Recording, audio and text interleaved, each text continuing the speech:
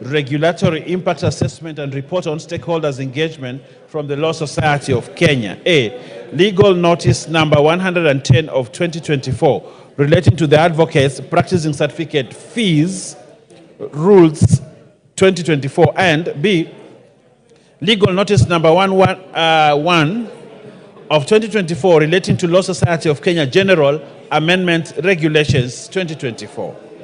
2, reports of the Auditor General Financial Statements of the National Government Constituencies Development Fund, NGCDF, for the year ended 30th June 2023, and the certificates therein in respect of the following constituencies: Banisa, Gem, Homa Bay Town, Karachuonyo, Kasipul, Kitutu Chache South, Luanda, Lungalunga, Mandera North, Mandera West, Muhoroni, Olkalao, Rabai, Rangwe, Rongo, Samburu East, South Mugirango, Suba North, Suba South, Suna West, Taveta, Tigania East, Ugunja, Wajir North, Wajir West, and Wundanyi. Honorable Speaker, I beg to lay. Thank you very much.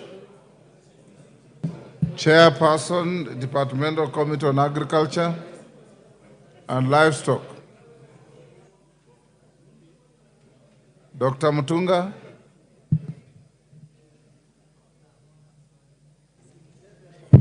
Honorable Speaker, I beg to lay the following paper on the table of the House. Today, Wednesday, 7th of August, 2024. This is the report of the Departmental Committee on Agriculture and Livestock on its consideration of the Coffee Bill, Senate Bill number 10 of 2023. Thank you, Honorable Speaker. Next.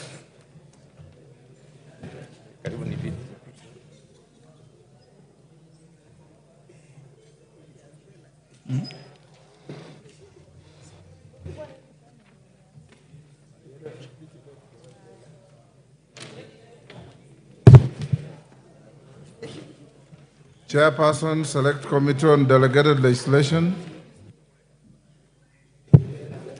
Thank you, Honorable Speaker. Honorable Speaker, I beg to lay the following paper on the table of the House today, Wednesday, 7th August 2024. Report of the Select Committee on Delegated Legislation on its consideration of the Senate amendments to the Statutory Instruments Amendment Bill, National Assembly Bill number 2 of 2023. I thank you, Mr. Speaker. Thank you. Next.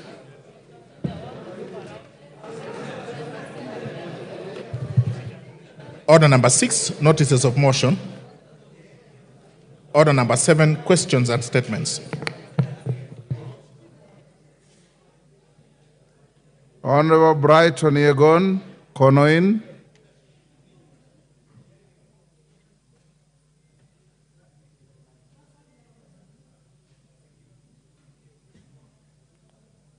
Go ahead.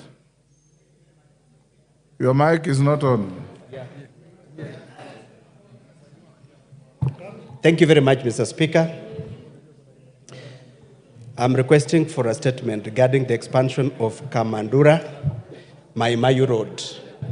Honorable Speaker, pursuant to provision of Standing Order number 44-2C, I rise to request for a statement from the Chairperson of Departmental Committee on Transport and Infrastructure regarding the status of Kamandura, Maimayu Road.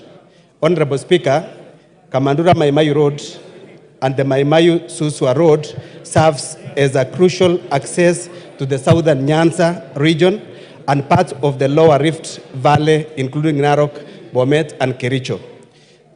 The road is also used for transit of goods to Uganda, Rwanda, Burundi, and Democratic Republic of Congo and Tanzania. In spite of the strategic nature of the Kamandura-Maimayu Road, the motorists using the road, including the Maimayu-Naivasha Road, frequently experience heavy traffic congestion, resulting in significant delays that frustrate commuters and businesses. The situation is worsened by the fact that the road is narrow and does not have an alternative route to divert traffic, particularly along the Maimayu escarpment. Over the years, appeal to the government to expand the Kamandura Maimayu Road and the Maimayu Narok road and put in place more safety measures have not been implemented. Honorable Speaker, it is against this background that I seek a statement from the Chairperson of Departmental Committee on Transport and Infrastructure on the following. Could a comprehensive report to be provided on the measures being undertaken to address the perennial congestion along the Kamandura-Maimayu-Naivasha Road and the Maimayu-Narok Road in order to improve the flow of traffic and mitigate on-road accidents? Number 2, provide details on the budgetary allocation to the Kenya National Highways Authority, KENA, towards expansion, rehabilitation, management, and maintenance of spoiled section of the roads. Thank you, Honorable Speaker. Yes, Sunguli.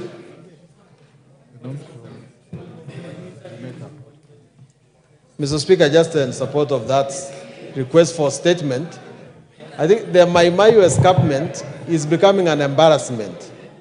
When you go there, Mr. Speaker, you can spend about 3 hours locked up in traffic jam. Yet it is such an important road. Could the minister, in addition to just telling us what long-term measures are going to be done, also liaise with the minister in charge of security or traffic police, so that we know whether we can have a special way of managing traffic and managing those people who obstruct others while on that road. It is a very, very important statement that needs to be addressed immediately. Chairman Roads, GK, can you manage in 2 weeks? Hold on. Honorable Speaker, I commit to avail the statement in 2 weeks. 2 weeks. Within 2 weeks. Okay.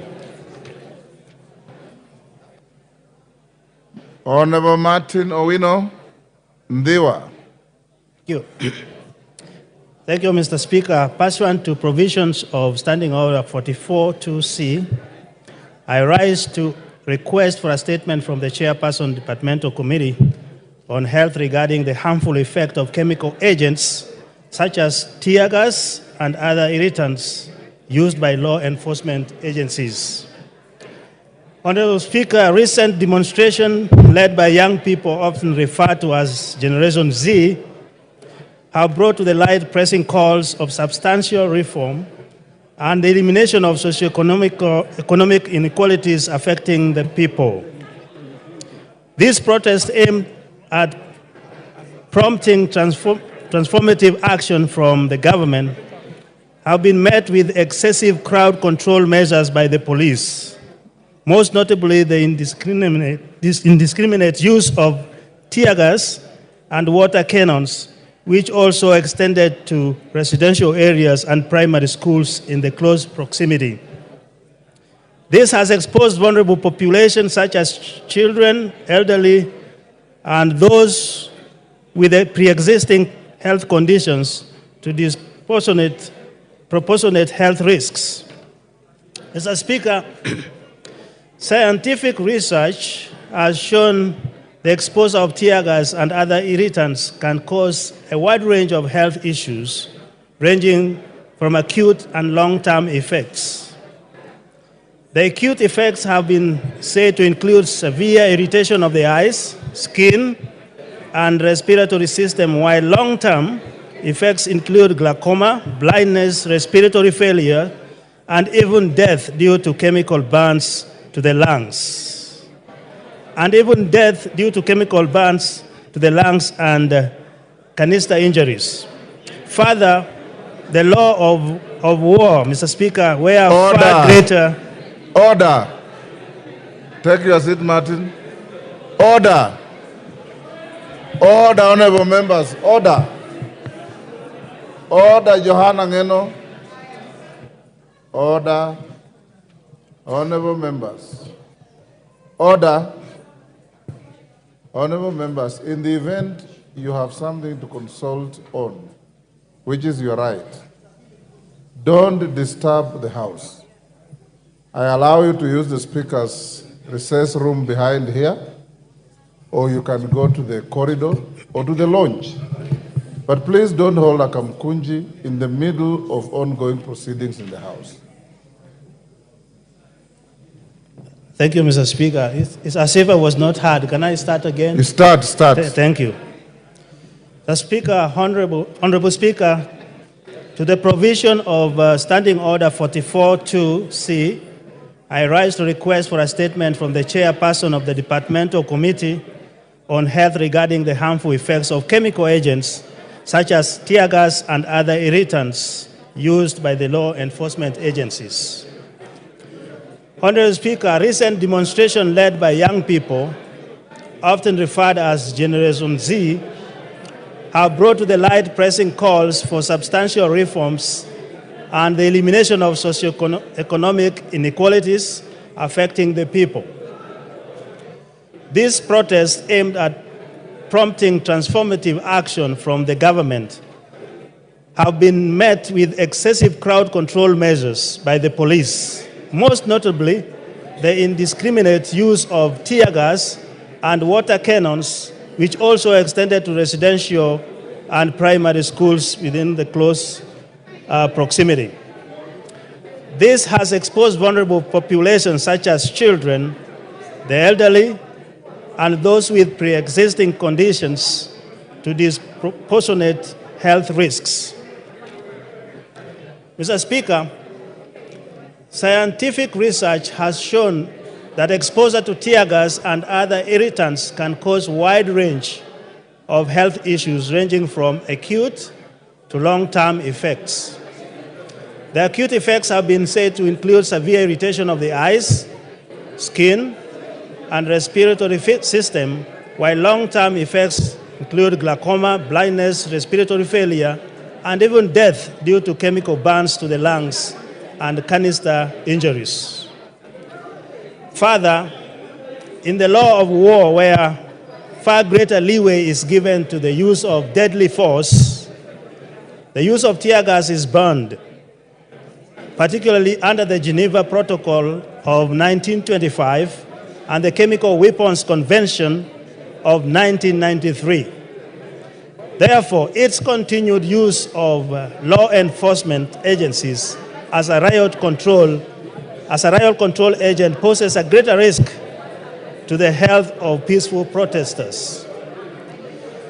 It is against this background that I seek a statement from the chairperson. Members, can we have your conversations in low tones? Member for Dagoretti, member for Embakasi, take your seats. Sit down. Thank you, Mr. Speaker. It is against this background that I seek a statement from the chairperson of the Departmental Committee on Health on the following. Number one, an overview of the composition and concentration levels of tear gas and other irritants used by law enforcement officers and whether their use is authorized considering the concerns of their harmful effects on victims. Number two, a report on both the immediate and long-term health risks associated with tear gas exposure, with particular attention to vulnerable groups such as those with respiratory conditions. And last, Mr. Speaker, and very important, the strategies and measures put in place to safeguard public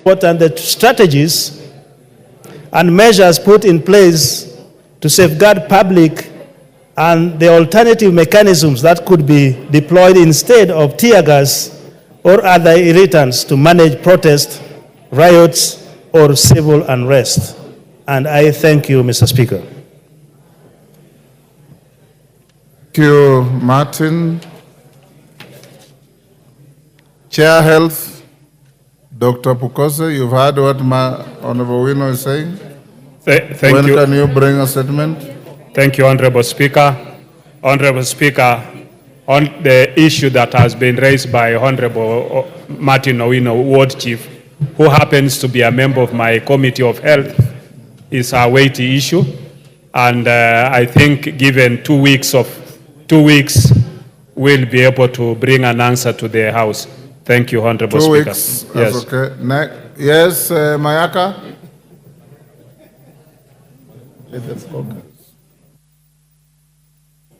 Thank you, Honorable Speaker.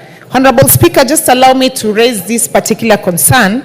You had given instructions about 6 weeks ago that the Social Protection Committee brings a response on a statement I raised in regards to the matter of anti-FGM, but there's been no response to that issue, Honorable Speaker. This is 6 weeks later, so I'm very concerned about that. Thank you. Is the chair social protection here? Owen, who is your chair? Is it Alice Nganga? No, it's not Alice Nganga. It's what Who? is his name? Not Haika. Yeah? The chair is Alice Nganga. For integration. Social protection. Yes, Alice. Where is she? I had the cohesion. Can you tell her to bring a response to Honorable Mayaka's statement tomorrow afternoon? All right. Much obliged, Honorable Speaker. Okay. Malulu Injendi. Honorable Malulu Injendi. Yeah, thank you, Mr. Speaker. I'm raising an issue to do with a question I raised to the CS Transport. Mr. Speaker, I raised a question on A1 Road, that's Kakamega to Kabrengo Road, which is incomplete. There are no works going on the road, and I raised this question on 16th August of 2023. Mr. Speaker, after I raised the question, Parliament ended, we resumed again in February 2024.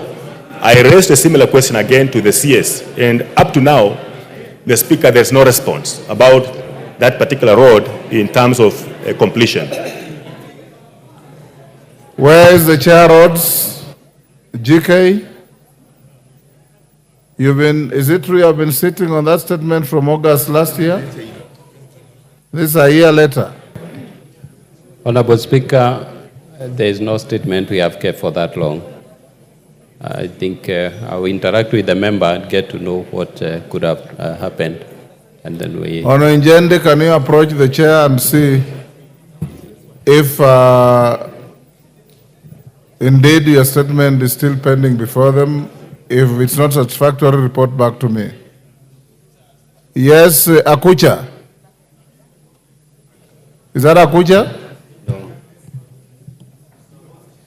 Honorable Speaker, thank you. This is Honorable Namwar. Namwar, yes. MP Turkana Central. Sorry, you are sitting very far. I can't see you properly. Honorable Speaker, before the day not to be remembered, I read a statement on the killing of Turkana fishermen in Ilaret, Marsabit, and you directed it to the Committee on Internal Security.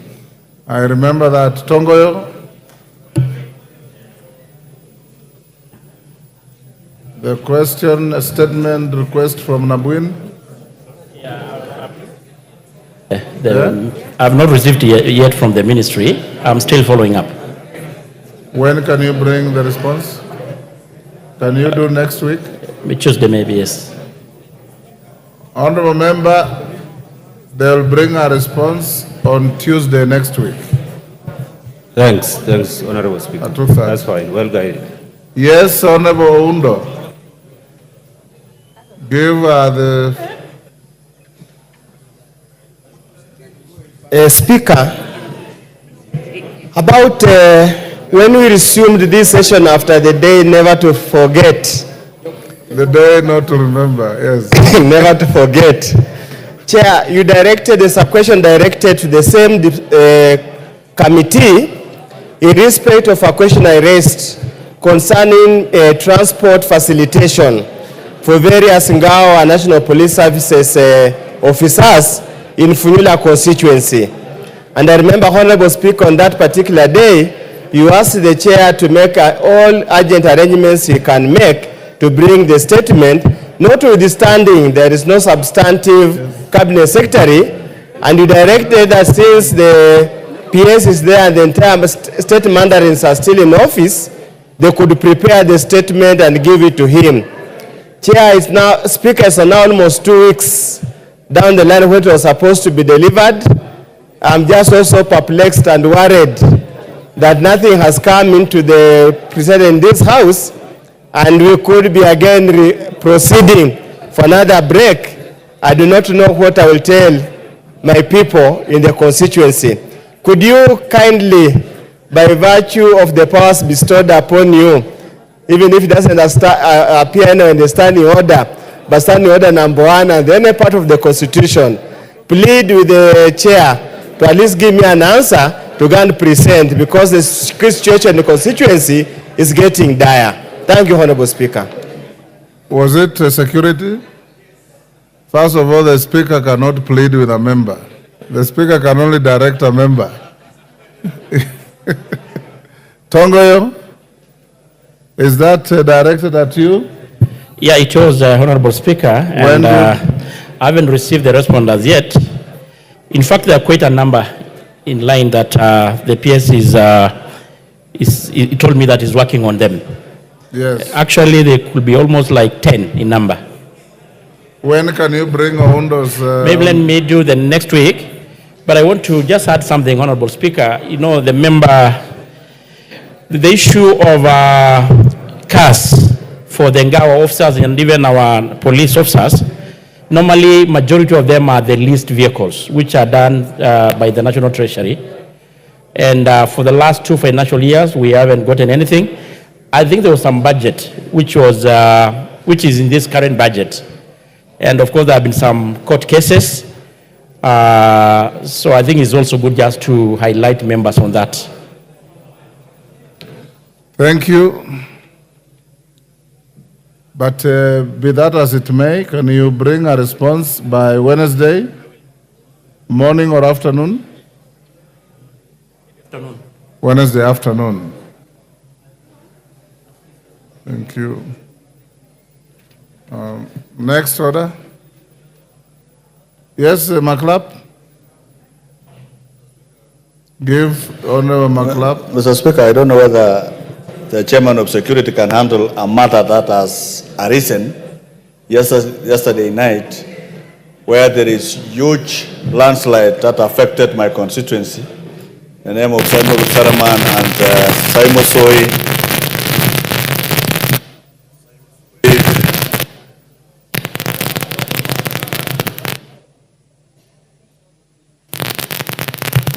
What is wrong with the mic?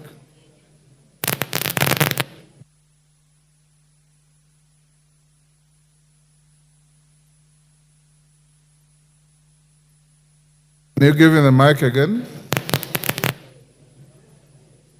Can you change your location? There is one behind the deputy speaker that is on.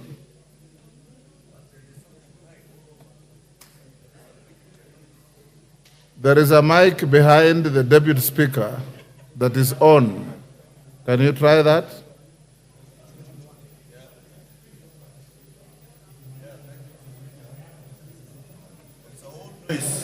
Yes, now it's better.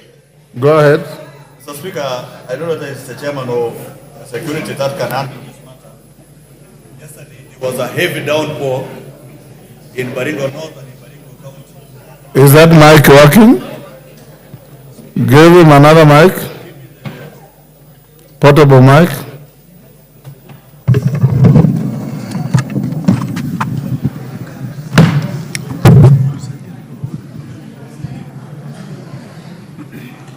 Yeah, thank you, Mr. Speaker, for your indulgence.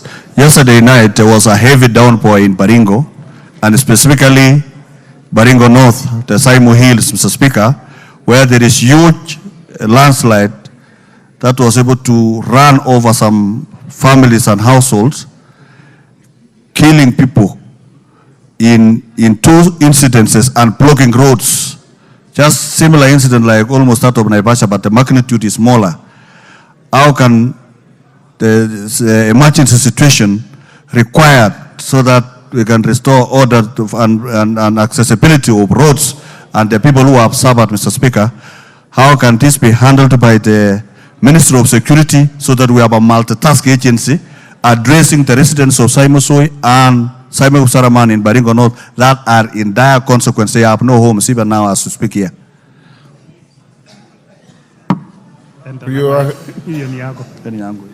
I appreciate the urgency of the matter, but in the future, if you want to raise an urgent matter like that, you file a question by private notice, which must be presented within the same day and must be responded to within 48 hours.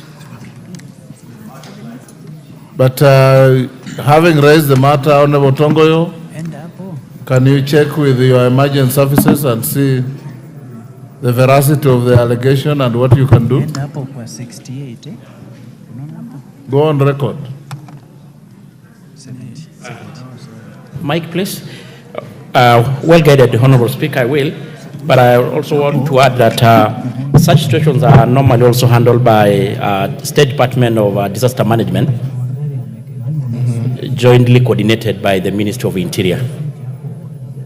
Okay. And kindly, if you Disaster management falls under which committee? No. Disaster management is not in my committee. Yes. It's, I think, on Locha. It's not in my committee either. Just deal with it. But I will. Honorable Speaker, allow me just to mention something. You did instruct me to respond on the issue of the insecurity in Garissa. Yes. Which I was also supposed to bring the statement. But I want just to go on record. Yes. Taking into account the sensitivity of the issue, awaiting maybe the statement, I did organize a meeting between the members and the Director of Criminal Investigation. And I got the information that I think they have really covered a big ground and they have agreed on a raft of intervention, and which actually even being undertaken now in Garissa. Okay. Who had requested for the statement? I think Honorable a member for Garissa Town. So, even the nominated member. Can you bring a formal statement tomorrow? I will. Okay. Order. Hold on, Kirui. Yes, Honorable Pukose.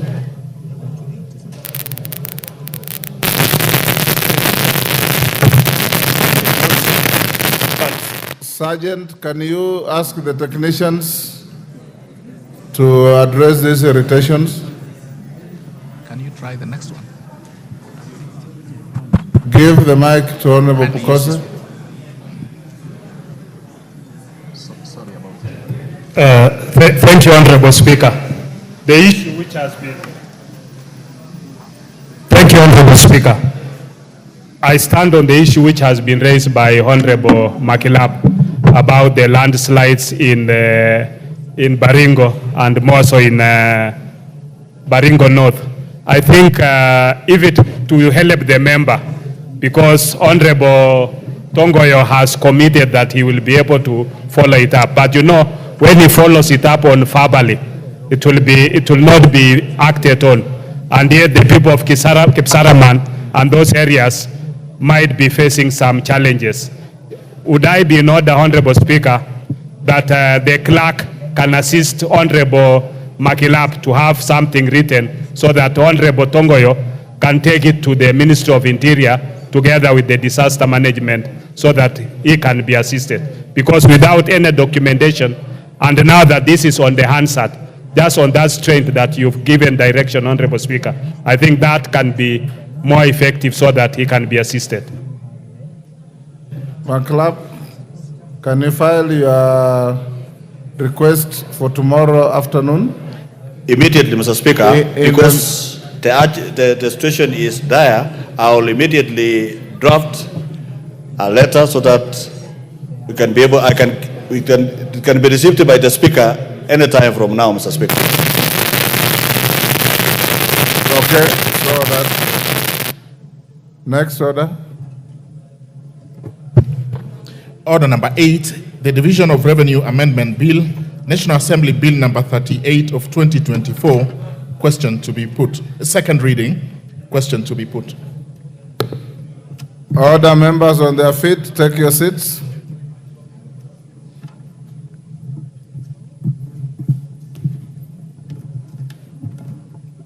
Member for Kisumu Town, take your seats.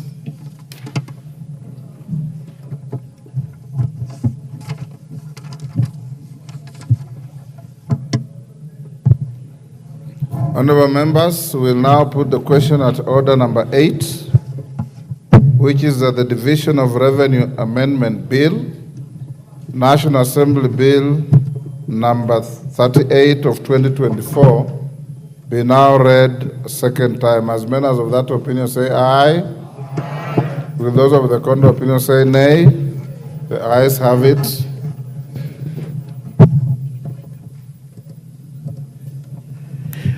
A bill for an act of parliament to amend the Division of Revenue Act. Order number 9, motion, alteration of the calendar of the House. Majority Leader. Thank you very much, Honorable Speaker. Honorable Speaker, I beg to move that, pursuant to the provision of Standing Order 28.4, this House resolves to further alter its calendar as adopted on 14th February 2024 and amend on 25th and 26th June 2024 so as to A, commence its long recess on Friday 16th August 2024 and B, resume its regular sittings for the third part of the third session on Tuesday 17th September 2024. Honorable Speaker, we have to do this because we have important business that we must do next week.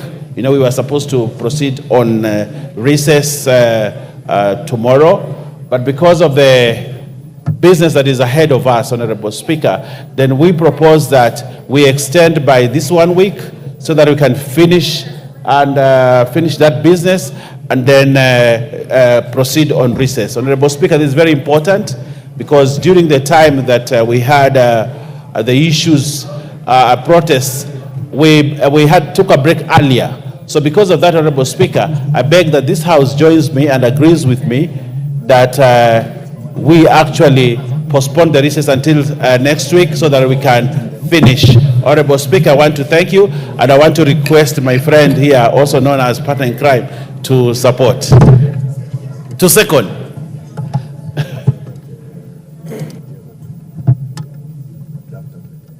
Yes, Honorable Wamboka. Thank you, Honorable Speaker. I want to second what the majority side is asking. Indeed, we have a lot of business, crucial business in the House to conclude, and bearing in mind that we had to break early last session, so I second, so that the House can finish its business. Thank you. Thank you. Honorable Melly, take your seat. Mark Clapp, take your seat. Osero, take your seat.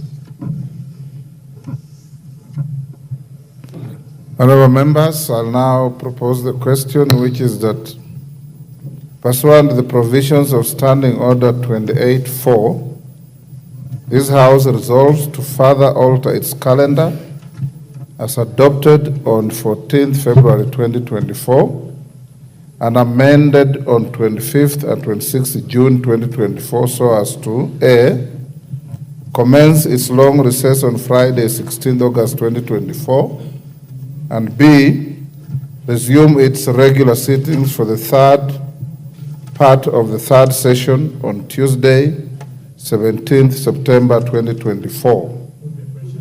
Can we put the question?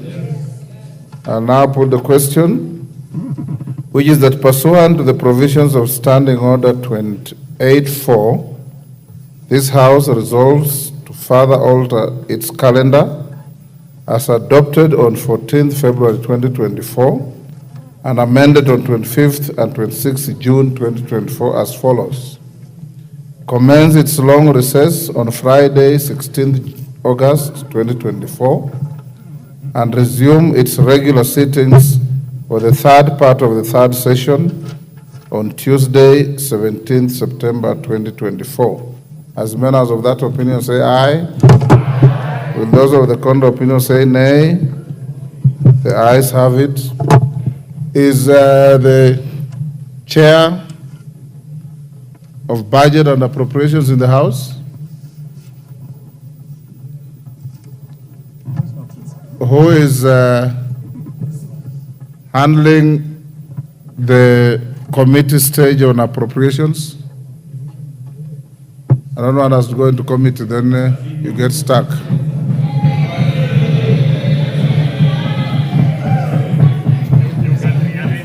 Order. Naisula, are you the vice? Are you? No, I think it is Mary Mase. Who is? Is she in the house? I have not seen Dindi Nyoro, is he?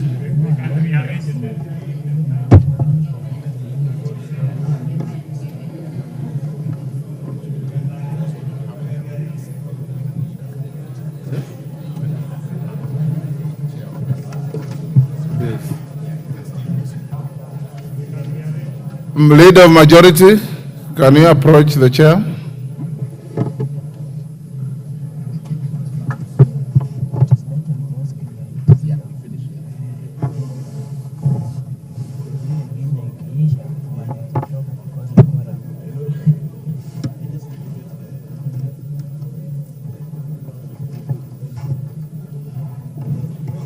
Honorable members, I am advised that the committee has no amendments, and having no amendments, and because of the importance and urgency of finalizing with this bill for purposes of assisting our counties, I would direct that the majority leader or his deputy lead the House in the committee of the whole. Once we finish that, honorable members,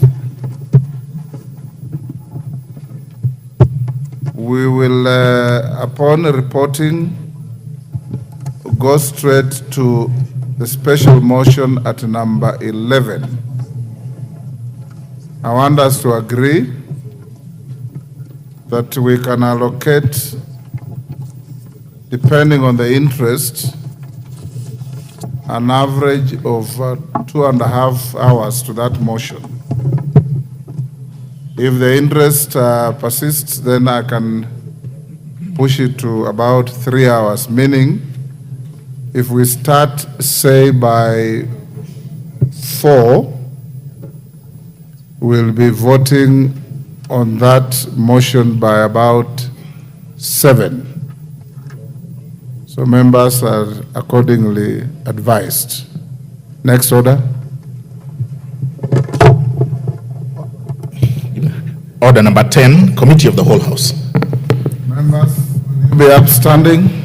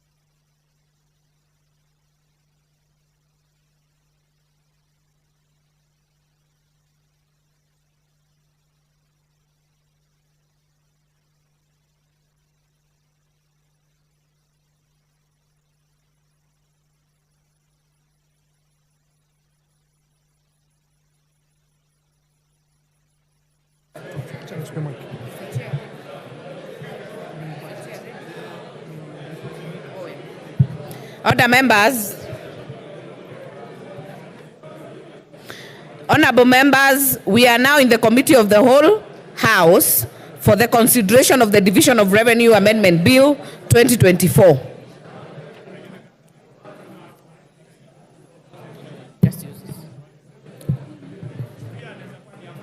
Clause 3. I propose the question that clause 3 be part of the bill. Other members, keep the consultations low. Honorable Carrido, get out of the aisle. Honorable Dorothy, take your seat. Honorable GK, take your seat. Honorable members, we are already on clause 1. I propose the question on clause 3. I propose the question that clause 3 be part of the bill. If you intend to speak on this, put an intervention. I now put the question that clause 3 be part of the bill. Will as many as are of that opinion say aye? Will as many as are of a contrary opinion say nay? The ayes have it. Clause 4.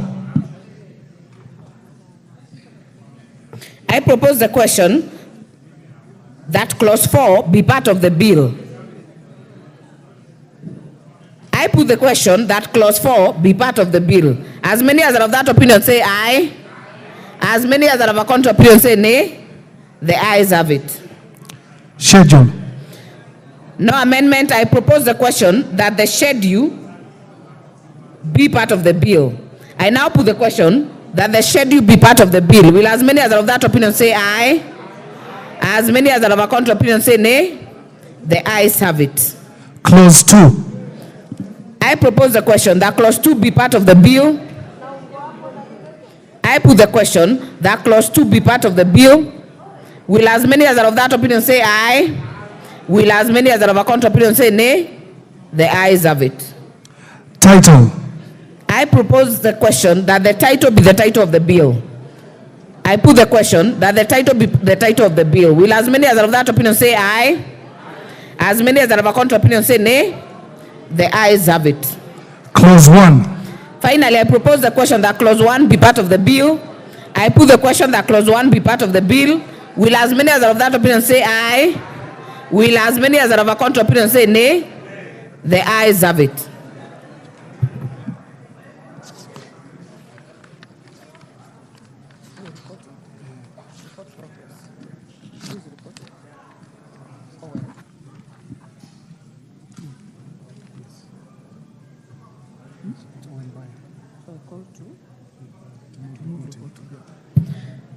Honorable members, we have come to the end of that committee of the whole. Mover, kindly move reporting. Honorable Owen.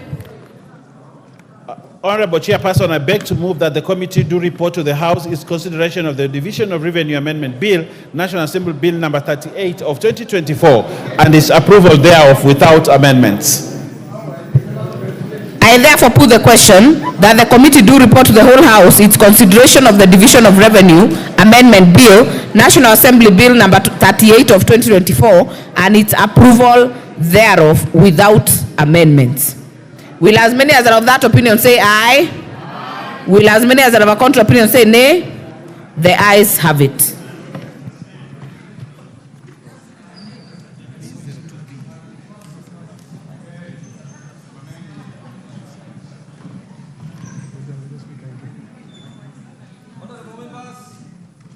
Mr. Speaker.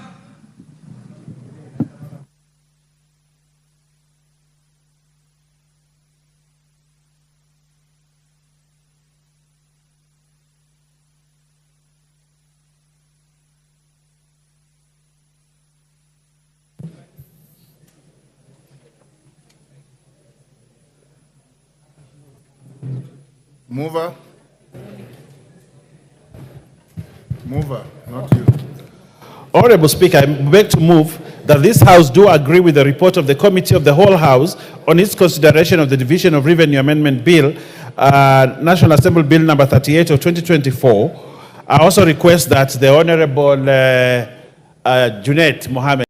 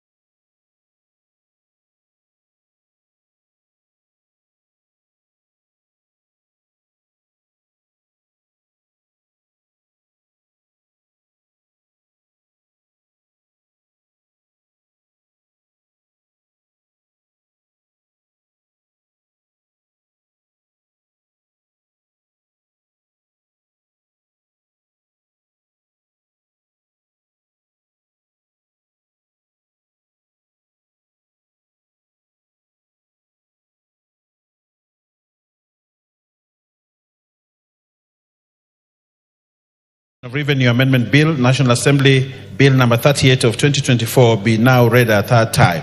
Honorable Speaker, this is a very important piece of legislation that is awaited to ensure that we enable the counties to continue with their work. And therefore, I want to thank everybody and all the members of the Committee of Budget for the good work that they have done, even when they were called in a very short time.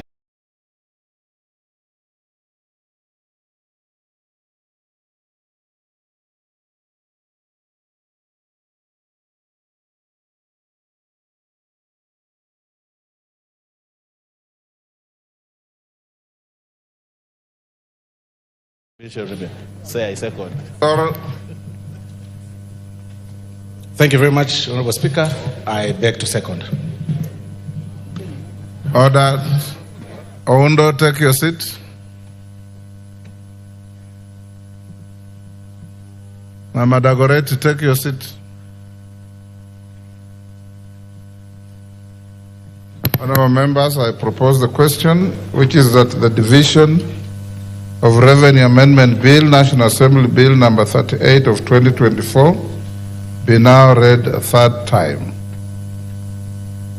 I now put the question, and I confirm that we have quorum to vote on this.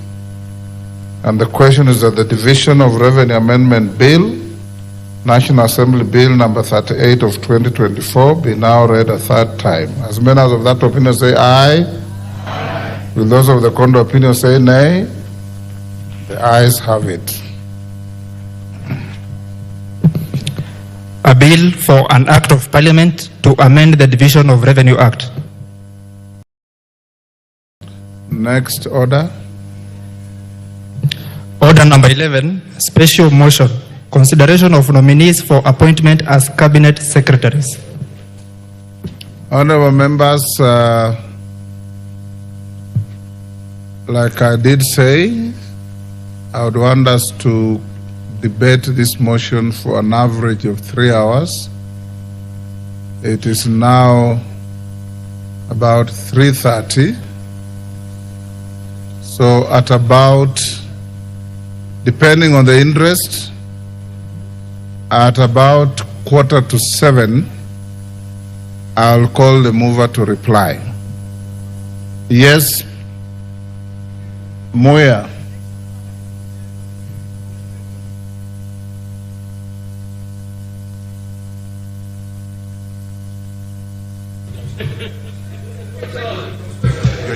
Honorable Speaker, I am requesting if every member can be given at least 5 minutes so that as many members as possible can speak on the motion. Honorable Speaker, members are consulting and guiding me 3 minutes, which I agree. Order, let's start with 5. And depending on the interest, then we can exercise our discretion to reduce to 3. Yes, Donya? Speaker, a media person who want to do a communication will do an headline of something in like 15 words. That is even like 3 seconds. So 3 minutes is enough, so that every member can express. We have so many things that we want to say, even in 1 minute. If you really want to tell a woman, I love you, what else do you need to elaborate on that? That is enough.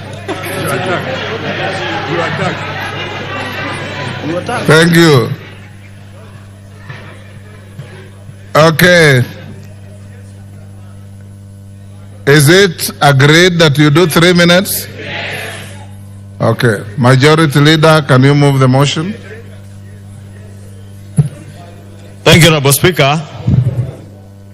Honorable Speaker, I beg to move that, taking into consideration the findings of the committee on appointments in its second report on the vetting of the nominees for appointment to the offices of cabinet secretaries laid on the table of the House today, Wednesday, 7th August 2024 morning sitting, and pursuant to the provisions of Article 152(2) of the Constitution and Sections 3 and 8 of the Public Appointments Parliamentary Approval Act of 2011, This House approves the appointment of the following persons as Cabinet Secretaries. 1, the Honorable Professor Kithure Kindiki, EGH, Ministry of Interior and National Administration. 2, Dr. Deborah Mlongo Barasa, Ministry of Health. 3, Honorable Alice Wahome, EGH, Ministry of Lands, Public Works, Housing and Urban Development. 4, Mr. Julius Migos Ogamba, EBS, Ministry of Education. 5, the Honorable Roslinda Soipan Tuya, EGH, Ministry of Defense. 6, Dr. Andrew Mwehia Karanja, Ministry of Agriculture and Livestock Development. 7, the Honorable Aden Bare Duale, EGH, Ministry of Environment, Climate Change and Forestry. 8, Mr. Eric Mureithi Muuga, Ministry of Water, Sanitation and Irrigation. 9, Mr. Davis Chirchir, EGH, Ministry of Roads and Transport. 10, Dr. Margaret Nyambura, Ministry of Information, Communication and the Digital Economy. 11, the Honorable John Mbadi Ngongo, EGH, the National Treasury and Economic Planning. 5, the Honorable Salim Mvuria Mgala, EGH, Ministry of Investments, Trade and Industry. 13, Ms. Rebecca Miano, EGH, Cabinet Secretary, Ministry of Tourism and Wildlife. 14, the Honorable James Opio Wandai, EGH, Cabinet Secretary, Ministry of Energy and Petroleum. 15, the Honorable Onesimus Kipchumba Murkomen, EGH, Cabinet Secretary, Ministry of Youth Affairs, Creative Economy and Sports. 16, the Honorable Hassan Ali Joho, EGH, Cabinet Secretary, Ministry of Mining, Blue Economy and Maritime Affairs. 17, the Honorable Dr. Alfred Nganga Mutua, EGH, Cabinet Secretary, Ministry of Labor and Social Protection. 18, the Honorable Wycliffe Ambetsa Oparanya, EGH, Cabinet Secretary, Ministry of Cooperatives and Micro, Small and Medium Enterprise Development. 19 is the Honorable Justice Bidan Njoka Muturi, EGH, Cabinet Secretary, Ministry of Public Service and Human Capital Development. 2, that the committee recommends the rejection of the appointment of Ms. Stella Soy Langat as a Cabinet Secretary, Ministry of Gender, Culture, the Arts and Heritage. Honorable Speaker, allow me, Honorable Speaker, having read that, to take this opportunity, Honorable Speaker, to first thank you as the Chair of the Appointments Committee of this House and all the 20 members, with the exception of the Honorable Opio Wandai, who for obvious reasons could not sit in a committee that was vetting names had among us those names to be vetted his own name. And therefore, as members will note from the report, the very bulky report that I tabled this morning, the Honorable Opio Wandai only appeared before the committee as a nominee to be considered for appointment as Cabinet Secretary for Energy and Petroleum.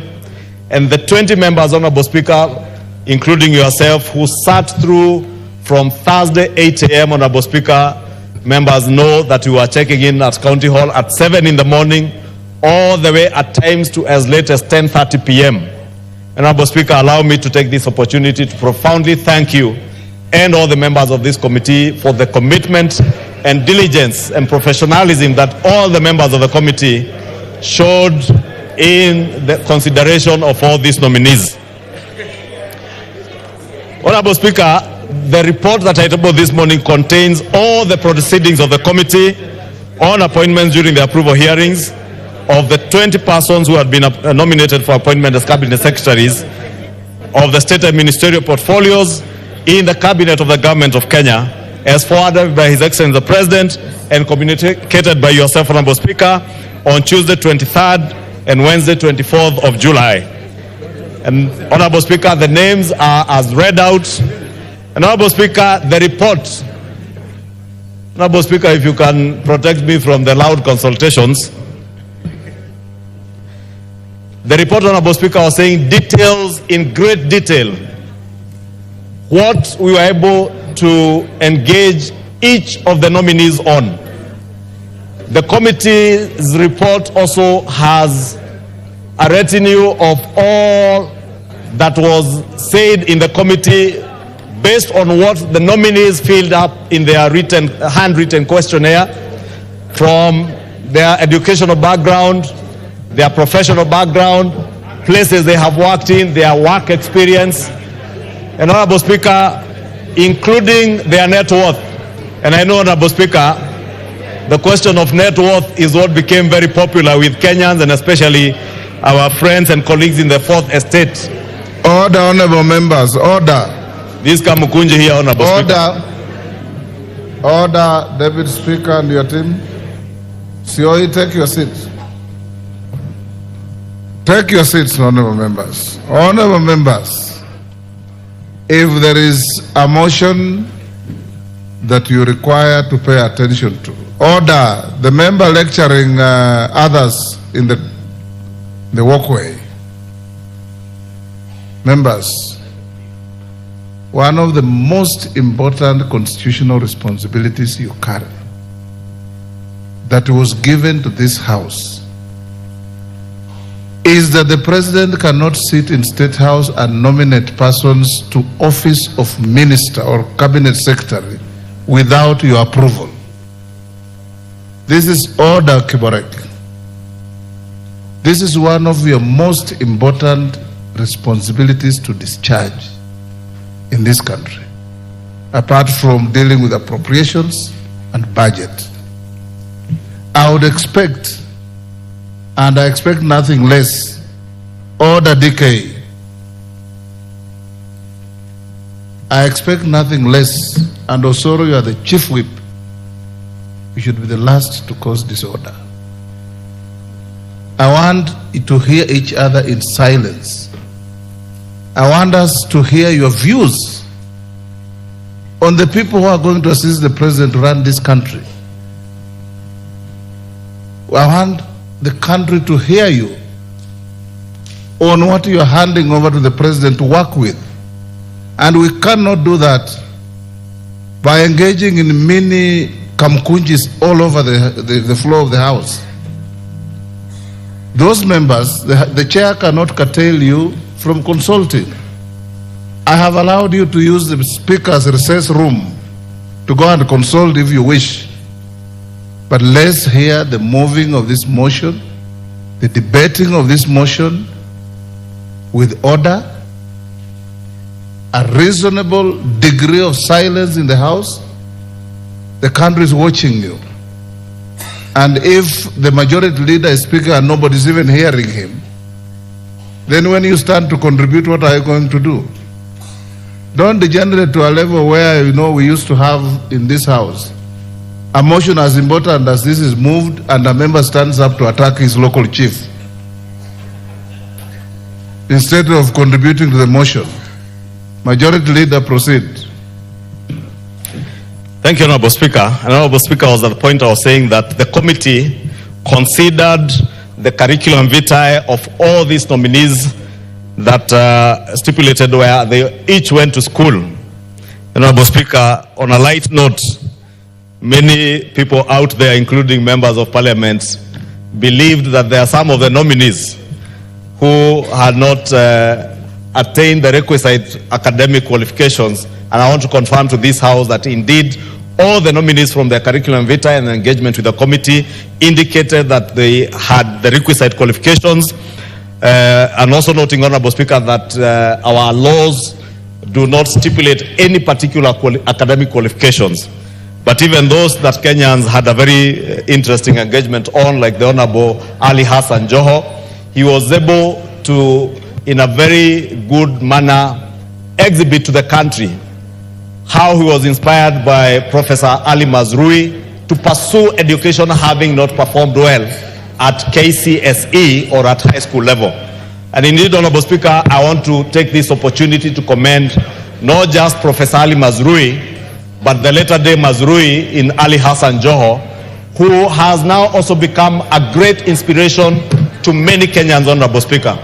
It is not every other Kenyan who sits examinations at KCSE level or at O levels and qualifies to join an institution of higher learning. But right from the example we were given of Professor Ali Mazrui to the Ali Hassan Joho of today, he's exhibited to our young people that many of our own constituents, Honorable Speaker, a good proportion and a good percentage of our own constituents sit KCSE and do not qualify to join university. That does not mark the end of your life. That not qualifying to join university at Form 4 should not mark an end to your pursuit to better yourself and for academic excellence. The Honorable Ali Hassan Joho exhibited to the committee that he is now pursuing a master's degree at Harvard University in the Kennedy School of Administration, and is commendable, Honorable Speaker. And I want to commend the Honorable Ali Hassan Joho for not just being nominated, but also for exhibiting to Kenyans that he can also serve as an inspiration to younger Kenyans who should now know that you can get on a path for academic excellence, even having not performed so well at KCPE. Honorable Speaker, besides considering their CVs, the committee also invited the public to submit memoranda by way of written statements on oath or affidavits, as is stipulated in our Constitution and our laws, Honorable Speaker, in the Public Appointments Act, on the suitability of each of the nominees. Honorable Speaker, to this end, the committee received a total of 837 memoranda. And I must thank the many Kenyans who submitted this huge number of memoranda, and it tells you that indeed public participation was not superfluous, was not for the sake of it, that Kenyans in their numbers did submit written memoranda. However, Honorable Speaker, 123 of these were hand-delivered and 714 were submitted by email. Honorable Speaker, Section 6(9) of the Public Appointments Parliamentary Approval Act provides that any person may, prior to the approval hearing, by written statement on oath, provide the clerk with evidence. Honorable Speaker, it's important for members to note that, and members of the public also, that it must be written statement on oath or an affidavit and provide evidence contesting the suitability of a candidate to hold the office to which the candidate has been nominated. Honorable Speaker, out of the memoranda submitted, 181 complied with Section 6, subsection 9 of the Act, while 656 were not in the form of affidavits, hence did not meet the requisite threshold as per the law. Moreover, Honorable Speaker, out of the 656, some were actually in support of the nominees and therefore inadmissible because the law expects this Section 6, subsection 9,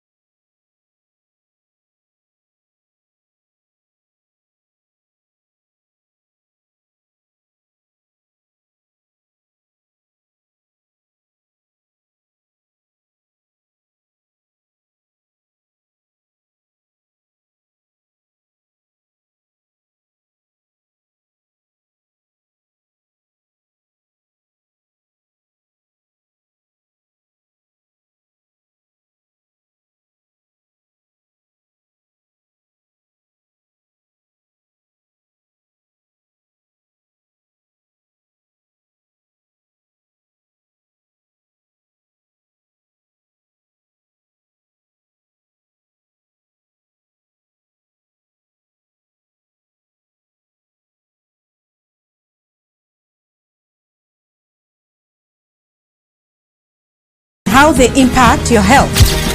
and an expert discusses chronic kidney disease and how to protect yourself. And Ivorian psychologist Noor Bakayoko shares some insights. Did not reflect representation from special interest groups. 6 is that integrity issues and alleged violation of Chapter 6 of the Constitution, and lastly, alleged violation of Articles 103, 1E, and 194, 1E of the Constitution. Honorable Speaker, it is notable that all these issues, and members and the public will be able to see from the report, were exhaustively addressed by the committee in its report. Each of these issues, Honorable Speaker, there is not a single issue of the 7 or 6 issues that I've mentioned here that have not been exhaustively, as you'll see in the report, been addressed, because we are obligated to do that by our own statutes, that we must address each of the issues that have been raised in memoranda. Honorable Speaker, additionally, 163 affidavits contested the nomination of 10 nominees on grounds that they had previously been dismissed from office, and hence they could not lawfully be reappointed to cabinet. Honorable Speaker, to this end, the committee observed that Articles 132, Sub-Article 2, and Article 152, Sub-Article 2 of the Constitution of Kenya vest the power to constitute the cabinet solely on the President. The committee also observed that the nominees were not dismissed under the provisions of Article 75(2) of the Constitution and were therefore not disqualified from holding any other state office. Honorable Speaker, that point was canvassed in committee, and I know even in other fora outside the committee, this matter has been canvassed. And it was a finding of the committee, Honorable Speaker, that any of the nominees who has not been dismissed pursuant to Article 75(2) is not excluded from being reappointed after dismissal by His Excellency the President, and I think that was important to be clear. True, Honorable Speaker, the word dismissal is in line with the provisions of Article 152(2). And members, if you read that article, you will see that the article says the President may dismiss or reassign cabinet secretaries. Therefore, there is no option under the current Constitution to suspend or to ask someone to step aside. He can only dismiss you or reassign you.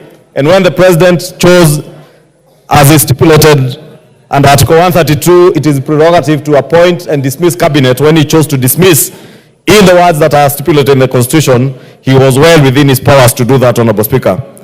Therefore, Honorable Speaker, there is no legal provision that bars the President from reappointing any person who has been indicted as being unfit to hold office under Article 75 of the Constitution or any relevant law. In respect of the AG, Honorable Speaker, the committee observed that the nominee, the Honorable Justin Bidan Muturi, had not been dismissed as AG, but had resigned in accordance with Section 11 of the Office of the Attorney General Act in consultation with the President to give the President an opportunity to reorganize his government, as evidenced by Gazette Notice number 8440 of 12 July 2024. Honorable Speaker, the committee also conducted background checks on the nominees by seeking references from the Ethics and Anti-Corruption Commission on Ethics and Integrity, the Higher Education Loans Board, on loan repayments for those who had gone through our public and private universities and funded from the Exchequer, the Directorate of Criminal Investigations on criminal records on each of the nominees, the Office of the Registrar of Political Parties on holding office in political parties, because as honorable members do know, not a single nominee who is being nominated to serve in cabinet should be holding a political party office. And indeed, those that did hold political office, like the Honorable John Badi, the Honorable Ali Hassan Joho, the Honorable Ambetsa Oparanya, had evidence that they had indeed resigned from their party positions in ODM, the oldest party in our nascent democracy, Honorable Speaker. Honorable Speaker, we also did get from KRA on tax compliance and the Commission of University Education on authenticity of academic certificates. And Honorable Speaker, it's important because I've seen many people doubting certain degrees that in each of the degrees that were submitted to the committee, the Commission for University Education ascertained that those degrees and degree courses that the nominees submitted before the committee are recognized in the Republic of Kenya as degrees.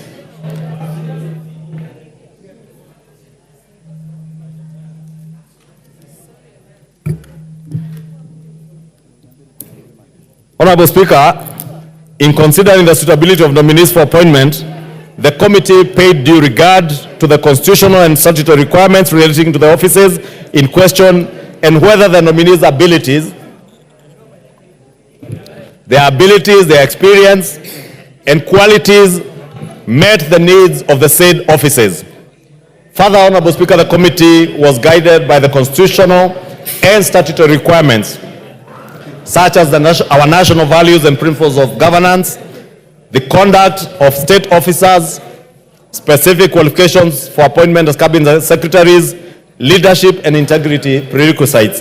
And Honorable Speaker, it is in this light, Honorable Speaker, that we have recommended, having looked at the suitability of the nominees as was assessed after scrutiny of their background, their academic credentials, as I said, their professional qualifications, their work and professional experience, their personal integrity, as well as their performance during the approval hearings. The committee observed and recommended that all the 19 nominees listed, Honorable Speaker, without having to repeat the names in the interest of time, so that I allow members adequate time to consider all these nominees and have time to debate. That, Honorable Speaker, all the 21, including the Attorney General, the former Attorney General, Justin Bidan Muturi, Stella Soy, Wycliffe Ambetsa Oparanya, Alfred Nganga Mutua, that out of the 21 nominees, Honorable Speaker, that were submitted to the House, and I said I don't want to read all the names because they are already there on the motion, that we consider for approval the 20 and reject the approval of only one nominee, Ms. Stella Soy Langat. Honorable Speaker, in vetting and in considering the approval of these nominees, Honorable Speaker, the 20 nominees are recommended for approval to take office if approved by this House, Honorable Speaker, because all that the Appointments Committee has done is to consider and vet them for approval of the 20 nominees and to reject the nomination of Stella Soy Langat, who had been nominated for appointment to the Ministry of Gender, Culture, and Arts and Heritage. This lady, Honorable Speaker, is a career civil servant who has extensive experience in public service. However, Honorable Speaker, she did not demonstrate adequate understanding of the docket to which she had been nominated, and the committee found her unsuitable for appointment to that docket. Honorable Speaker, I want to draw reference to members on the report on page 238, Honorable Speaker, and you will see from the observations of the committee on observation number 8 on page 238, the committee did note that the nominee's experience in the public service is marked by very frequent job transitions in various roles. All the 6 different postings. Give the majority leader 5 minutes. I was winding up, Honorable Speaker. I was saying that the nominee's experience in the public service was marked by very frequent job transitions in various roles. All the 6 different postings that the nominee has held do not require any long-term strategic planning. As a result, she has not become grounded in any specific leadership role in the public service. And therefore, it was the feeling of the committee that if you had a nominee like this serving in a high office like that of Cabinet Secretary, she may not sit well to serve the public in a manner envisaged by our statutes and the expectations of the public. Two, Honorable Speaker, that the nominee under 9 failed to demonstrate adequate knowledge of topical administrative and technical issues touching on the Ministry of Gender, Culture and Arts and Heritage, to which she had been nominated. Honorable Speaker, those who are watching will remember a few of the unfortunate mentions of our honorable ladies without husbands And this being a gender ministry, Honorable Speaker, it was a feeling of many people across the country that she may not sit well to address gender issues in that ministry. Two, Honorable Speaker, that the nominee is unsuitable for the position to which she was nominated, as she was unable to respond to in a satisfactory manner to the queries raised during the approval hearing relating to gender, heritage, and culture. Honorable Speaker, I will also want to close, Honorable Speaker, by asking members that being nominated to this high office of a cabinet secretary is indeed a great honor. And Honorable Speaker, once members of the public or even members of parliament like the Honorable Andai, Honorable Mbadi, and even the former governors who have been nominated to serve in this high office of cabinet secretary have been nominated, it is our solemn duty as members of the National Assembly to vet all these nominees, check their suitability to hold office. There may be a feeling, Honorable Speaker, that this or that nominee may not sit well in a certain docket. But again, in line with Article 152(2) of the Constitution, the prerogative to reassign dockets is vested on the President. And Honorable Speaker, I know there are feelings that probably this particular person, his qualifications, his experience would sit better in another ministry than the ministry they have been nominated to. And it was our feeling, Honorable Speaker, in the Committee of Appointments, that we do leave that to the President in his own prerogative to realign and reassign dockets as time may demand, and also as he may find fit in terms of where he wants to sit his nominees and his cabinet secretaries in an endeavor to deliver to the people of Kenya. Therefore, Honorable Speaker, in conclusion, on behalf of the committee, allow me to thank all the nominees for offering themselves to serve the country. And in the words of Martin Luther King Jr., who once said that life's most urgent question is what you are doing for others. As leaders, Honorable Speaker, we should always be guided by what is best for the people of Kenya. The House is mandated to either approve or reject nomination for appointment based on suitability, and the outcome can be either an approval or rejection. An approval simply signifies the committee established that a person is suitable for the office to which he has been nominated. In the same lens, Honorable Speaker, a rejection. Honorable Speaker, order members, order. Kiborek. Honorable Speaker, I was saying in the same lens, a rejection only connotes a person's unsuitability to the office to which he or she is being nominated, and is in no way an indictment of the capability or competence of a nominee to perform other responsibilities. I say this, Honorable Speaker, with all due respect to the nominee, Ms. Stella Soy, that her rejection is not an indictment in any way of her capability or competence to perform other responsibilities. It is only her suitability to hold the position of Cabinet Secretary for Gender. And therefore, His Excellency the President has a prerogative to nominate her into any other position other than that position that she had been nominated for. And the President is also has the prerogative to nominate another person from the same region, the same area, the same village. Give him 2 minutes.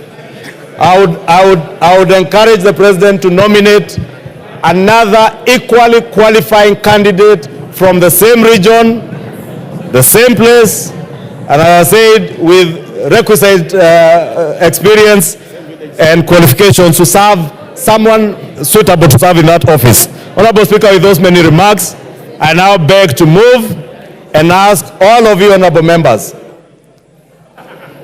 all of you, in one accord, to support this report where we all put in a lot of man hours up to late this morning, Honorable Speaker, when we adopted this report, having considered all the issues that came before the committee.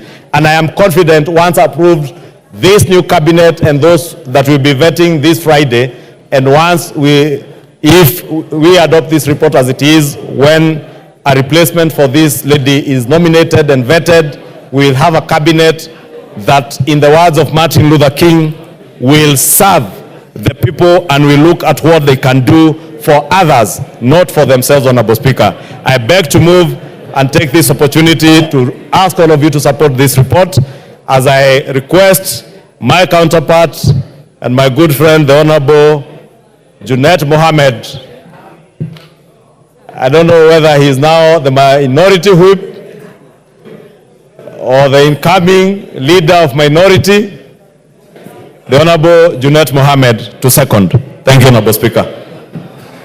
Thank you, Mr. Speaker, for giving me an opportunity. Mr. Speaker, from the onset, I stand to second the motion, Mr. Speaker, with the approval of the nominees.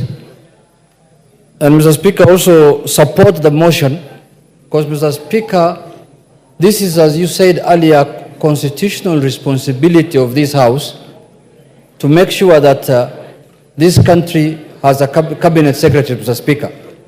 As you are aware, Mr. Speaker, previously, before this constitution, the President used to appoint cabinet ministers as he wishes and dismiss them as he wishes, Mr. Speaker. But now, under this new constitution, there is a requirement, constitutional requirement, that any nominee that has been brought by the President must be approved by this House. And today we are here, Mr. Speaker, exercising that constitutional mandate. And that's why I want to urge my colleagues to take this matter of the approval very serious, Mr. Speaker. The confirmation of cabinet nominees, Mr. Speaker, is not just a procedural, Mr. Speaker, formality, but it's a vital process that shapes the trajectory of the governance of our country, Mr. Speaker. Mr. Speaker, long time, and you are a veteran politician as you are a lawyer. Mr. Speaker, the President used to nominate anybody if he feels like. Whether you are academically qualified, whether you have the experience, doesn't matter. Even if you have never stepped in a classroom, Mr. Speaker, the President has the prerogative to appoint you as a minister. But at this point in time in this country, Mr. Speaker, you will be nominated and Parliament will look at your suitability and whether you have the capacity to perform, Mr. Speaker.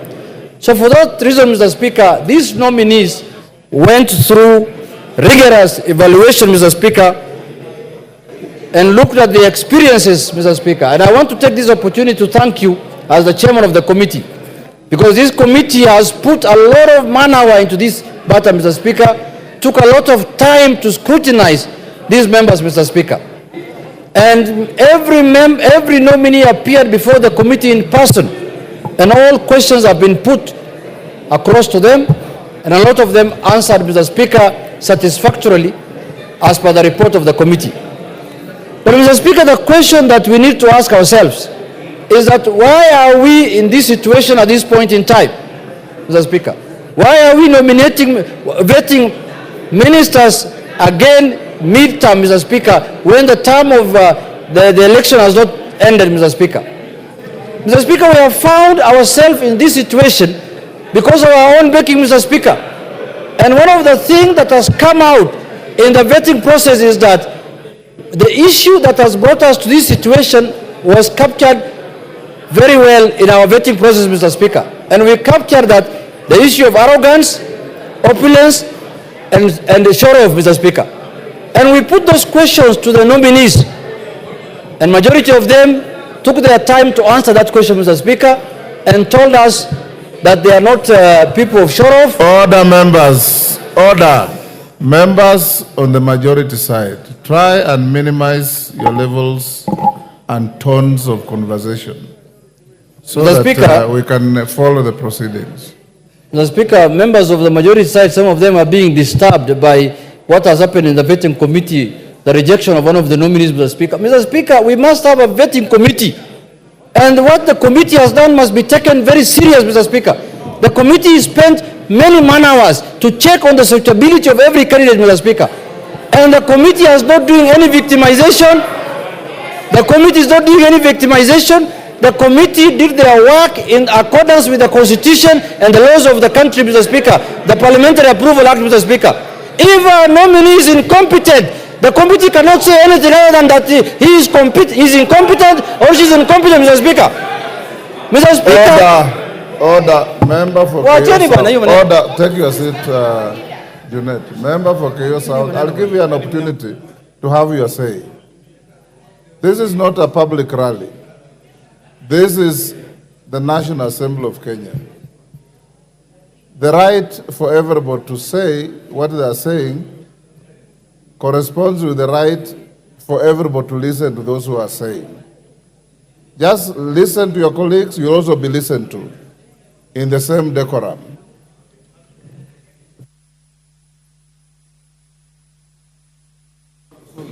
Mr. Speaker, when we say as a committee that someone is not suitable for this job, we are not imputing any improper motive of that person, Mr. Speaker.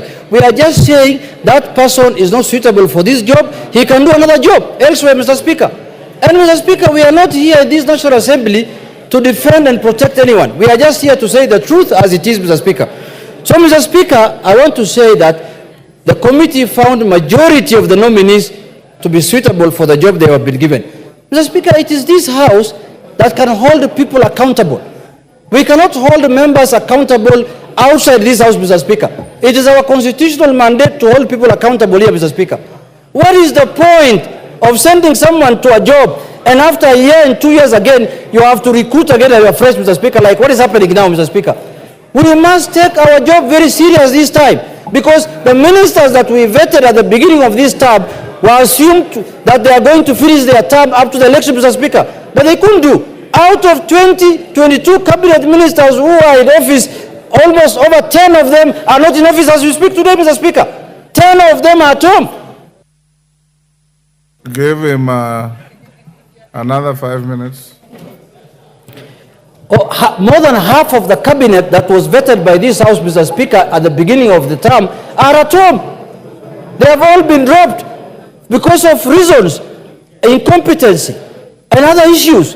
So, Mr. Speaker, it is the prerogative of this House to decide who is going to be approved and who is not going to be approved. But we must take the report of the committee very serious because the committee did public participation. They interviewed the nominees, they listened to them, they looked at their CVs, they looked at their compliance documents, they looked at their physical appearance, they looked at their mental everything, Mr. Speaker. So, Mr. Speaker, I urge this House, let us not belittle the report of the committee.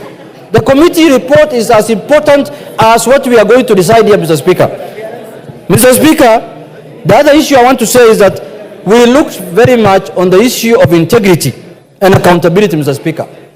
There were allegations that have been raised by certain members.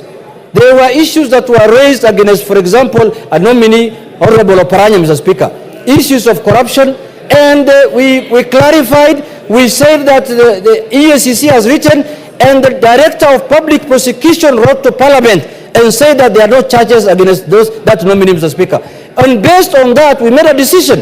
And himself, he appeared there and said, if there is any iota of evidence on him, on allegations of corruption, he is willing to resign, even if he's appointed, Mr. Speaker. Issues of drugs were raised about Hassan Ali Joe. The Minister for Interior, by then George Saitoti, came here and brought a report against him. Later, a report was brought to Parliament a week later that cleared him, Mr. Speaker. We looked into all those issues, Mr. Speaker, and we cleared all those people.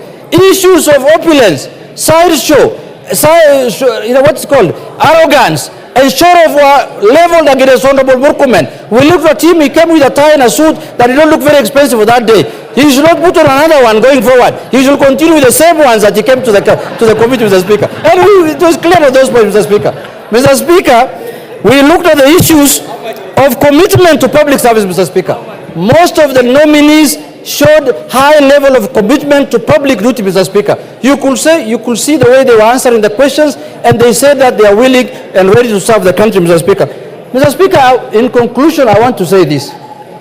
There is nothing that stops this House to impeach any CS who does not perform his functions again. That responsibility again is with us here, Mr. Speaker. And the day a CS nominee does not perform his functions in accordance with the Constitution and in accordance with the wishes of Kenyans, we have the responsibility again to remove him from office and to impeach him. Lastly, Mr. Speaker, I want to urge the nominees that once you assume office, Mr. Speaker, kindly have in mind what Kenyans expect of you, Mr. Speaker.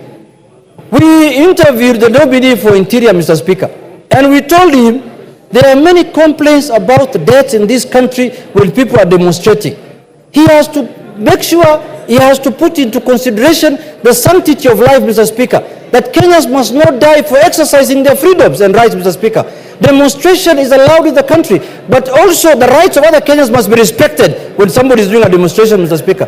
So we have looked at everything and everything that is possible, and we have concluded that 19 nominees are suitable for office. Mr. Speaker, what I am proud of today, Mr. Speaker, are my colleagues whom I was with them in the same party who have joined now the executive, Mr. Speaker. It has proved to me that the Raila Odinga Academy School of Politics is the best school of politics in this country, Mr. Speaker. Look at the kind of nominees they have donated to the executive, Mr. Speaker. Hassan Ali Joho, Oparaja, Upio Wandai, and Mbadi, Mr. Speaker. Those are the best nominees this country can have, Mr. Speaker. The best experts this country can have, Mr. Speaker. When they appeared before the committee, Mr. Speaker, the committee was perplexed. They said, we didn't know ODM have this kind of expertise, Mr. Speaker. We thought ODM is just hecklers and people who throw stones, people who make noise in this town, Mr. Speaker. But now we have proved to Kenyans and to the public and to this House that the best expertise is found in ODM, Mr. Speaker. Those few remarks, Mr. Speaker, I second, Mr. Speaker.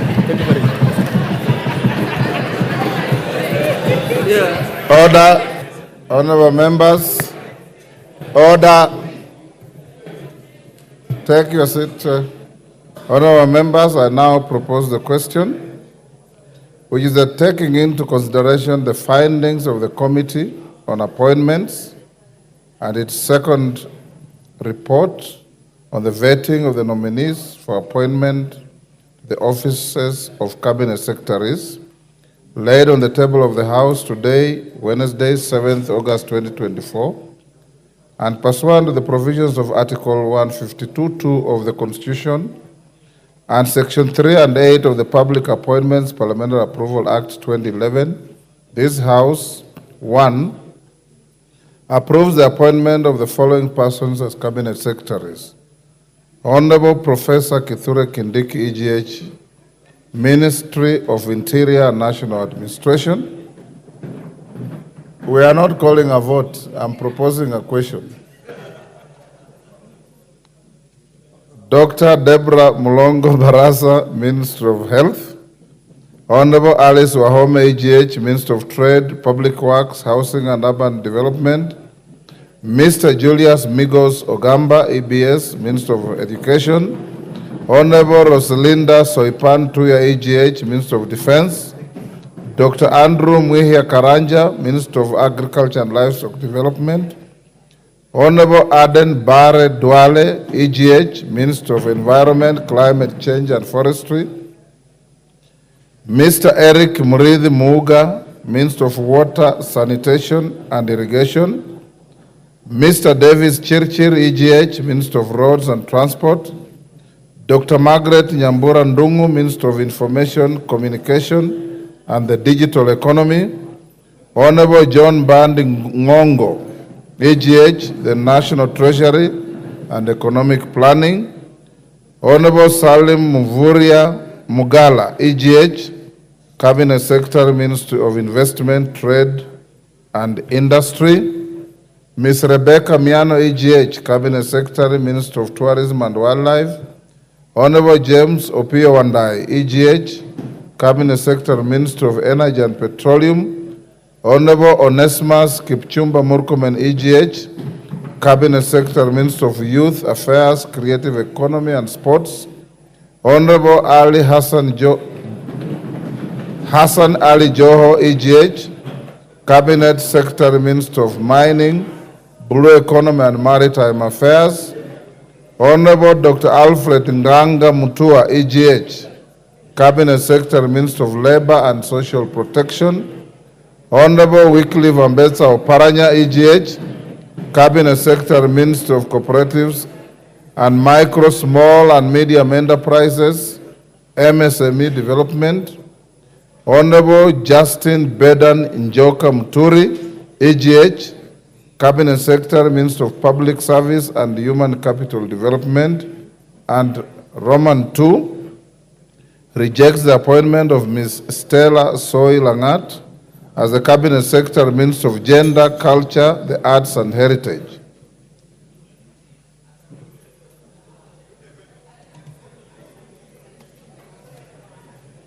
Washira Karani.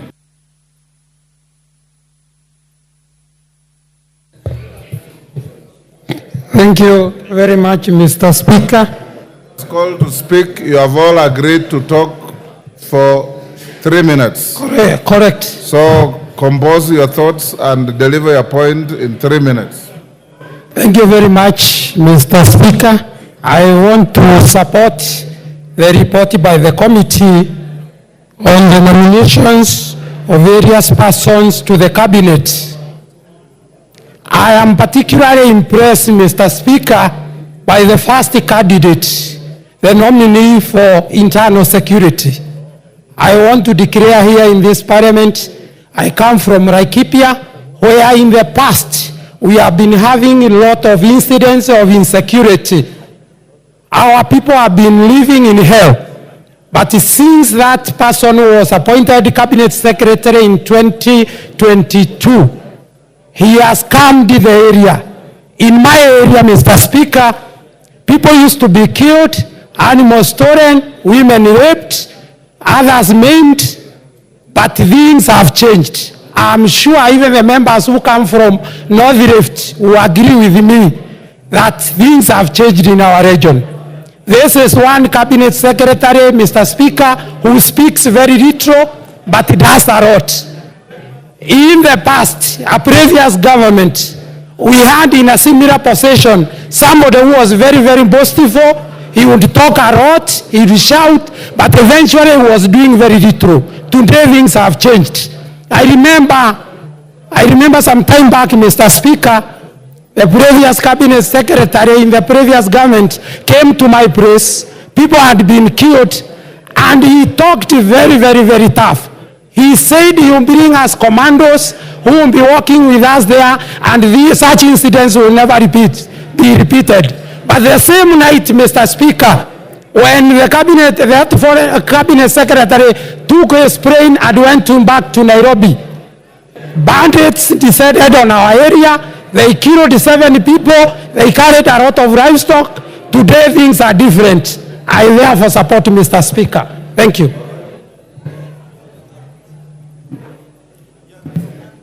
Wilberforce Oundo.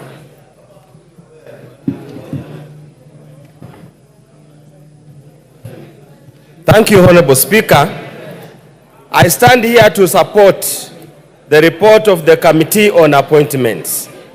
Honorable Speaker, while I have many reservations on some of the nominees that were proposed in this report, but since the committee mandated by this Parliament and the Constitution of Kenya has done its job, it will be utterly unfair to contradict what they have done.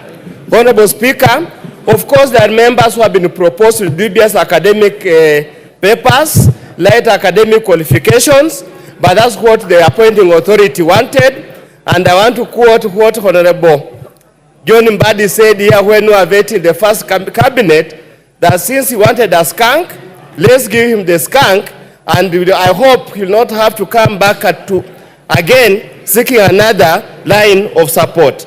Honorable Speaker, on the rejected committee members, having read through the report, Honorable Speaker, from paragraph 1065 all the way to the end, Honorable Speaker, nobody has got any issues about the qualification of the nominee.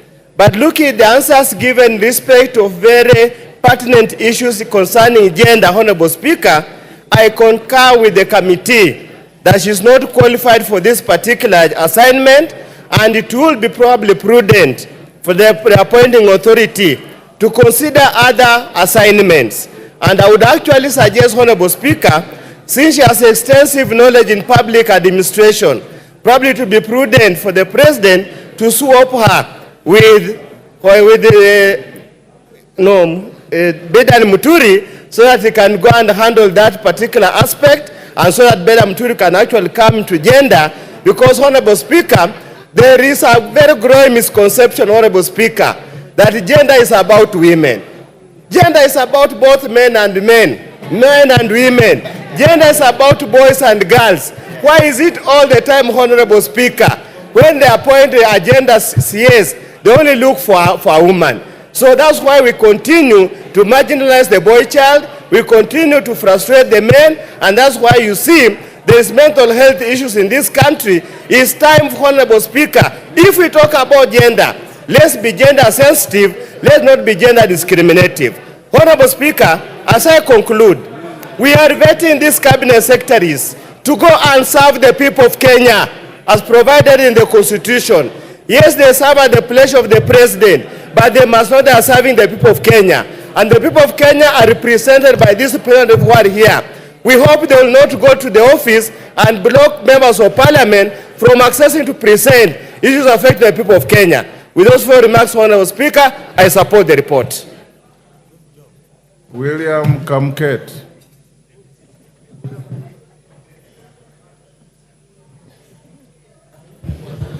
Thank you, Mr. Speaker. Mr. Speaker, I rise to support the report of the committee. Mr. Speaker, I want to say this, that the President took the opportunity to reorganize his cabinet mid-term, and that the opportunity that was presented to the President is an opportunity, Mr. Speaker, that was caused by some riots in this country. And I want to say, Mr. Speaker, that His Excellency the President is a lucky man. Because, Mr. Speaker, if the happenings that happened in this country did not happen the way they happened, Mr. Speaker, perhaps His Excellency would have limped with the same group towards a very dangerous road ahead as we move towards the next election. So I want to say, Mr. Speaker, that the appointments of the members of cabinet, that includes the members of the opposition, is something that has given this country a fresh impetus and a fresh start. And the President has demonstrated that indeed he listens, Mr. Speaker, and that, Mr. Speaker, that he has a big heart, that even in victory, Mr. Speaker, he has been magnanimous and has offered an olive branch to the members of the opposition to come and serve together with him in the same cabinet. And that demonstrates one thing, Mr. Speaker, that we are all Kenyans. At the end of the day, even if we agree or disagree on anything or on any matter, we are all Kenyans. And that there is only one country that we all belong to. This is the Republic of Kenya, Mr. Speaker. Mr. Speaker, I want to echo what the Honorable Member for Laikipia West said. Mr. Speaker, I want to single out the Minister, the Minister for Interior. I want to say, Mr. Speaker, that gentleman has done a good job in the North Rift. Where I come from, whatever measures he has put in place, I am happy, Mr. Speaker, that he has been given a second chance to come and finish the job he began. Mr. Speaker, sir, with those few remarks, I beg to support, Mr. Speaker. Beatrice Elachi. Thank you, Mr. Speaker. Mr. Speaker, I also rise to support the report with also a very heavy heart, Mr. Speaker, that it is always women who come are vetted and will always find themselves in the situation Soy is finding herself. But having said that, Mr. Speaker, I think it is important to understand that we are coming from a very delicate situation. I want to appreciate all the nominees, and I just want to tell them this. You come at a time when Kenyans felt those who have gone home became very proud, never understood who was at the gate, never understood whether they have challenges. They are human beings. Learn to appreciate your team, starting from even your tea girl, that you are able even just to ask, how is she or how is he? And Mr. Speaker, those are the few things, just small values that Kenyans feel, even us, that when you get a title, you get entitled and you think you have now become beyond the president. They should remember we have a president. They have gone to support the president. He has not appointed you to become another president in your ministry. He has appointed you to come and serve now his Kenyans. And therefore, Mr. Speaker, even as we say we have 3 minutes in this report, one thing I'll say, we have to change the Appointments Act and put in very serious questions that we need to ask this country. That when you come and say my wealth is this amount, it is always good to expound so that Kenyans don't start thinking, oh, you are doing tenders with government, oh, that is why you have made your money, or this. No, just expound and explain. But we cannot right now blame the nominees. We can only blame our act the way it is. And so it's important to really amend. We will want to know whether in the neighborhood that you stay, are you a member of the association within your neighborhood? How do you relate with your neighbors? Because you are coming to handle people. And that is the other thing Kenyans were really crying. So I support it, and I say it is time that they know it is time to work. Thank you, Mr. Speaker. Thank you. Rindikiri. Yeah, thank you, Mr. Speaker. I rise to associate myself with the report of the committee, and I say from the outlet, we need to support this report. Mr. Speaker, I have studied part of the report, and I've picked 2 reports I was very keen on, and one of them is the CS nominee for water, sanitation, and irrigation. Mr. Speaker, when we all watched Mr. Eric articulate the issues of water, I came to a conclusion that this is a nominee who is ready to stand. It's a nominee who is ready, demonstrating the potential to learn more and to lead the ministry. Mr. Speaker, let this nominee be a good example to other young people who are professionals, who are ready to steer. He is not a pollutant candidate. I support that nomination. Mr. Speaker, I really truly identify myself with Professor Kindeki. Mr. Speaker, this is a CS who has put his life in danger. He has visited all the dangerous zones of this country. We know there are zones where the banditry, Al-Shabaab, etc., etc. Mr. Speaker, if one has demonstrated taking a risk, being in the combat front, Mr. Speaker, that is a very nice nomination. Mr. Speaker, he is a person who is available. When you call him, he turns your calls. Mr. Speaker, he writes back and says he is going to refer back. Mr. Speaker, this is one cabinet secretary who has welcomed members of parliament and the public in his office. I remember, Mr. Speaker, when the cattle wrestling became very intensive in Meru, he came to hold balances himself.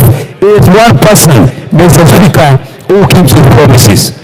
Mr. Speaker, as we nominate, we want to enhance the possession of this CS. Mr. Speaker, we need as a house to address the operation of the security system. The Inspector General of Police is a center of weakness. Mr. Speaker, we have to address that because many people see the weaknesses of Kindeki because of the weakness of the Inspector General. Mr. Speaker, with those few remarks, I support. Zamzam. Asante sana Mheshimiwa Spika, na mimi niweze kuchangia mada ya leo ya mawaziri ambao wameweza kuteuliwa. Mheshimiwa Spika, Mheshimiwa Spika, kwanza natoa sapoti yangu kubwa na kuweza kuwapongeza kamati ambayo iliwafanyia vetting Mheshimiwa Spika. Mheshimiwa Spika, mimi leo nina furaha kubwa kuweza kusema kuwa tumepata waziri ambaye atatusaidia sana katika mining na blue economy. Mheshimiwa Spika. Chonga. Thank you, Mr. Speaker. I know the Parliament also gives us an opportunity to learn more about language. Is it in order for the member to use both Kiswahili and English? Because nataka kupongeza ile vetting. I think vetting is in English. Tungetaka kujua kwa Kiswahili. In Kiswahili, what is vetting, Mr. Speaker? So that we can learn more of what she has. Thank you, Speaker. Asante sana Mheshimiwa Spika, zote lugha mbili zinakubalika katika taifa. Na Mheshimiwa Kenchonga, wakati tuna mada muhimu kama hii, sisi tumepata kiongozi jasiri sana. Wakati mwingine usinizuilie dadako kuzungumza na nitoa mastimu. Mheshimiwa Spika, napenda kusema kuwa Mheshimiwa Mr. Speaker, I know my sister is a first timer. But what we know that, just a moment, what I know, you either express yourself in English or express yourself in Kiswahili, but you cannot mix the two, Mr. Speaker. And if that is the trajectory that is going to be, kindly, Mr. Speaker, give a ruling to the same. Order, honorable members. Order. Order, honorable members. Order. Order, Owen Bayer. Take your seats. Honorable Chonga, linguistic development is not limited. You can, when you contribute here, if you start in English, you must finish in English. If you start in Swahili, you can finish in Swahili. You must finish in Swahili. But in between, that's not what he's saying. Picking a word vetting and inserting it in a Kiswahili prose does not deviate from the norm of starting with one language and veering on. For the simple reason that we even have words like safari in English. It's a Swahili word. And you can be talking in English, say safari, and somebody stands up like Chonga and says you have gone into Kiswahili. So Mama Zamzam is perfectly in order.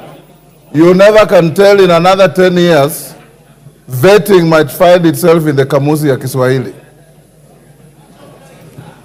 Asante sana Mheshimiwa Spika, na naomba dakika zangu 3.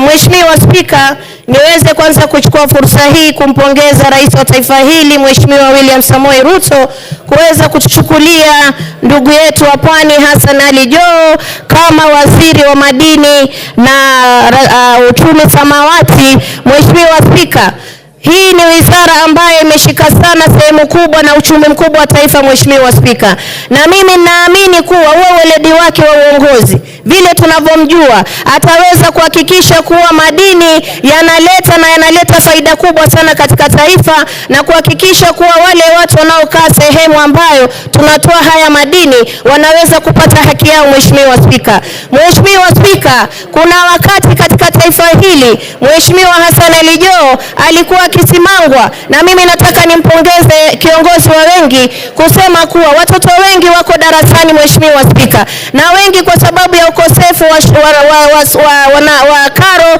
na mambo mengi ambayo yanawatoa darasani. Mheshimiwa Spika, wengi hawakuweza kufanya vizuri katika masomo, lakini hiyo haikuwa mwisho, na nimpongeze ndugu yangu Hassan Ali Joho, aliweza kuigeuza akaweza kujisomesha mwenyewe na sasa anafanya masters. Mheshimiwa Spika, na na uhakika kuwa ataweza kufanya kazi kwa uweledi na kuongoza taifa la Kenya liweze kwenda mbele. Mheshimiwa Spika, mimi namuombea Mungu aweze kumtangulia mbele, na ninajua na nguvu na uwezo wa kuweza kufanya wizara ya madini na uchumi samawati uweze kuinuka. Mheshimiwa Spika, Mheshimiwa Spika, niongelee pia huyu dada yetu Mheshimiwa Stella ambaye ameweza kuwekwa kando. Mheshimiwa Spika, Hii ni wizara ya kina mama, na wizara ya kina mama inataka kiongozi ambaye ama waziri ambaye anatuelewa zaidi. Kwa nini kwanza tulipata wizara hii? Mheshimiwa Spika, ilikuwa dhahiri kuwa dada yangu Stella hakuweza kuelewa hii docket ilikuwa inazungumzia nini, Mheshimiwa Spika.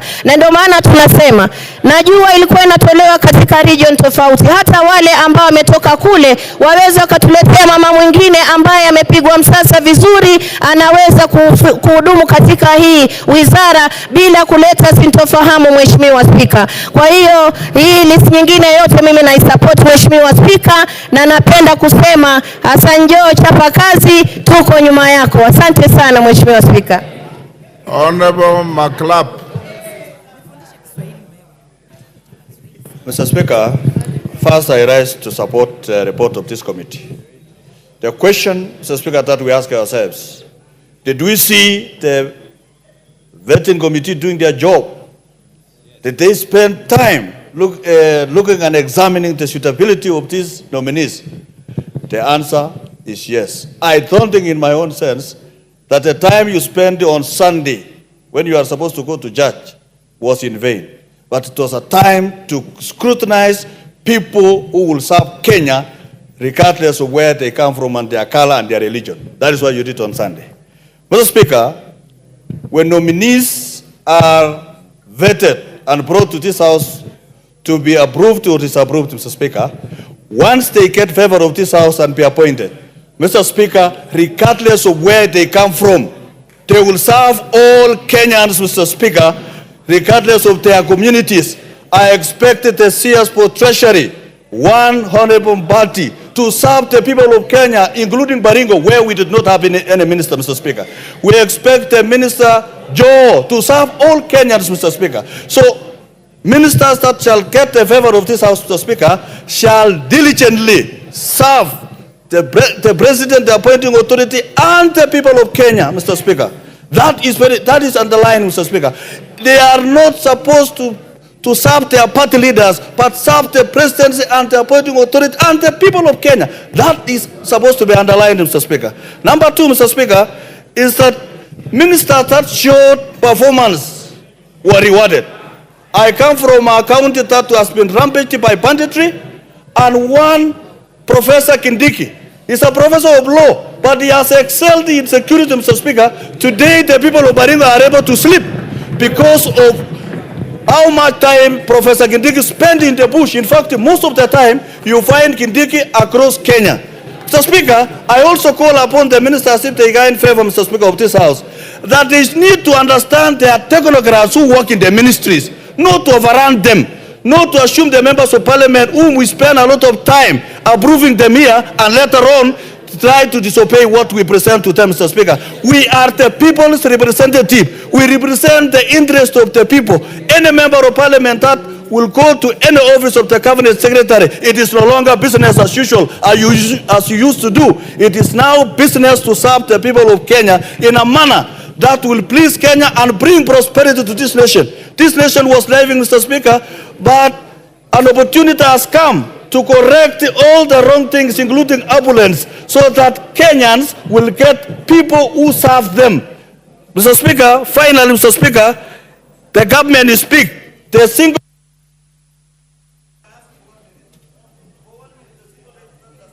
Give him 1 minute.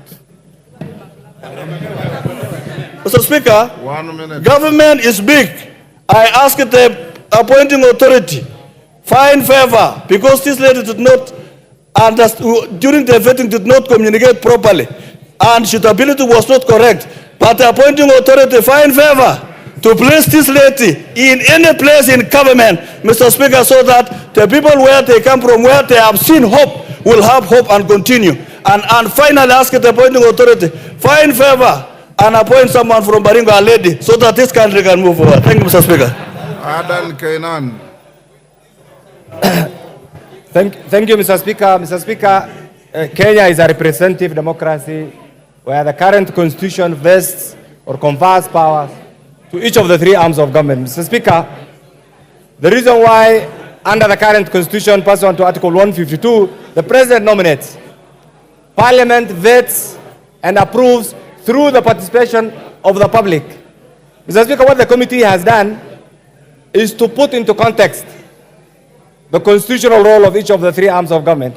Mr. Speaker, having said this, we need to reflect on what has happened to the cabinet that has been dissolved. Mr. Speaker, some of the things that I have noted, and I know you have been around and have been around, some of the things that I have noted is when you are appointed to a public office, civility is not a sign of cowardice.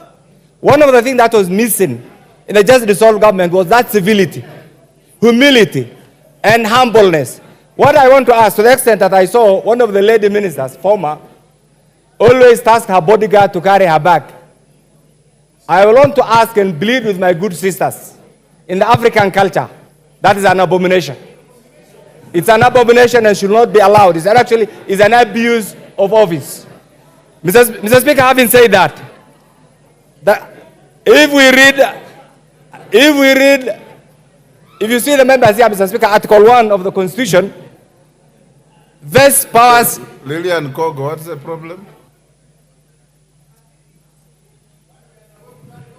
Thank you so much, Honorable Speaker. I want to bring it to the attention of my senior that when somebody holds a bag for a woman, it has nothing to do with culture. And we are not going to attack the person of women at their place of work. Men, Honorable Speaker, men don't carry bags, women carry bags. And it could have just been in a state of emergency. So as we discuss the approval of this particular Honorable Kenyans, let us leave women alone. Honorable Lillian Kogo, that is hypersensitivity, honestly. Because Honorable Kainan did not say men are given bags by women to hold. He said women giving men bags to carry for them because they are their security, and he thinks that is not right. That's his opinion. Go on. And I don't see that as an assault on women. Thank you. I really respect my good sir. Mr. Speaker, the reason why I say this is because we are Africans. And each one of us, the ladies must be respected, the men must also be respected. The role of a bodyguard is clearly defined in their job description. It's not to carry the bag of anybody, but to take care of the security of that particular individual. Mr. Speaker, I say this, the reason why we have this, and I want to urge those nominees who are likely to approve in the next few, please humble yourselves. This house should not be a conveyor belt for CSs. When we vet them and approve them, we should hold them to the highest standards of accountability. That is the only way the role of this August House will be respected. It's not just a matter of approval, Mr. Speaker. The group who are there, some of them, Mr. Speaker, it was difficult to fix an appointment. It was difficult to get them on telephone. It was difficult to see them. They're like in another world. Once the group who will be approved today, please desist. Otherwise, we will invoke the provisions of the law to bring you down just the way we approve you today. Mr. Speaker, having said that, the reason why we have this is because we failed in our constitutional pursuit. Mr. Speaker, I want to ask these members, as we reflect on the dynamics, the changing dynamics, can we think of the Bomas draft? And do you know the provisions? Why did we lose that sanity? What happened? Why did we throw away the role of the member of parliament? I want you to think as we do this, because Kenya is a very dynamic country. Can we think of bringing back the Bomas draft so that the role of the member of parliament, as clearly enshrined in Article 1, is manifested in the management of our nation day-to-day activities? Otherwise, as we are floating. The Speaker, finally, as I conclude this, we have a country. Once you have been appointed, and I want to proudly say, when the young Hassan Joe was elected in 2007, he was my vice chair in the Committee of Defense and Foreign Relations. And I can tell you, regardless of anything that has been said, Hassan Joe remained a resilient, a highly focused, and a well-placed individual in anything that he touched. Even during when he was my vice chair, that is one thing that he clearly demonstrated. But once you are appointed, you are no longer a cost Kingsby, Madam Zamzam. He remains the property of the 50 million Kenyans. And I think now he should move from the coastal politics and contribute to the national well-being of Kenya. Mr. Speaker, for those who have said that the group who have been appointed are products of particular school of thought, I agree. Each one of us remains he remains persuaded by a particular group in a particular political thought. Mr. Speaker, that notwithstanding, once you have been nominated, once you have been approved, you remain the property of the Republic of Kenya, and wherever you are, whichever ministry, serve the interests of the people of Kenya. And I support the list. Thank you, Mr. Speaker. Nyakundi. Nyakundi. You log in and then you leave. Member for Turkana, is it sent? Member for Nicholas, that's Nicholas Gigor, member for Turkana East.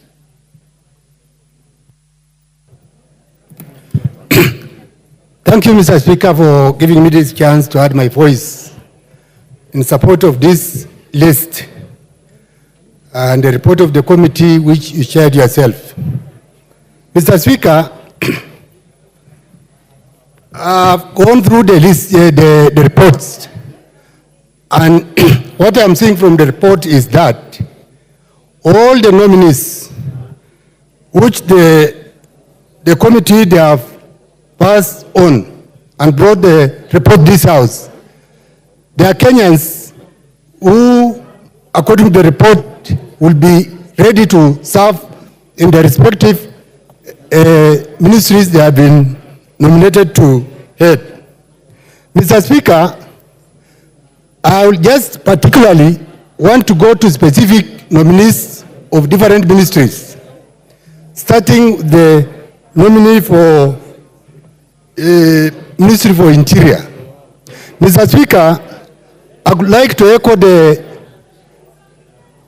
report from by the committee on this particular nominee, that this man, after being given this position in the first place, and me coming from the region which is termed as the bandit zone, that is the North Rift.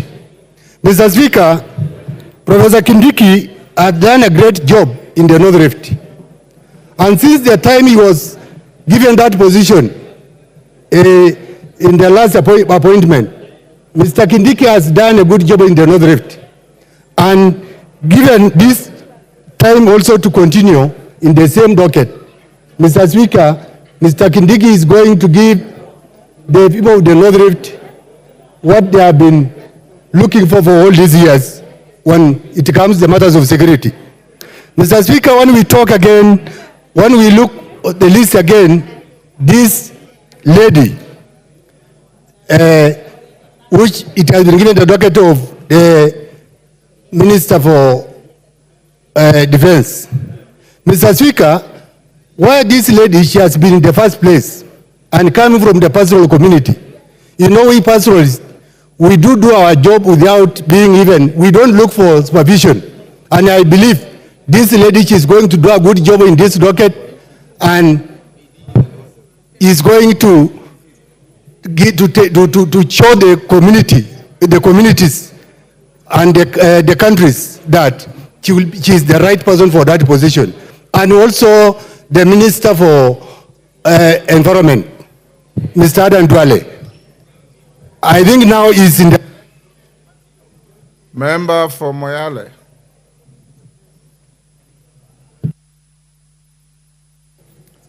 Thank you, Mr. Speaker, sir.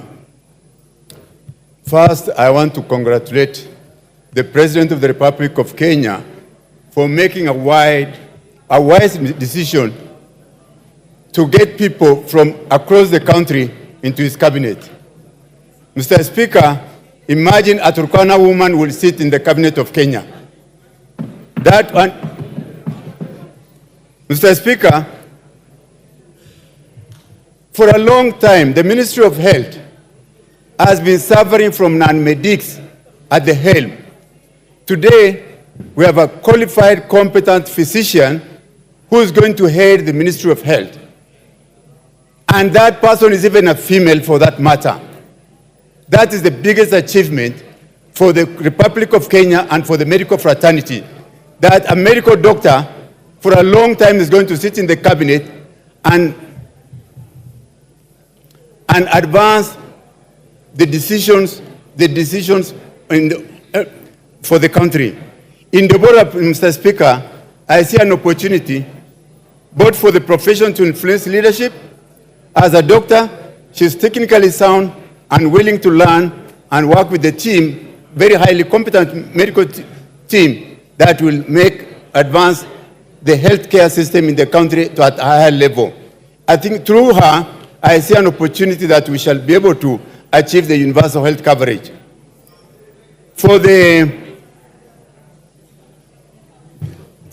other ministers, there are ministers who have been away from their offices.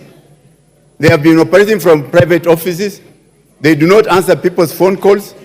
And I think it's an opportunity for them to rethink about what they are doing and change their standard. But for the president, I repeat, the president has actually destroyed the opposition. He has brought the country into one table where we shall all work together as a team.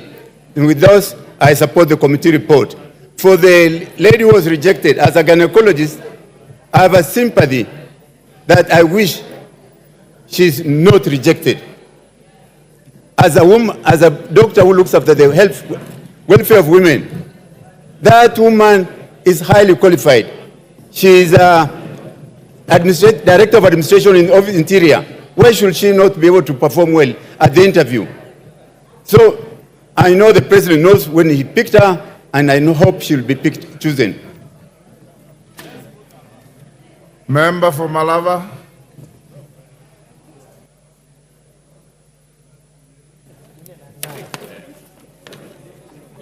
Yeah, thank you, Mr. Speaker. I also arise to support this report and thank the President for what he has done for this country. In my opinion, these persons who have been nominated actually are competent enough to serve the country. And I would like to urge these particular persons that they should serve the country and particularly help the President. You know, some of the CSS who have been dropped, Mr. Speaker, they could not articulate government policies, government programs, and I would urge these ones, because they are competent enough to ensure that they have done this to assist the President. Mr. Speaker, I want also to specifically appreciate the President for nominating 2 more persons from Western Kenya to serve in his cabinet. This is Oparanya and Mulongo. And we appreciate so much because now we have 3 of them in the cabinet in addition to the Prime Cabinet Secretary. And we support the President. We appreciate the President. It's only that I may also wish to ask Oparanya. He has been outstanding in his performance. When he was Minister for Planning, he did so well. When he was Governor, he was ranked topmost. When he was a Member of Parliament, his CDF was ranked the best in the country. I would urge him, because when it comes to formation of cooperatives in Western Kenya, they are weak. Those cooperatives are not so many in Western Kenya. The people in Western Kenya do not really embrace cooperatives. I would urge him, as he serves the entire country, he also focuses so much on Western Kenya to ensure that he has sensitized the people on the importance of cooperatives. He has sensitized the people on the value of the hustler fund, which many other communities have embraced and really benefiting from it. I want also to urge that the new CSS who have been nominated, they actually consult a lot from the CSS who have been reappointed in the cabinet, because those CSS who are doing so well, and I believe if this can consult them, quite a lot will happen with in the country. Mr. Speaker, some of the CSS who have been dropped were so arrogant, and I would urge the present one now, they become down to earth in terms of their service, and they should know their ministries quite well, so that even when they appear before departmental committees, they know what they are talking about, they know what they are presenting before the committee in terms of their ministries. Otherwise, I support this report. Thank you. Opondo Kaluma. Honorable Speaker, I thank you very much. Honorable Speaker, before the nomination of the last batch of the nominees herein, I spoke here very passionately about the need for the appointing authority to always comply with the provisions of Article 232 of the Constitution, in particular sub-Article 1, G, H, and I. Honorable Speaker, when I spoke so, I did not know who the president had under consideration. But I was speaking because when you come from Homa Bay across Migori to Nyamira and Kisii, we had only one CS in Machogu formerly. And we had only one PS in Raymond Omolo for Interior and National Security, for whom we had thanked the President.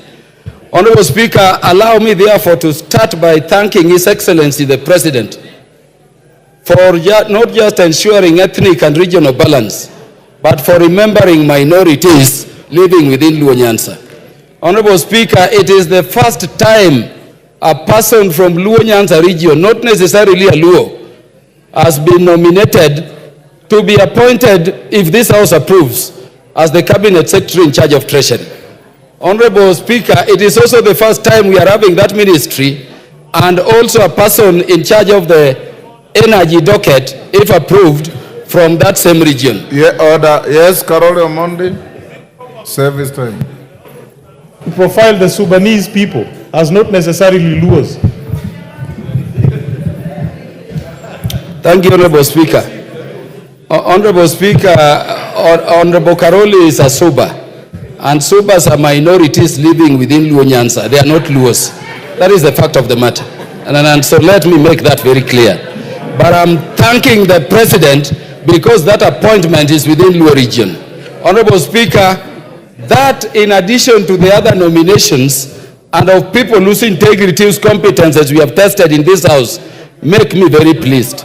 I also want to thank the President for nominating the former governor for Kakamega County, which was the best in terms of performance of counties, the Honorable Wycliffe Oparanya and Governor Joe.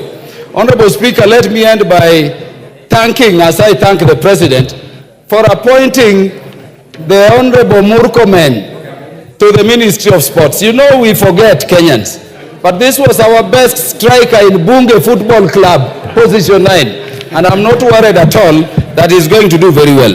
Honorable Speaker, having said that, let me make a comment on one thing that is very important. Honorable Speaker, the Committee on Appointments is the most powerful committee of this House. It is a committee chaired by none other than the Speaker of the National Assembly, who is the third in ranking in government. Honorable Speaker, when you look at this list, there are people who have been politicians as MPs, as governors, or have been ministers before having undergone vetting, except only 3. Honorable Speaker, you may therefore forgive those who never appeared to be well composed before the committee. Honorable Speaker, you know Dr. Barasa is my family doctor. I saw her look at you and she was very shaken before the members initially for the first 30 minutes. But you saw how she got composure as the vetting went on. Honorable Speaker, this lady called Stella Soilangat, this lady served as a divisional officer, assistant county commissioner in my area. This lady served as an assistant commissioner, county commissioner in my area. Let us forgive if she appears before you, the Honorable Speaker, with these serious members, Honorable Ichungu Abrejunet. Let us not judge her on failure to define one word called femicide and those others. This lady will deliver. And therefore I support this Honorable Speaker, but I'm praying for a rejection or a disapproval of this part and its amendment so that this lady may also be included. Honorable Speaker, in the first Parliament, we rejected Phyllis Kandie, and she performed very well, Malonza. Now it is this lady. What is our issue with the ladies that every vetting, at least some woman must be rejected? Honorable Speaker, I pray this amendment be made. Otherwise, I'm grateful.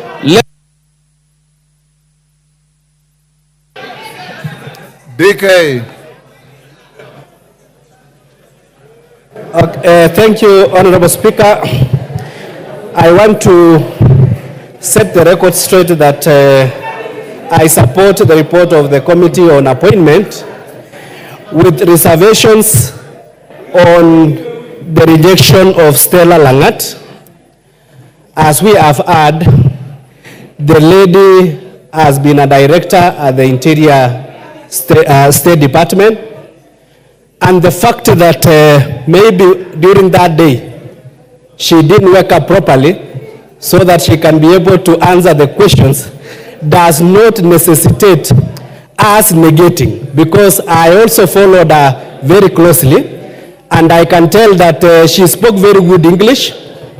and she never spoke Kalenjin throughout the interview. So I want to urge this House. I want to urge this House that as we support our men and women who will be our cabinet secretaries by tomorrow, let us bring an amendment so that the way we supported CS Malonza, we also seek the indulgence of this House so that we can be able to save this very beautiful soul. Because in our Kalenjin culture, they say that during an initiation ceremony, when a young man or a young woman just comes uninvited and he sees the ceremony, then it follows that she or he has to be initiated. So I also dare say that given that this beautiful lady has seen the ceremony, let us allow her to serve, and from the service we can determine whether she is able to serve or not. As I finish, I want to support the nominees, especially my chair for PAC, Honorable Mbadi. Order, DK. There's a point of order from Wamumbi. Thank you, Mr. Speaker. Mr. Speaker, I want Honorable DK to clarify whether he is supporting the lady because she is beautiful or whether he is supporting her because of her capacity. Thank you, Mr. Speaker. I think the lady, I know her, she has a very beautiful brain, she is elegant, and she can perform. So, so as I finish, I know my friend Honorable Mbadi, Chirchir, Honorable Murkomen, and all the other nominees are going to perform wonders. The only thing we urge the CSS, let them avoid opulence as much as possible, because that is one of the issues that the Gen Z raised, and we don't want to see it going forward. Thank you very much. I support the committee's report.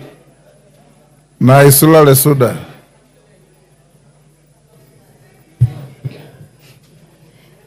Thank you, Mr. Speaker. I do not want to belabor on the points that honorable members have already talked on or talked about. And one of them is what Honorable McLeod said, that the CSs who will be approved by this House will not be serving their communities or their regions or their political parties. Because I wonder where other communities who have never had a cabinet secretary in this country, when they will ever be given an opportunity to show their competence and also suitability to serve. And so the CS nominees, we asked them whether they will serve their communities, and all of them told us no. And so I do not expect the members of parliament in this House to go and hold the CSs once they're in office hostage. Let the CSs work for all of us and for all the people of this country. Secondly, Mr. Speaker, I asked Honorable Mbadi the question whether he's a skunk, because the last time he called all the nominees the skunk and he gave the president. He told me, you will judge me whether I am a skunk once I'm in the office according to my work. I want to say and to tell Honorable Mbadi and all the nominees, if this House approve you, Naisula and many people in this House will hold you to account to all the things that you told Kenyans during the vetting process. And so we will do our work as opposition. And I've heard also some people here saying, oh, we are now one in government, there is no opposition. I want to tell you that some of us who are elected in the opposition will do our work. When the government does something good, we will say you have done well. When you have not, we will reject. I also want to call upon Kenyans that please let us also give His Excellency the President time to work. He was elected for 5 years. If you do not like him, please strategize how you will remove him through the constitutional means in 2027. Beat him at the ballot. That is what I also wanted to say. The CSS to do their work, members of parliament to do their work, the president to be given time to do his work. If he fails, we go that route constitutionally. Because if we go the anarchy way, you have seen Khartoum, you've seen Somalia, even as an opposition member of parliament, I wouldn't want us to go that way. I would want also to say two things, Mr. Speaker. We will hold people like Honorable Kindiki. We have said Professor has done a very good job, but issues of abductions, issues of killing people also has to stop, even in our areas where we come from, Mr. Speaker. Finally, the issue of saying that even if a CS is weak, should be given a strong PS. The PS does not earn double money to do a CS's work and a PS. The CS to do their work of policy, leave. Member for Murang'a County.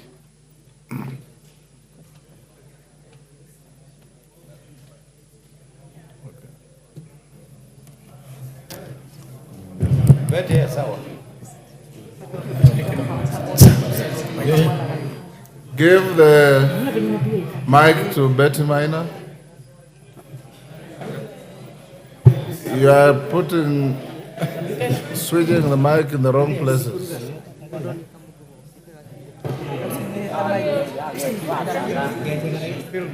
Clark, what's the problem? Thank you, Mr. Speaker. I rise to support the nominees, but Mr. Speaker, this time round, we have to be very, very clear as Parliament. We have not come to support leaders, to support regional politics and to support regional development, but to support every Kenyan at the national level. Mr. Speaker, we have had a problem of supporting leaders in this nation, and then the retreat in political and regional cocoons, supporting ethnic politics, and it has been a problem to all of us. Mr. Speaker, allow me to single out one Professor Kindiki. In the past, I have not been his great fan, but recently, I am one of his greatest fans. Professor Kindiki expressed a lot of wisdom and a lot of brains when he was doing his interview, Mr. Speaker. Previously, he did a lot of work to support this government, and he has been on record. He's not a regional leader, but he's a national leader. Mr. Speaker, we want to urge that this parliament, we are a national parliament, and we can only support national leaders, but not regional leaders or leaders who want to retreat to village cocoons. So, Mr. Speaker, I rise to support the nominees. Thank you. Thank you. Makali Mulu. I'll give you. Yeah, thank you very much, Honorable Speaker. Honorable Speaker, I want also to add my voice to this important debate. And I will say I'm supporting the report, but with a number of reservations. The first one, Honorable Speaker, is the issue of regional balancing. Honorable Speaker, you have heard a number of members saying they don't know whether they will be able, when they will be able to get a cabinet secretary. And it is important that, Honorable Speaker, even as you continue appointing people to this important office, that regional balancing is ensured. And more so, the issue of disability, Honorable Speaker.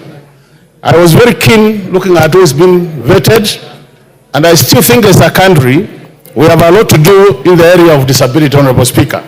For purposes of inclusion, because most Kenyans are saying there is a problem with inclusion, I think it's important to bring these brothers and sisters of ours to some of these senior positions.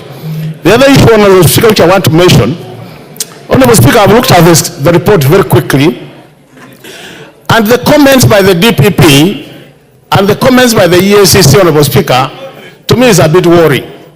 That the DPP comes and says he has no case with a particular nominee, but the EACC says they have an issue.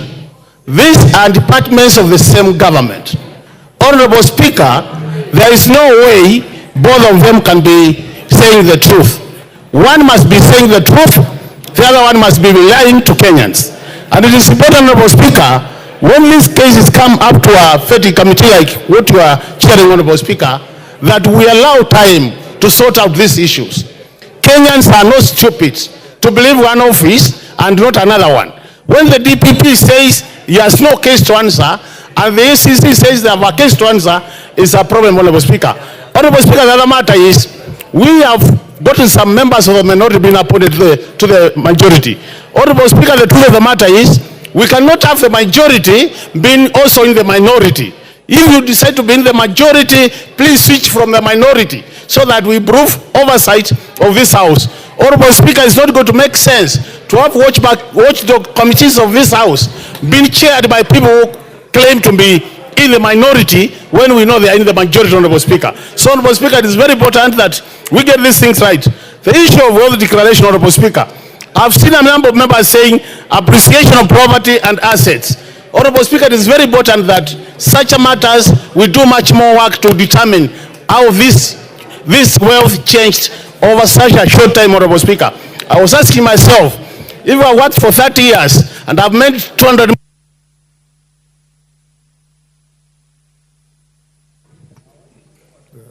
Osoro.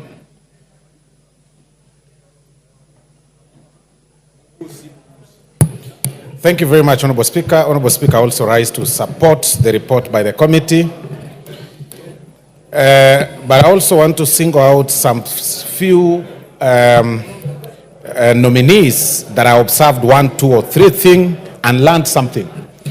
Honorable Speaker, the nomination of the Honorable Ali Hassan Joho is an inspiration to so many young people out there who may have lost hope. That it really doesn't matter where you come from, how you scored in the grades that you got in high school. If you persist and persevere, you will achieve your dreams. So, Honorable Speaker, this really should be a great inspiration. And even as I say that, Honorable Speaker, I'll also make on a light note and say those who are actually saying and talking about the opulence on some nominees or some former CSS, who is like the Honorable Onesimus Kipchumba Murkomen. I don't know how you'll talk about the Honorable Ali Hassan Joho, who also has a taste for good things. And this should actually go out there in public, that people should know, and every person outside there should know that you are not poor because somebody else is rich. You can actually learn something from a person instead of actually feeling bad that, okay, you are wearing this shirt or you are having a very expensive watch, you are putting on a very expensive watch because you took my money. Which money? I mean, people should be made to understand that people have got different tastes. There are people who love clothes, attires, there are people who love land, there are people who love big cars, and there are also people who love other forms of excitement and even traveling. So, Honorable Speaker, this was a great inspiration, Honorable Speaker, on Ali Hassan Joho. And number 2, Honorable Speaker, there was also an inspiration for the young people of Mr. Eric Mureithi Muga, a young man that appeared before you and even confessed not to be having a car. You know, he's been able to maneuver through the systems, maneuver through the network, and that clearly shows that your social network is a social net worth. And today, and I believe that when he gets his first salary, he'll be able to acquire himself a car. So this is a great inspiration. And finally, Honorable Speaker, I'm also very excited by the nomination of Mr. Julius Migos Ogamba. Before he appeared before your committee, Honorable Speaker, in the corridors of Parliament, members were saying that ministry possibly required a career educationist. But the confirmation of his performance truly confirmed that this is a person who is competent to what he was actually appointed. Give him a minute and wind up.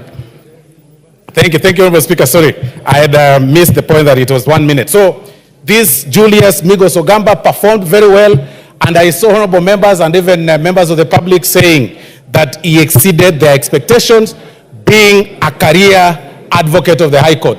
That again shows that advocates are all round. They can actually do anything. It can be like you've seen Professor Kithure Kindiki and so many others, Honorable Speaker. So, Honorable Speaker, I really want to support this and also tell the nominees that once they assume office, not to make themselves some demigods, not to, develop what we call in basic language big heads, by pride and everything. Find a way to relate with every person and serve Kenyans, and this House will keep them in check on every action that they're going to take while serving in office. I support Honorable Speaker. Thank you. For Bumula. Thank you, Honorable Speaker, for this opportunity. And I will start by encouraging my colleagues that our role as members of parliament is oversight. And we oversight as a house. We don't oversight as part of us. So it's really sickening when some members want to think they are in government or they are not in government. Honorable Speaker, we as a house, ours is to oversight. Not to forget what caused all this is that we had a cabinet that was not able to perform its duties. We had a cabinet that let the president down. We had a cabinet that let Kenyans down. And it gave an opportunity to the president to have a new cabinet, which we hope it's going to help him to serve Kenyans better. Honorable Speaker, we will continue oversighting because it's our responsibility as a house. Some of the colleagues that have joined the cabinet are members of this house. We expect nothing but performance. We expect nothing but good manners. Kenyans expect more, that they perform. They've been here.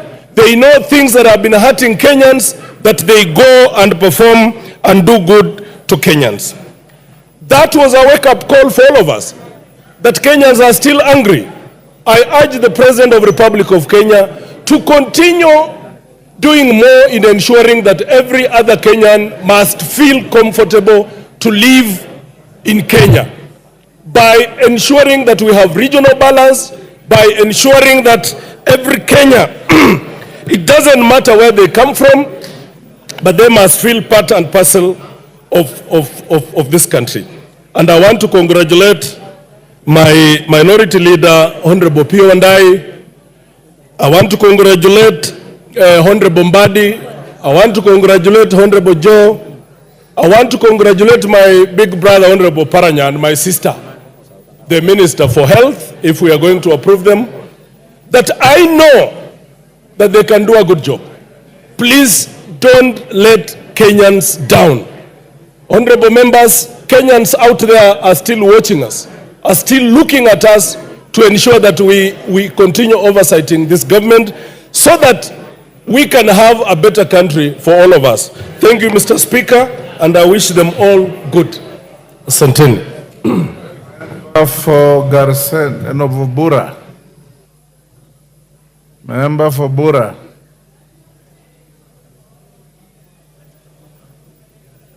Give him the mic. Thank you, Honorable Speaker, for giving me this opportunity to add my voice onto this very important motion. Honorable Speaker, I want to single out some of the nominees who are before this House today. I want to start by one Honorable Eden Duale, who is a role model to some of us. He was the area member of Parliament for Dujis when I was completing my high school, and we met in this august house while we are both representing our great people.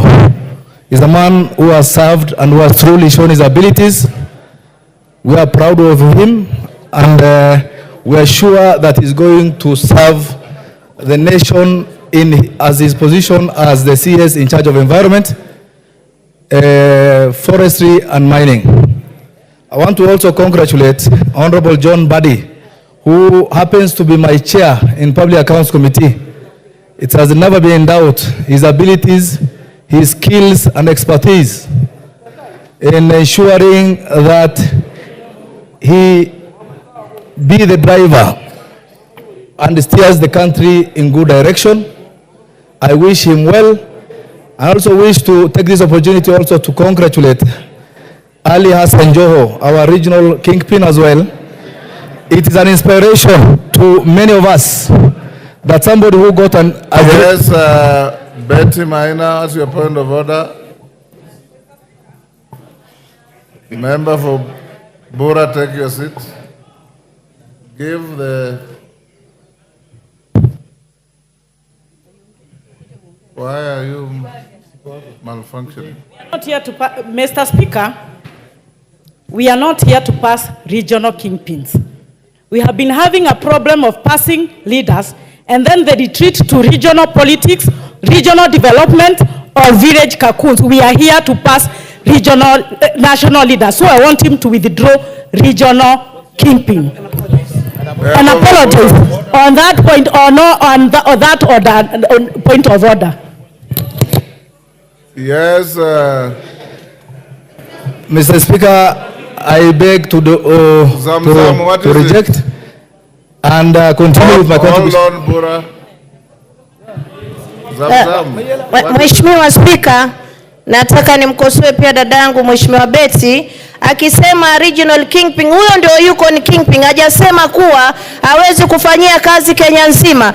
Atafanyia Wakenya wote, lakini ifahamike Hassan Ali Joho ndio kingpin wa Coast Region na kule North Eastern yote. Asante sana Mheshimiwa Speaker. Order. Member for Bura, carry on. Yes, thank you, Honorable Speaker. I wish to conclude my contribution by saying that we support the nominees, and it is in our diversity, our regional background, that our strength lies in that. We are not saying that once somebody is a nominee from a certain area, he serves only that area. He will serve the Republic of Kenya. We are proud of them. We are supporting them. We are wishing them well. And some of the nominees personally interacted. Somebody like the CS for Interior, Cabinet Secretary. His background, being a lawyer, but he has performed exemplary in that docket. He has done well. He has ensured that all the problems within our regionals and our boundaries have been contained. And I wish, and I also want to thank the appointing authorities, His Excellency the President, for listening to Kenyans and ensure that he enhances this broad-based government where people are not looked at the lenses of regional and ethnic background, but they are given an opportunity because of the expertise and the skills that they have. I am sure, I don't have any iota of doubt, that all the nominees who have been given those positions, if passed by this House, will serve diligently and will be Kenyans and not regional cocoons and regional kingpins, but will ensure that they have performed. And we are here to support them and wish them well. Thank you, Mr. Honorable members, before I give the next, I want to acknowledge in the public gallery Ngereriti Secondary School from Konoin, Bomet. Ngererit, yes, from Bomet. On my behalf and on behalf of the House, we welcome the students and their teachers to Parliament. Esther Passaris.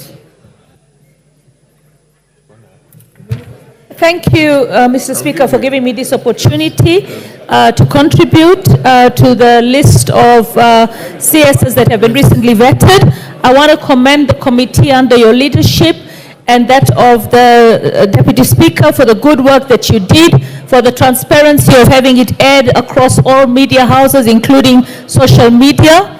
I note that you know, when the majority leader was speaking, he was saying that for the one that has been not approved, because she is from Rift Valley, then it has to be replaced by Rift Valley. I feel that it has to be replaced by the best person possible for the job. And when we look at the regional balance, we can see that Mount Kenya got the lion's share. Rift Valley had 4, and if you look at Northeastern, they only had 2 or 1. So I think if we want to have replacement. We're looking for somebody who is the best person for the job. And we're also looking for a balance in terms of the various provinces that we have in the country so that everyone can feel represented in as far as the original 8 provinces of the country. Mr. Speaker, this country is coming from a very bad place. A lot of people are saying, why did the president bring back the same people?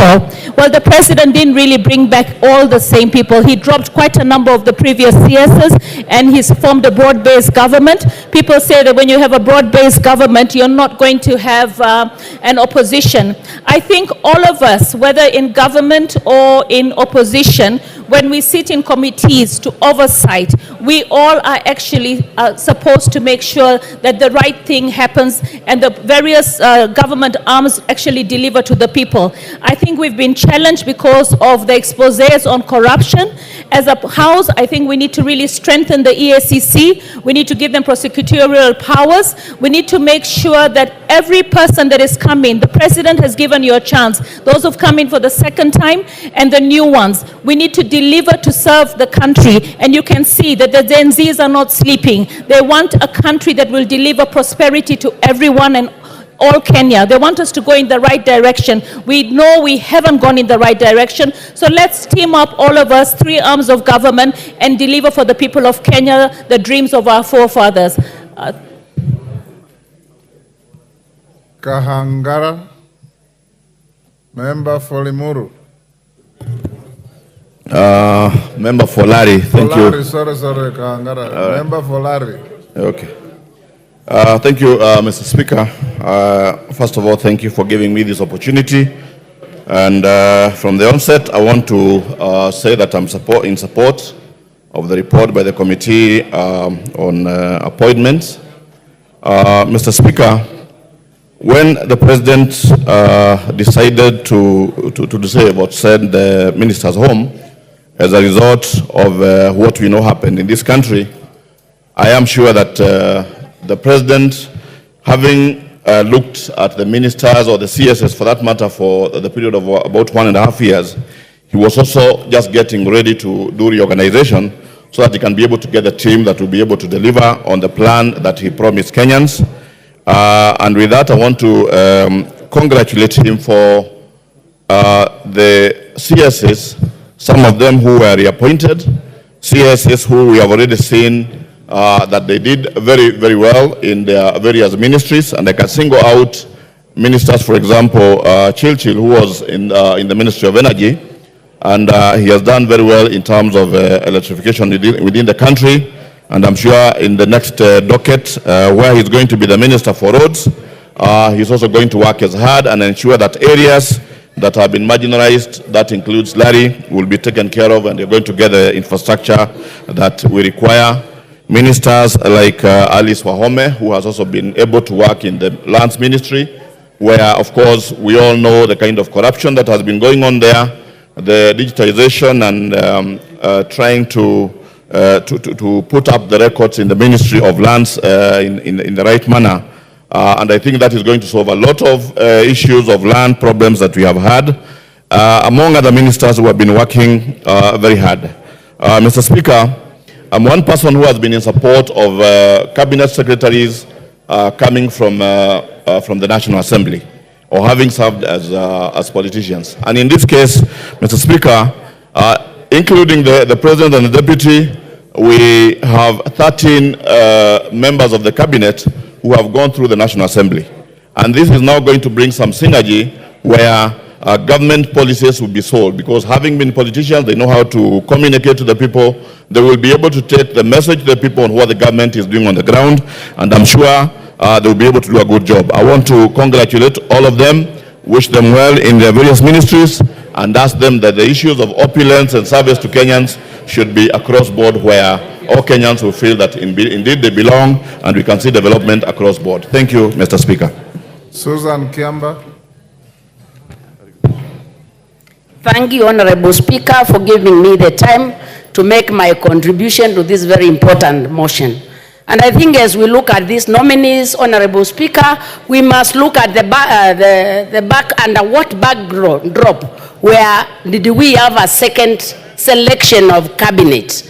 I think, in my own opinion, Honorable Speaker, the major challenge we were facing as a country, which the President clearly declared, we had a cabinet that was incompetent. And there was the issue of exclusion, which came out very clearly. Honorable Speaker, as I sit here and listen to the committee report, I just wonder, as a specialist in issues technical and the capacity building, how was the capacity and the competence developed for over 70% of the cabinet in less than a month? So I really feel very, very cheated as a member of parliament with the fact that within less than a month, people did not have competence. 70% of them gained competence. So I really want us to explore the tools. Honorable Speaker, my concern is we need to explore the tools. Order, Susan. Honorable Susan. Yes, Alicia. Thank you, Mr. Speaker. What begs on my mind is when she's talking about competence. There are two things. There's competencies and competence. What does she mean? Thank you. Honorable Speaker, I am not apologizing. I'm not an Englishman, neither a woman. I'm a Kamba, and I know he understands his competence. Just to continue, Honorable Speaker, the other point was the issue of inclusion, and in particular, the inclusion was the inclusion for the youth. When we appoint only one youth, seemingly youth, is that an inclusion? I think we are being selfish as adults. And when the youth complain, we are not including them. Especially when we have over 50% of the population of this country being youth. I think it is not...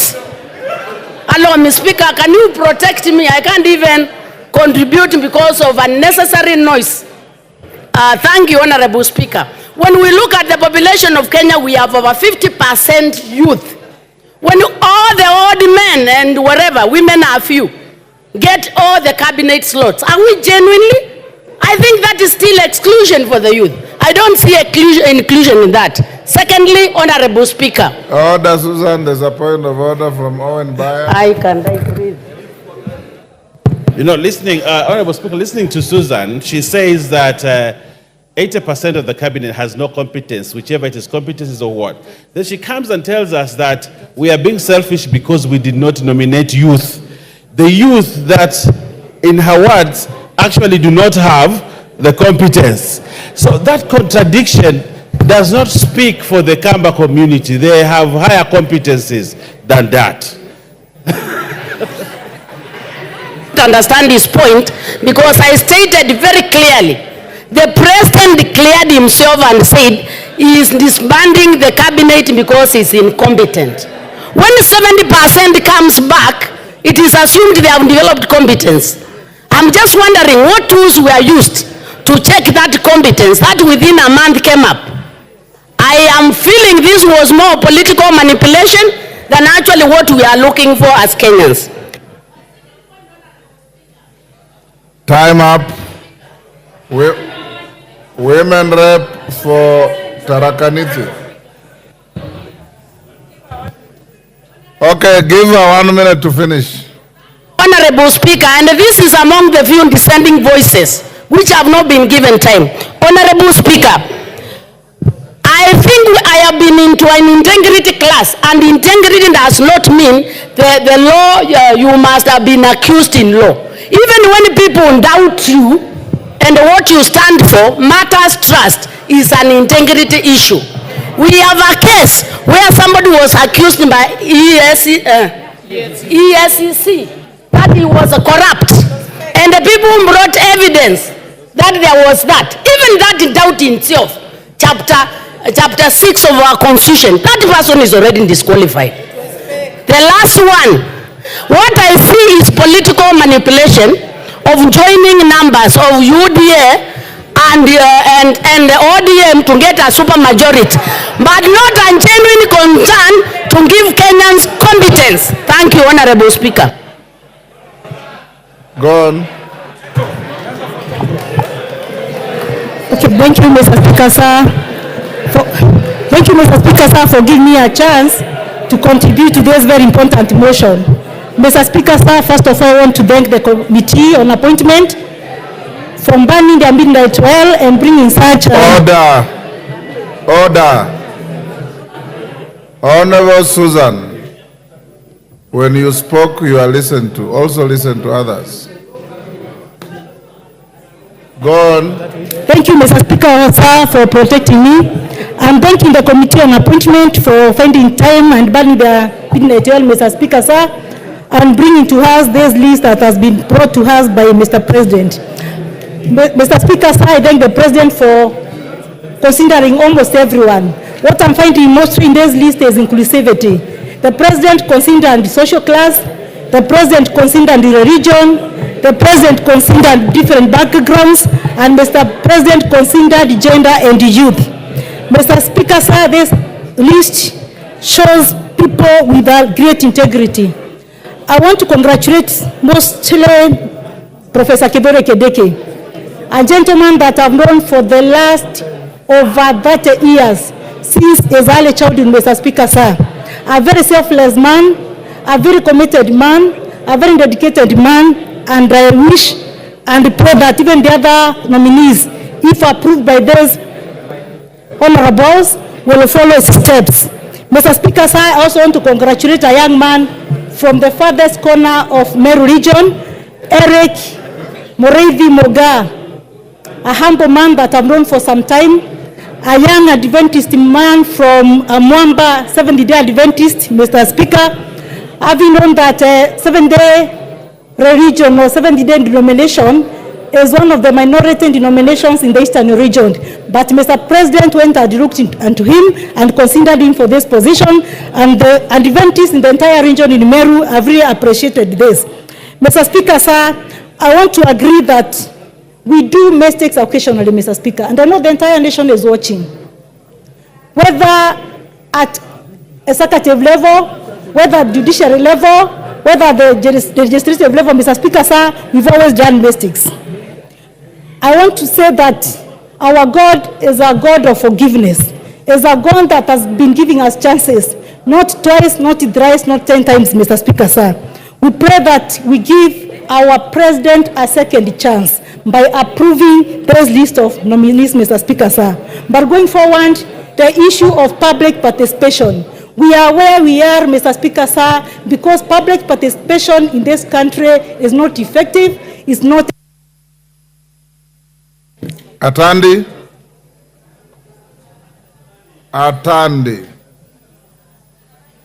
Thank you, Honorable Speaker, for giving me the opportunity. And let me begin by supporting the report from the vetting committee. Honorable Speaker, the Constitution says that the Cabinet should reflect regional and ethnic diversity. I want to agree that the nominees that are before us truly reflect the face of Kenya in the area of regional and ethnic diversity. Honorable Speaker, I am one of the people who prodded the President to make certain appointments, and I'm happy that my friend John Badi is going to be the Cabinet Secretary for Treasury. Honorable Speaker, the ministers come from certain regions, but they are not supposed to work only in those regions. Honorable Speaker, the cabinet that is dissolved had some ministers who are notorious for turning their offices into their ethnic enclaves, where if you visit a minister's office, you only find this minister busy with their people from their villages. I want to urge the new ministers who are coming on board that even though you come from a particular region, you must understand that you are going to serve the people of Kenya. Yes. We had one from my region, Honorable Speaker, that every weekend you would find him distributing relief food from each village to the next. And I asked him to ensure that he serves the people of Kenya. Honorable Speaker, I'm happy that that minister has not been retained. So I want to tell the ministers who are coming on board to ensure that they serve the people of Kenya. Secondly, Honorable Speaker, when we talk about opulence and wealth declaration, because Kenyans have said that the vetting process did not question the nominees about their sources of wealth. They only came and said, I am worth 500 million. Honorable Speaker, I think the biggest question here is for these nominees, because we know most of them, We know how they lived and how they have been living. If tomorrow they begin to live certain life which we don't understand, then we will have to question them, because some of the ministers who have been removed from cabinet today, we knew them. There were people who were just eating omena and madondo with us. But then they began to eat at Serena and to dress expensively. So that is the question that we need to ask as a house. And lastly, Honorable Speaker, we said that the President took some of our members into his cabinet. I want to agree with my party leader that some of the members who are taken from our side are experts. Honorable Speaker, we want the vetting exercise. We watched it live. And Honorable Speaker, I am convinced that the members who came from the ODM party, the 4 of them, they have demonstrated capability, they have shown competence, and I know that they are going to serve the people of Kenya. I want to wish them well as they take over. Thank you, Honorable Speaker.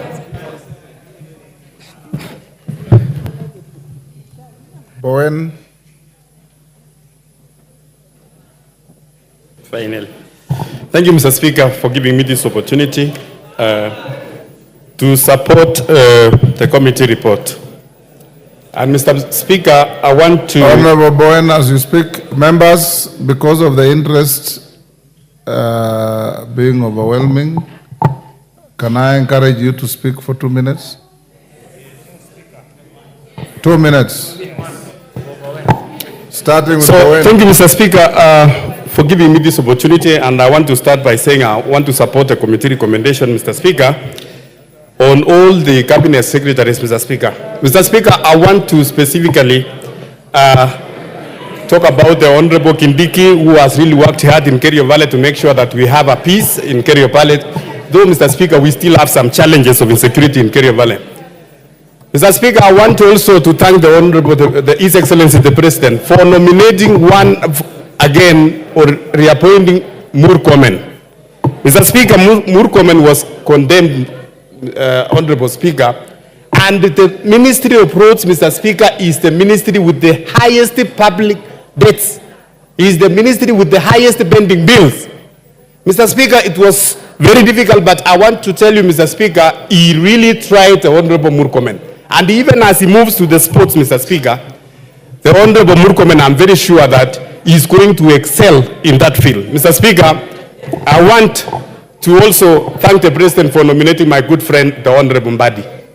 And with all the skills on the Honorable Mbadi has shown, and the experience he has shown even in this House, Mr. Speaker, I'm sure that going to Treasury, he is going to use his knowledge as a serious accountant and expertise in finance, Mr. Speaker, to turn around the economy of this country and to make sure that our economy grows. Mr. Speaker, I want to really talk about the nominee who was rejected. Mr. Speaker, it was very unfortunate. I wish the committee would have shown us the marks.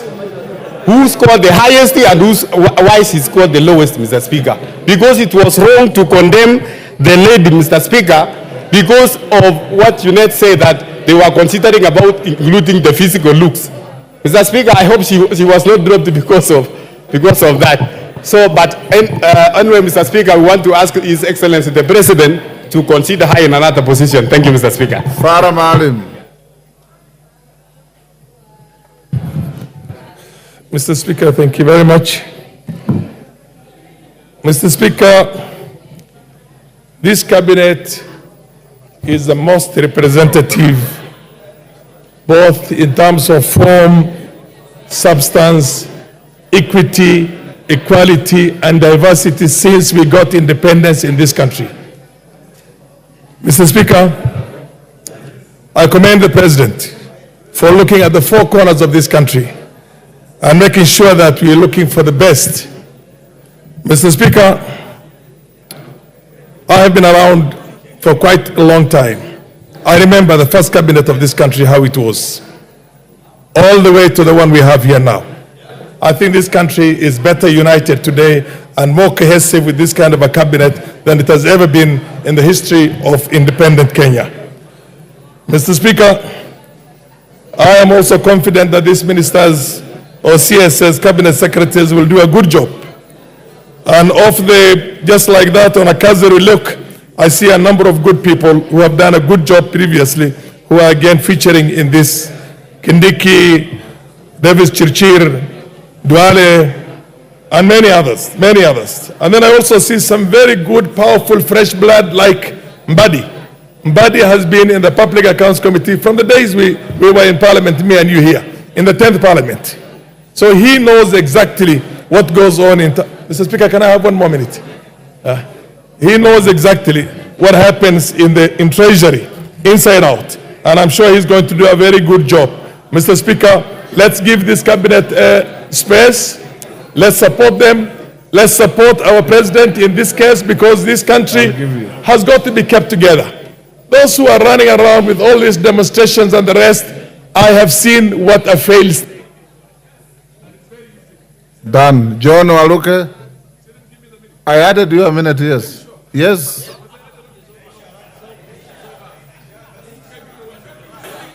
Give him 1 minute. Thank you.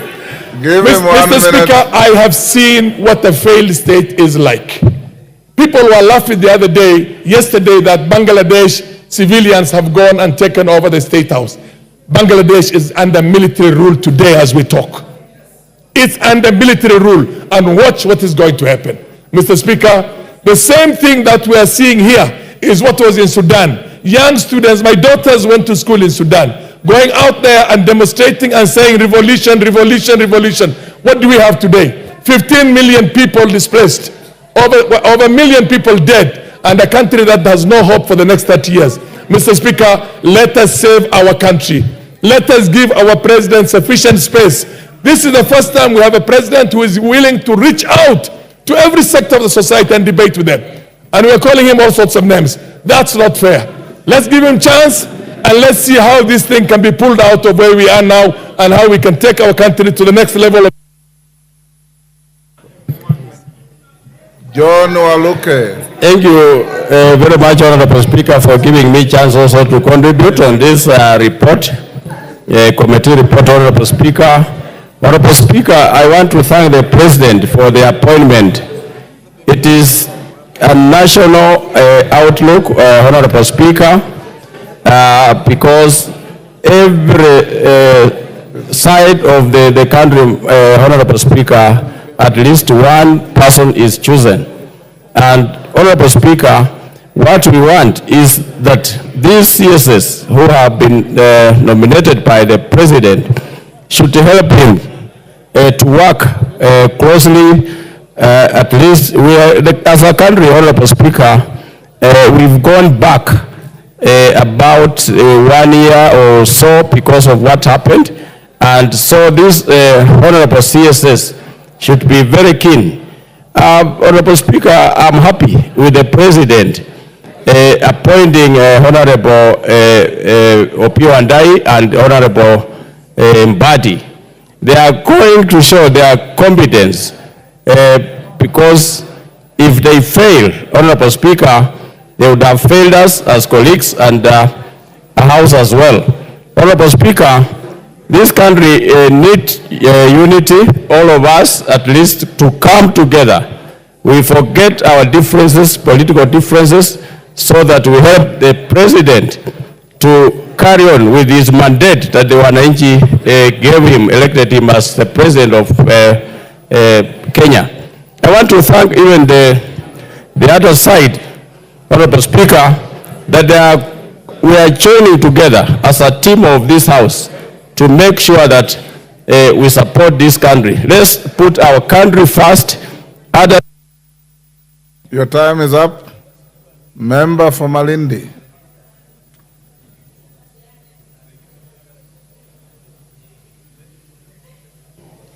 Asante sana Mheshimiwa Spika. Mheshimiwa Spika, nasimama hapa kuunga mkono haya majina yote yenye ambayo yameweza kuteuliwa na Rais William Samoei Ruto ili kuweza kuwa mawaziri katika baraza la mawaziri. Mheshimiwa Spika, tunashukuru pia sisi kama wanawake 5 wameweza kupatiwa nyadhifa kubwa mbalimbali, na ni haki yetu sisi kama wanawake ya kusema ya kwamba tunashukuru. Tunashukuru pia vile tumeona kijana mmoja ambaye ameteuliwa katika Wizara ya Maji, ambapo tunajua sisi kama vijana pia hili jambo limekwenda kutufurahisha. Mheshimiwa Spika. Mheshimiwa Spika, mimi niko na mambo mawili tu kuambia wale mawaziri ambao wameteuliwa. Jambo la kwanza ni kwamba hatutaki watu wa yesa, Mheshimiwa Spika. Tunataka watu ambao wataketi na rais na kuweza kumwelezea rais na kuweza kumsaidia rais kwa sababu ya Kenya iweze kusonga mbele. Mheshimiwa Spika, hawa ni watu wenye ambao watakuwa kwa karibu sana na rais, na wao hawafai kuwa ni watu wa yesa. Wanafaa ni watu ambao wataweza kusaidia hii hali ya Kenya. Mheshimiwa Spika, ni onyo tu Mheshimiwa Spika ya kwamba wale mawaziri wengine wamekuwa ofisini miaka miwili na kwa sababu zisizoepukika wameweza kuachiliwa wengine. Hata wao hivi saizi wajue ya kwamba wanakwenda kupatiwa kazi, lakini Wakenya wako chonjo na wasipofanya kazi yao vizuri, Mheshimiwa Spika, sisi kama Wakenya tunakwenda kuanguka na wao. Asante sana Mheshimiwa Spika.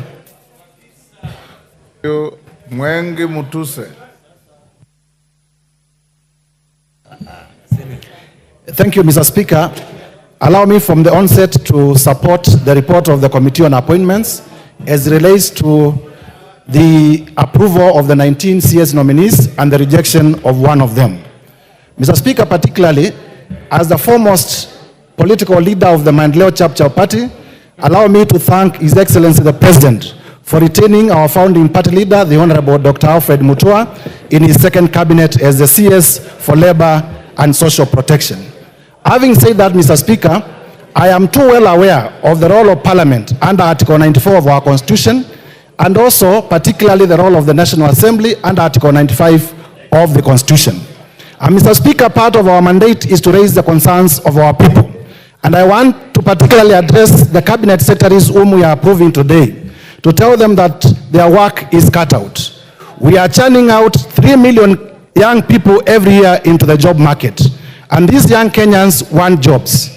It is the role of Cabinet to very urgently create jobs for these young people. And to create those jobs, the economy must grow by double digit. And therefore, you have no time for luxury. The role of Parliament will be to oversight. The role of Parliament will be to make sure that there is no corruption. The role of Parliament will be to make sure that ministers do not enter into comfort zones, sit in their offices, and they do not move around the country doing what they are supposed to do. And we want to encourage them, as they do their job, to also understand that Parliament must do its job so that all of us serve the people of Kenya. With those remarks, Mr. Speaker, I beg to support with the rider that Parliament will do its job so that Kenyans are served, and they are served to the maximum. Thank you, Mr. Speaker. Irene Mayaka.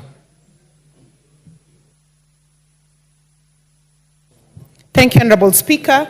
Honorable Speaker, I also stand to, from the get-go, support the report from the committee. And Honorable Speaker, I just want to say that number one, that for these particular nominees, we just want to let them know that yes, some of them have been given a second chance against what the public really wished. And we want them to make sure that they do a good job.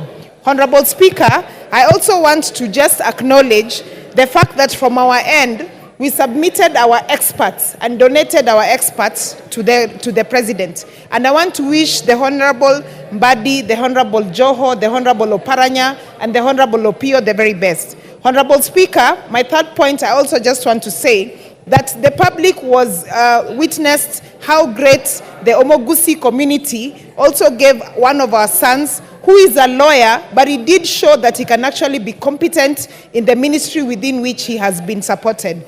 Honorable Speaker, finally, I want to say that as gender, some of us are not blind to gender. And we did see and we support the committee on the rejection of the gender nominee, and we'd like to ask the President to give us another competent nominee. And Honorable Speaker, as has been said before, the gender nominee does not have to be a woman. Even someone like Honorable Wanjala can be a very good minister for gender. And so, Honorable Speaker, we just want to say that we support the competence and we want to have competent people. And just to let the CS nominees know that yes, you have been approved, but if you do not do your work well, we will make sure that we come back here and impeach you. For now, we wish you the best. Thank you. Honorable Tandaza.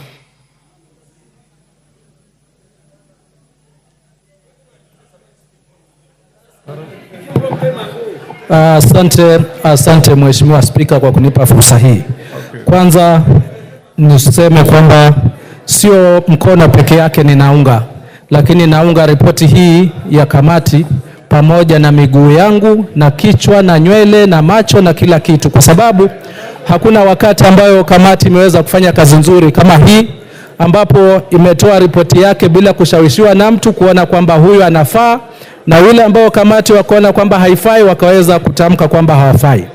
Nichukue fursa hii kumshukuru Rais kwa kuweza kumteua tena kwa mara ya pili aliyekuwa waziri mstahiki gavana wa kwanza wa Kwale Salim Mvurya, ambaye katika kazi yake ambayo aliifanya na imani katika zile memoranda ambazo ziliweza kupelekwa hakukuwa na moja ambayo ilikuwa inamkashifu waziri Salim Mvurya.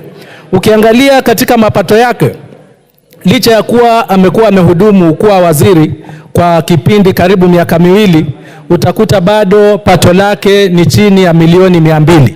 Hili lilikuwa ni jambo la kushangaza kwa Wakenya, kwani wanajiuliza wakati mawaziri wengine kwa muda huu wameweza kupata zaidi ya milioni 300 na zaidi, mbona yeye bado hajapata hata zaidi ya milioni 100? Na hili ni wazi ya kwamba yeye ni mwadilifu, anafanya kazi kwa kutambua Wakenya, na hilo ndio jukumu la mawaziri. Pia nichukue fursa hii kushukuru kuteuliwa kwa Hassan Joho, ambaye amepatiwa ile wizara ambayo ni changa lakini ina matumaini makubwa katika economy ya Kenya. Sio watu wa pwani peke yake ambao wako na bahari Hindi, lakini ina nafasi ya kuajiri na kuleta fedha nyingi katika hii nchi ya Kenya, na naimani kwamba waziri aliyoteuliwa ana tajriba ya kuweza kufufua wizara hiyo na kuleta mapato makubwa. Asante. Member for Lugari. Thank you, Mr. Speaker. I first want to thank the President for finding it fit to pick experts from my party, and especially Honorable Paranya, who is known for being a performer in his work. Mr. Speaker, I want to appreciate the committee. I think in the life of Parliament, the vetting committee did its work very transparently. I've gone through the report. It is very exhaustive on every nominee. And I want to plead with my brothers who feel that the rejected candidate be given a chance, that please, there are better people in that community. There are more competent women in this country. That is not the way to go. The way to go is that Gen Z were asking for good governance. They are asking for competencies. They are asking for people and value. So let us give them those people. Finally, Mr. Speaker, let the cabinet be on notice that as we sit here, we will continue to oversight to ensure that Kenyans get value for money. Thank you, Mr. Speaker. Member for Garissa.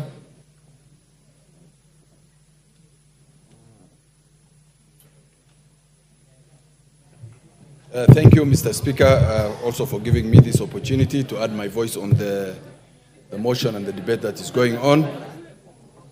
Mr. Speaker, I want first of all to congratulate the committee, the appointment committee, for the good work and extensive work they have done and the extensive report they have produced on this document. And I want to support with reservation on the last nominee who was rejected. Having said that, Mr. Speaker,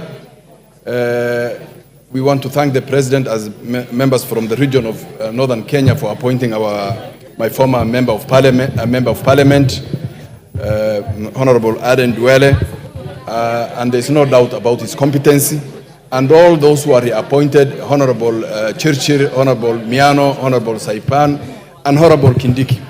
Honorable Kindiki has been said to be one of the performers. However, I have an issue with that as well, because in my region where I come from, I think there is a problem of abduction, and which the Honorable Minister has failed to address. On the objection I have on the report of the rejection of the nominee for Honorable Soy, Mr. Speaker, having read this report, I feel Soy is one of the most competent persons. I've never met Soy, I don't know her, but I think she's one of the competent people in terms of documents, in terms of integrity.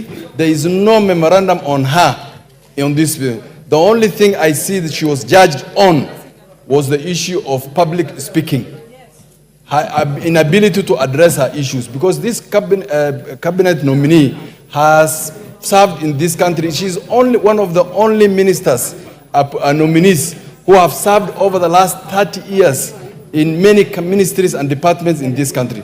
There is no logic in telling us that the lady does not meet the expectations.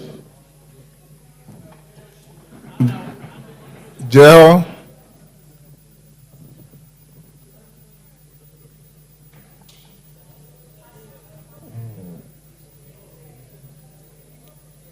Give her the mic.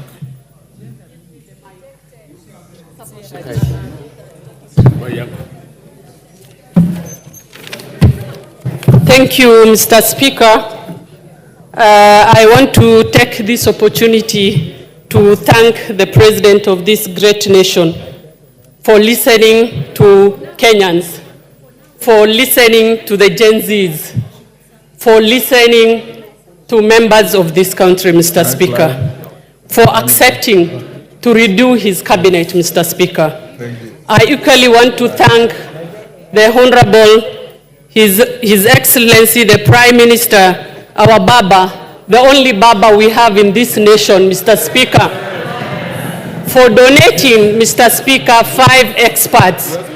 Indeed, the nation saw Baba donated 5 experts. Mr. Speaker, I want to thank the man of the moment, Mr. Speaker, the Right Honorable Hassan Ali Joho, once described as academic dwarf and now became an academic giant, Mr. Speaker. I want to applaud him. Indeed, academic does not matter. A Harvard student pursuing masters in leadership, Mr. Speaker. We are waiting for his PhD, Mr. Speaker. Professor Ali Hassan Joho. We are indeed waiting for that doctorate, Mr. Speaker. Mr. Speaker, I want to thank the President for nominating again our kingpin, Mr. Speaker, Honorable Duale. There is no apology about that, Mr. Speaker. He's the kingpin for the Northeastern province, Mr. Speaker. The only... Rebecca Tonkei.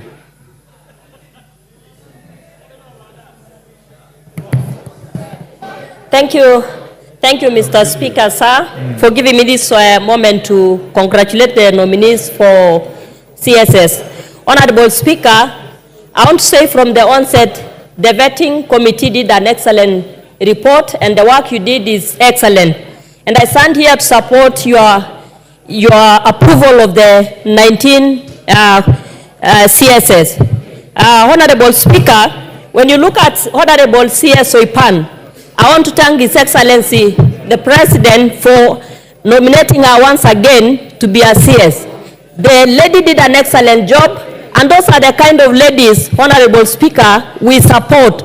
And Honorable Speaker, looking at Honorable Bandi, we all agree that this has been a chair for the Budget Committee, and he did an excellent job while there. So I know he's going to give us service, and therefore the members that have been appointed, Honorable Speaker, are going to do an excellent job, which Kenyans are longing for.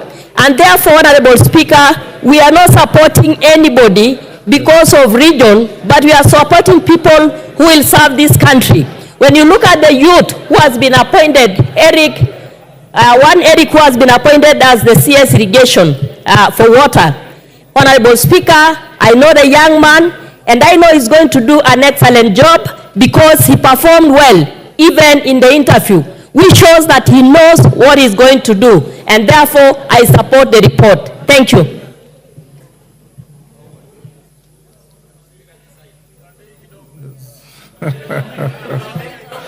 Yes.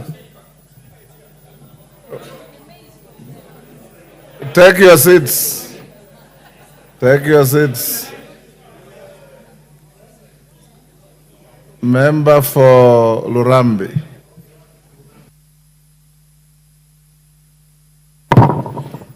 Thank you, Honorable Speaker. I stand to support the report. And Honorable Speaker, I want to applaud the vetting committee, which was chaired by yourself, for the great work that you did.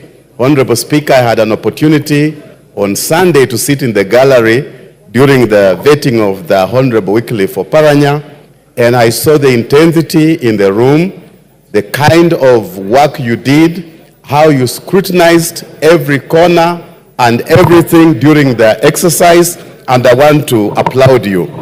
However, Honorable Speaker, may I add my voice concerning the issue of Madam Soy? I do not know her in person, but I just want to think that people are talented differently. Honorable Speaker, this lady, looking at some of the history that she has and what she has done, and as a career civil servant, I think she was judged harshly. And therefore, as a man who prays, I pray that she'll have an opportunity, because even in the church, Honorable Speaker, you can have a preacher who doesn't know how to preach well or speak well, but when he touches on people, miracles happen. Miracles happen just by touching. Therefore, just miracles happen. Protect me from Shakil. So I pray that it works out for her. I support this report, and I say thank you for the good work you did, and wish all the members well as they get into their new offices. Thank you, Mr. Speaker. Member for Molo. Now you members, can you reduce the time even further? We are coming to an end. Go on, Kimani. Thank you, Honorable Speaker. First of all, having watched the proceedings of the vetting exercise, Honorable Speaker, I want to applaud you, and there was really a lot to learn from yourself when you chaired that committee. You gave everyone a chance to be heard. You gave the nominees an ample time to execute their matters, and you gave the members of that committee ample time to ask their questions. So we want to applaud you, and you have a lot to learn from that. I'd like to congratulate, to single out CPA Bandi, being the cabinet nominee for the Ministry of Finance, as someone the Committee of Finance and National Planning will be closely working with. One of the issues that you raised is on the Finance Bill, Honorable Speaker, of 2024. And as we consider various ways of making sure that we have a predictable tax environment, this time around we need to separate the different statutes instead of doing the one omnibus Finance Bill, Honorable Speaker. That perhaps he and his team need to craft a tax procedures amendment bill, an income tax amendment bill, a VAT amendment bill, an exercise duty amendment bill, and miscellaneous and fees amendment bill, so that Kenyans have ample time to deliberate on these particular matters, because of course not many of us, many of the people are tax experts, and therefore the confusion that came around that, Honorable Speaker, even led to what happened after the aftermath of the Finance Bill of 2024, Honorable Speaker. Honorable Speaker, I would like also to congratulate one Dr. Margaret Jambura as a nominee from our home county of Nakuru, and one Engineer Eric Murithi, who is now going to be the youngest cabinet secretary, and this means that the president has a space of young people and willing to mentor us to be great leaders in this country, Honorable Speaker. And allow me. Over, Beatrice Kamei. Thank you, Honorable Speaker, for giving me this opportunity.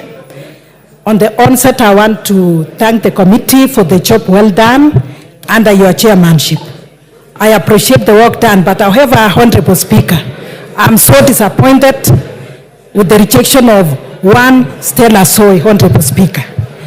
Looking at her CV, this is a well-read lady. This is a lady that has done a lot, having rose to the position of a DC. Honorable Speaker, she has championed for the work of women, empowerment, issues against, as she spoke, against HIV and AIDS. It is only that maybe, Honorable Speaker, according to the committee, she was not eloquent. But I want to believe, Honorable Speaker, just like some of the members have said, there are other ways in which one can actually communicate. I feel sad But I want to believe, Honorable Speaker, she had the opportunity. But now I'm praying that she gets another position. Honorable Speaker, I was asking myself, is it because she was the last one to be vetted and the committee were tired and felt like she's not the best? I hereby feel, Honorable Speaker, that she can still be given another chance. Kandie was rejected, but when she came back to the House, she was actually saved. Just the same with Malosa. So, Honorable Speaker, what is it that we can do to save this very honorable lady? The fact that she transited from one job to another is not a yardstick to say that she's not able. That is just to tell us that she can work in this position and many other positions, Honorable Speaker. Otherwise, I want to say that Stella Soy can still be given that opportunity. Thank you very much, Honorable Speaker. Boy, member for Kitui Rural. Boni. David Boni. Thank you, Mr. Speaker, for giving me this opportunity to also say one or two things about these reports. On the onset, I support the report. Mr. Speaker, let me thank the President for nominating Honorable Mbandi to be the CS National Treasury and Economic Planning, because I know Mbandi is a very honest man, hardworking, and I know he's going to bring changes in the National Treasury. Mr. Speaker, what this country is facing is bad economic policies, bad tax measures, and poor financial management. Mr. Speaker, the first thing which Mbandi should do is to bring reasonable budget. I believe the budget we have been getting is too big, such a way that we have to do a lot of tax measures which impacts negatively to the lives of people. I believe the budget which we have been having, we can do with 30% reduction of the budget, and will be very well in place to move. Mr. Speaker, I also believe that we need to subject the budget estimates to public participation the way we do to finance bill, because there's a lot of wastage in the budget, and we need to reduce auxiliary measures and fiscal consultation so that we can be able to reduce budget and reduce wastage. Things like tea, flowers, unnecessary conferences and trainings should not be really be in a budget. I believe Honorable Mbandi is going to reduce the Passadi cars which were there during the former president Uhuru when he was minister. Owen Bayer.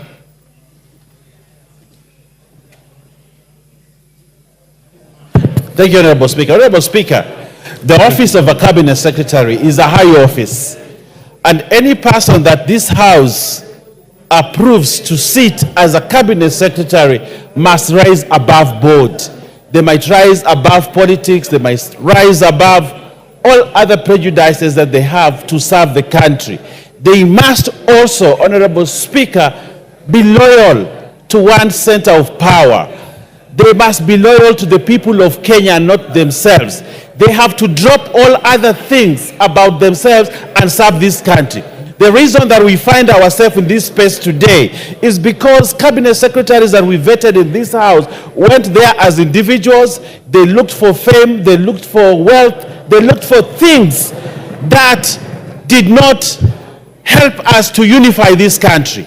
But this cabinet has put together now, and as we vote for it in a few minutes, Honorable Speaker, is a cabinet of national unity that we must bring the country together so that this country prospers as the nation of Kenya and not many nations put together. Honorable Speaker, I pray that as we approve these members of the new cabinet, go in there to work for Kenyans. They should not go there to work for their stomachs or work for their tribes or work for their families. They are going in there as cabinet secretary of the government of Kenya for the state of Kenya, and they must serve this country indiscriminately. So, Honorable Speaker, as we take our vote, I want to take a vote today knowing I'm voting a cabinet that will unify the country, that will serve the country, that they will stop the corruption, that they will stop the opulence, that they will stop being individuals, but serve a country called Kenya. And that's why I will vote today to pass this cabinet. And I hope everybody else, Honorable Speaker, does that. We vote so that we consolidate the... Mbeyu. Thank you, Mr. Speaker. I take this opportunity, Mr. Speaker, to thank the advisors to the President for coming up with this cabinet. Mr. Speaker, we thank all stakeholders involved in this cabinet. I want to thank your committee, Mr. Speaker, for vetting these nominees. Mr. Speaker, I'll speak because I'm a victim of the gender ministry in this house, and my advice, I'll not speak about Stella. I saw how she went through the vetting. She had no much information about the gender docket, and I'm one leader. Just because I'm a lady, I will not support a lady who would not, and we were really ashamed of this. Mr. Speaker, my advice to the Kenyans, let the advisors look for a person living with a disability to take over the gender docket. Would be fully cabinet formed constitutionally, because we have the youth, we have the women, we have the men in this cabinet. Mr. Speaker, we want to congratulate our team from ODM, Honorable Hassan Ali Joho, Honorable Badi, Honorable Wandai, and Honorable Oparanya for being the best in the vetting. Mr. Speaker, you saw the eloquence, the firmness, the confidence Hassan Joho had in this voting. We want to congratulate him. He has our support and will support all the members in this cabinet today, and we say yes to all the vetted nominees. Thank you, Mr. Speaker. Order, honorable members. Order. Take your seats. Order, honorable members. I thought I would exercise discretion to extend, but I'm advised that this motion takes 3 hours. We've done 3 hours. Order. That's what I said, but I've been advised differently. And I take advice. It's a special motion. I thought it was an ordinary motion. It's a special motion. It takes 3 hours. You passed a resolution yourselves at the beginning of the session. I was given and I approved an amendment to the motion by the member for Vihiga County. But she has since come to the chair and told me she has no intention of prosecuting it. I want her just to confirm.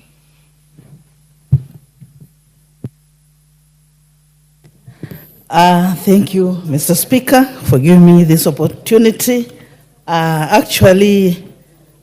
Before I prosecute what you have said about my bringing up an amendment, before I do it, Mr. Speaker, I also want to congratulate those who have done it, Order. I only wanted one thing from you. Thank you, Mr. Speaker. I wish to withdraw the amendment that I wanted to make. Thank you, Mr. Speaker.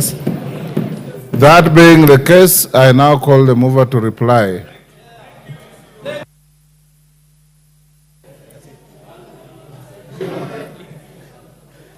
Thank you, Honorable Speaker.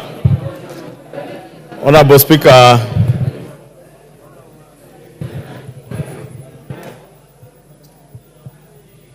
Honorable Speaker, I know there are quite a number of members who are asking me to donate, but procedurally, you know, I'm not allowed to donate at the conclusion of debate, as you did, and therefore want to beg that you do allow me to reply. Honorable Speaker, as I thanked the committee in moving, Honorable Speaker, I forgot to thank our staff of the Parliamentary Service Commission, who diligently worked with us at committee stage throughout the sittings from Wednesday evening all the way to this morning. Honorable Speaker, we have very diligent staff members, some who did not sleep for 2 days. Indeed, Honorable Speaker, you know we would have tabled this motion on Tuesday, but we couldn't because we had to allow our staff members on Monday, at least the afternoon, to take a break. And I must take this opportunity to thank them profoundly for their sacrifice and the time they put in to make sure, under the able leadership of Nicholas Emigen, one of our directors, Honorable Speaker, to make sure that we had a report ready in time.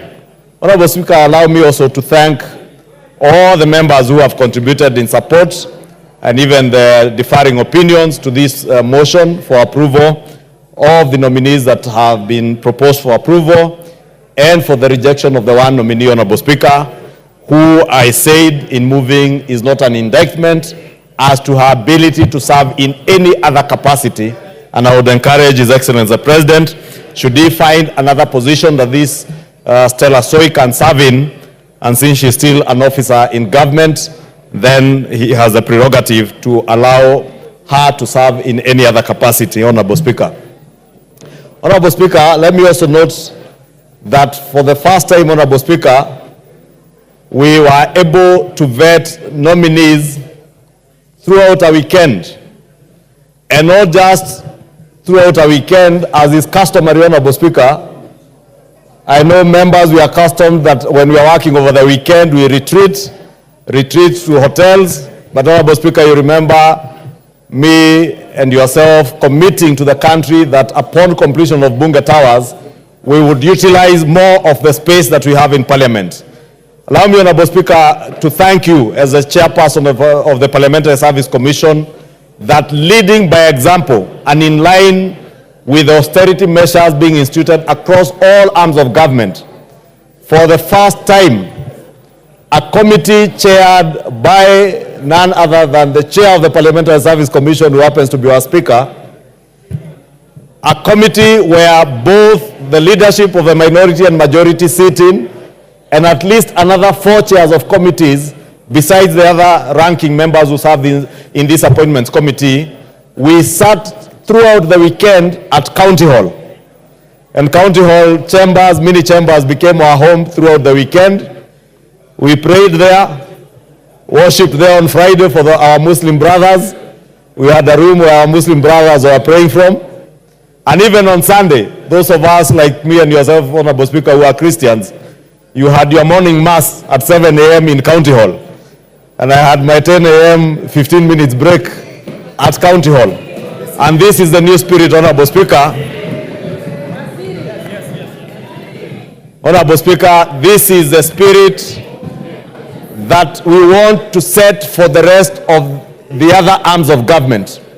That we can have austerity measures where we all retreat and do our work within the precincts of Parliament and other arms of government, because there are many government institutions that we can take advantage of and use to save on the unnecessary expenditure that would otherwise have incurred. Honorable Speaker, lastly, Honorable Speaker, let me thank all these nominees, including the gentleman and honorable member for Ugunja constituency and minority leader, the Honorable Pio Andai, the Honorable John Buddy,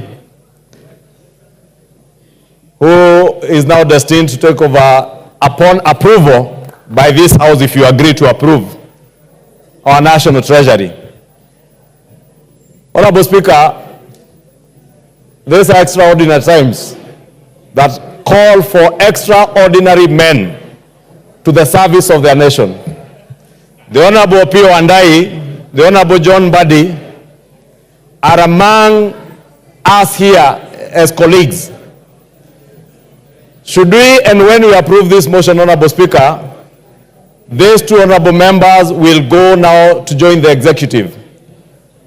I want to speak to the Honorable Andai, who is here, because John Buddy is here. When you get to the other side, the Honorable John Opio Andai and the Honorable John Buddy, when you do get to the other side, Remember, this is a house that has vetted you, and if we approve you, that has approved you. You will not be going to the other side in the executive to serve these members of parliament. But these members of parliament represent the people of Kenya. Please go and serve the people of Kenya. Serve them diligently, fairly. Ensure that the last mile connectivity program is rolled out across the country without favor, without discrimination, and knowing where you are coming from, Honorable Wandai. Know that there are parts of this country that have been marginalized over the years. No, it may be fashionable for the leader of majority because of the region I come from to speak about one man, one vote, one shilling. But remember, as I speak about one man, one vote, one shilling, there are corners of this republic where young children and even people who are my age have never seen electricity in their homes. There are places in this country, Honorable Wandai. My constituency, Kikuyu, is at 85 to 87% connectivity. Baringo County as a whole is at 35% connectivity. Marsabit County, parts of Luo Nyanza, because of, it is true, parts of Luo Nyanza, people have never seen electricity. There are parts of Luo Nyanza, Honorable Speaker, I have been to, where if you go to Suba constituency, both Subas, the first inch of tarmac was only seen in the recent past.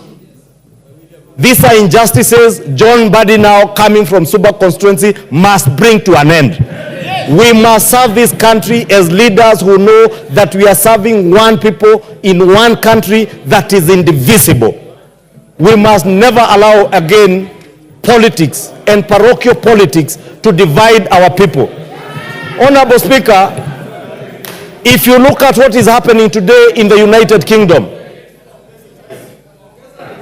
if you see what is happening today in the United Kingdom, Honorable Speaker, we were a colony of the Great Britain or the United Kingdom.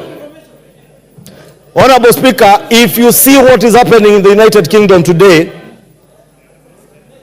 dear Kenyans, you will know that any country can get lost at the fraction of a second. What's your point of order? Honorable Speaker, when the Honorable Junet wants to inform me. No, it's not Junet.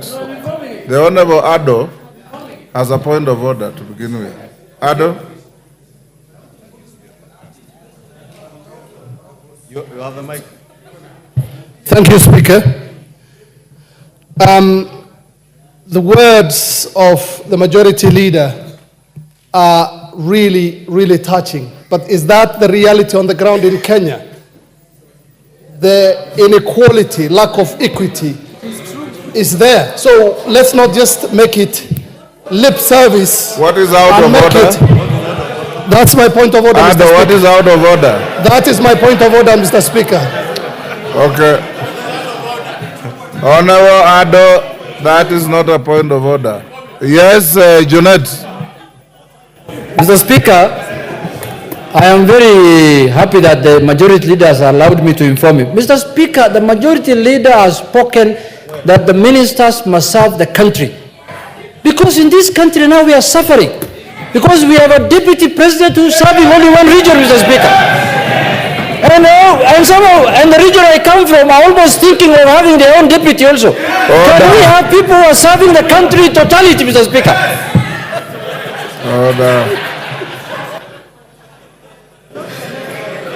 Honorable Speaker, I was saying, Honorable Speaker,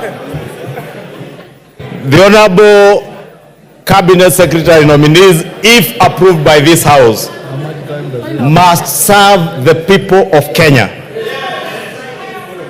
Honorable Speaker, this morning I had an engagement with a relative in the UK who was telling me that what we are seeing happening in the UK today, and that's the point I was at before the Honorable Ado interrupted with the point of order, can happen to any country.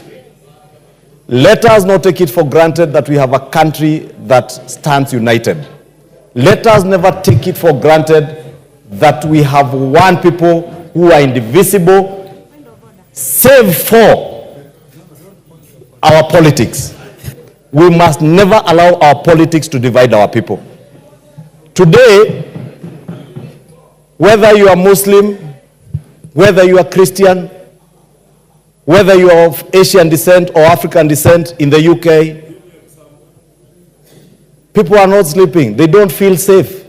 For the first time, I've seen the Kenyan embassy in the UK, in London, give an advisory to Kenyans in London.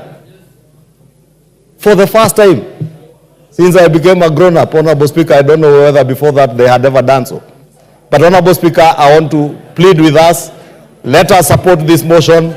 Let us send out these gentlemen and ladies to serve the people of Kenya, and as they serve the people of Kenya, to remember to serve them with the highest degree of integrity, with decorum, and with respect to the people of Kenya.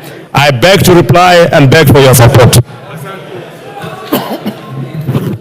Order, honorable members. Take order. Betsimba, take your seat. Who does she want to inform? The debate is over. Honorable members, I want now to put the question. One, before I do that, if Honorable Mbadi and Wandai are in the chamber, let them stay at the back. We'll allow them in after the vote. They cannot vote in their own cause. Number two, you'll have two votes. The first one on the nominees from 1 to 19. Then the second one is on the rejection. On the rejection, they don't go together. So I now put the question, which is that taking into consideration the findings of the Committee on Appointments in its second report on the vetting of the nominees for appointment to office of Cabinet Secretaries laid on the table of the House today, Wednesday, 7th August 2024, and pursuant to the provisions of Article 152(2) of the Constitution and Section 3 and 8 of the Public Appointments Parliamentary Approval Act 2011, this House, 1, approves the appointment of the following persons as Cabinet Secretaries. Honorable Professor Kithure Kindiki, EGH, Ministry of Interior and National Administration. Dr. Deborah Mulongo Barasa, Minister of Health. Honorable Alice Wahome, EGH, Minister of Lands, Public Works, Housing and Urban Development. Mr. Julius Migos Ogamba, EBS, Minister of Education. Honorable Rosalinda Soipan Tuya, EGH, Minister of Defense. Dr. Andrew Mwihia Karanja, Minister of Agriculture and Livestock Development. Honorable Aden Bare Duale, EGH, Ministry of Environment, Climate Change and Forestry. Mr. Eric Murith Muuga, Minister of Water, Sanitation and Irrigation. Mr. Davis Chirchir, EGH, Minister of Roads and Transport. Dr. Margaret Nyambura Ndungu, Minister of Information, Communication and the Digital Economy. Honorable John Bandi Ngongo, EGH, the National Treasury and Economic Planning. Honorable Salim Mvuria Mgala, EGH, Cabinet Secretary, Ministry of Investment, Trade and Industry. Ms. Rebecca Miano, EGH, Cabinet Secretary, Ministry of Tourism and Wildlife. Honorable James Opio Wandai, EGH, Cabinet Secretary, Ministry of Energy and Petroleum. Honorable Onesimus Kipchumba Murkomen, EGH, Cabinet Secretary, Minister of Youth Affairs, Creative Economy and Sports. Honorable Hassan Ali Joho, EGH. Cabinet Secretary, Minister of Mining, Blue Economy and Maritime Affairs. Honorable Dr. Alfred Nganga Mutua, EGH. Cabinet Secretary, Minister of Labor and Social Protection. Honorable Wycliffe Ambetsa Oparanya, EGH. Cabinet Secretary, Order.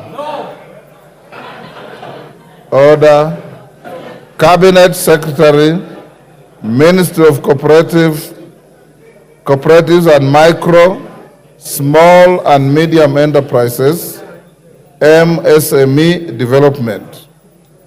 Honorable Justin Bedan Njoka Muturi, EGH. Cabinet Secretary, Minister of Public Service and Human Capital Development. Honorable members at the bar, take your seats. The nearest seat.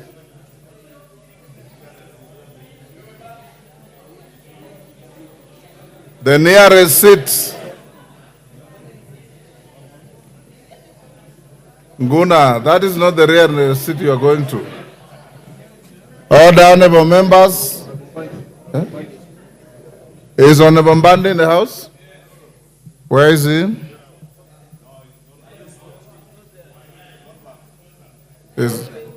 Yeah, we said we'll call them in after the vote.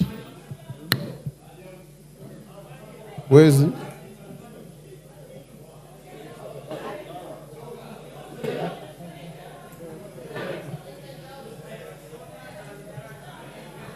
He will hold on out there.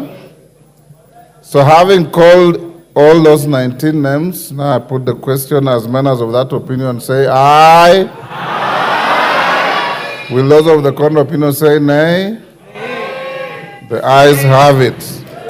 Order 2 rejects the appointment of Ms. Stella Soy Langat, as the Cabinet Secretary, Minister of Gender, Culture, the Arts and Heritage. As members of that opinion say aye. Aye. Will those of the contrary opinion say nay? The ayes have it.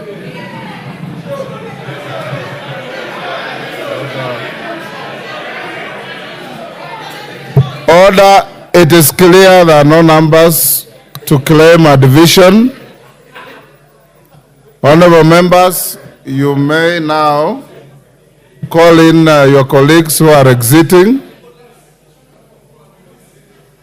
Order.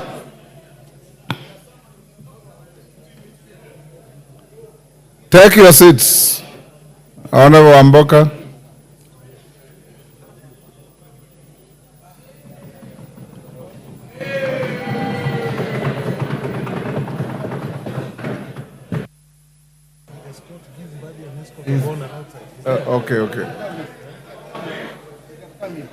Okay. Honorable Mbandi and Wandai, you may now enter the chamber and take your seats.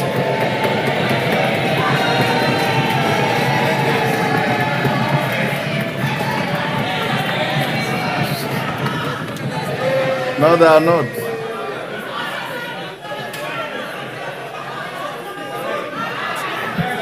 Order,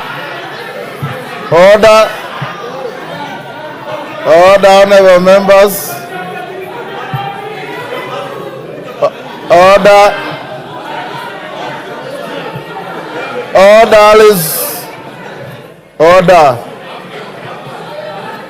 honorable members. Honorable members, after the vote. Order. And you know we have a precedent to this. Having taken the vote, this House will from this evening lose 2 members to the executive. And as we did last time with our colleagues, Honorable Duale and Alice Wahome, I'll give each one of the 2 an opportunity to say something to the House, Each one will have no more than 5 minutes. I'll start with the Honorable Wandai.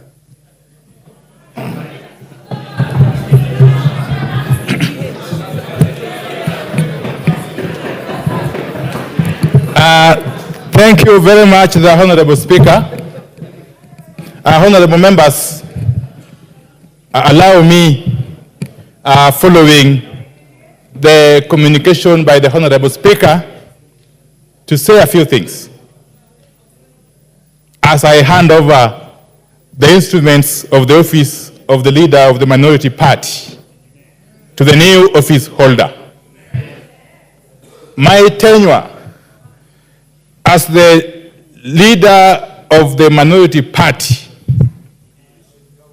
of the National Assembly in the 13th Parliament under Article 108 of the Constitution has now come to an end.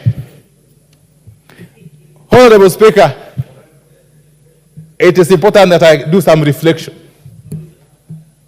For the time I've been in this house, now close to 12 years. Honorable Speaker, let me share with you, honorable members, one of my most epic moments during my service in this house as a legislator. You will recall, I'm sure, that in the 11th Parliament, during my first term, I was actually suspended from the service of this house on the 31st March 2016 for the remainder of the session. Those days, now sessions used to begin from 1st January to end of December, I think. So I was suspended for the remainder of the session on 31st March 2016.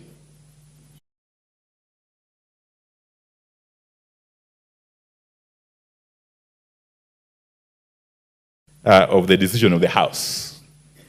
Now, this prompted the House, that's the most important point really here. This prompted the House to re-examine the provisions of our standing orders.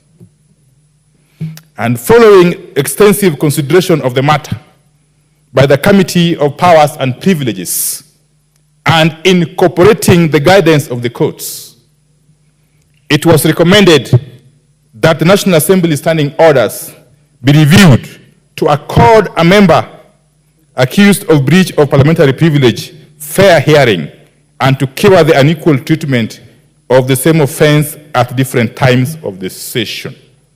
Consequently, a standing order 110B was introduced to provide for an elaborate process for appeal against the suspension, and standing order 111 was amended to provide for a maximum period of suspension of 90 days.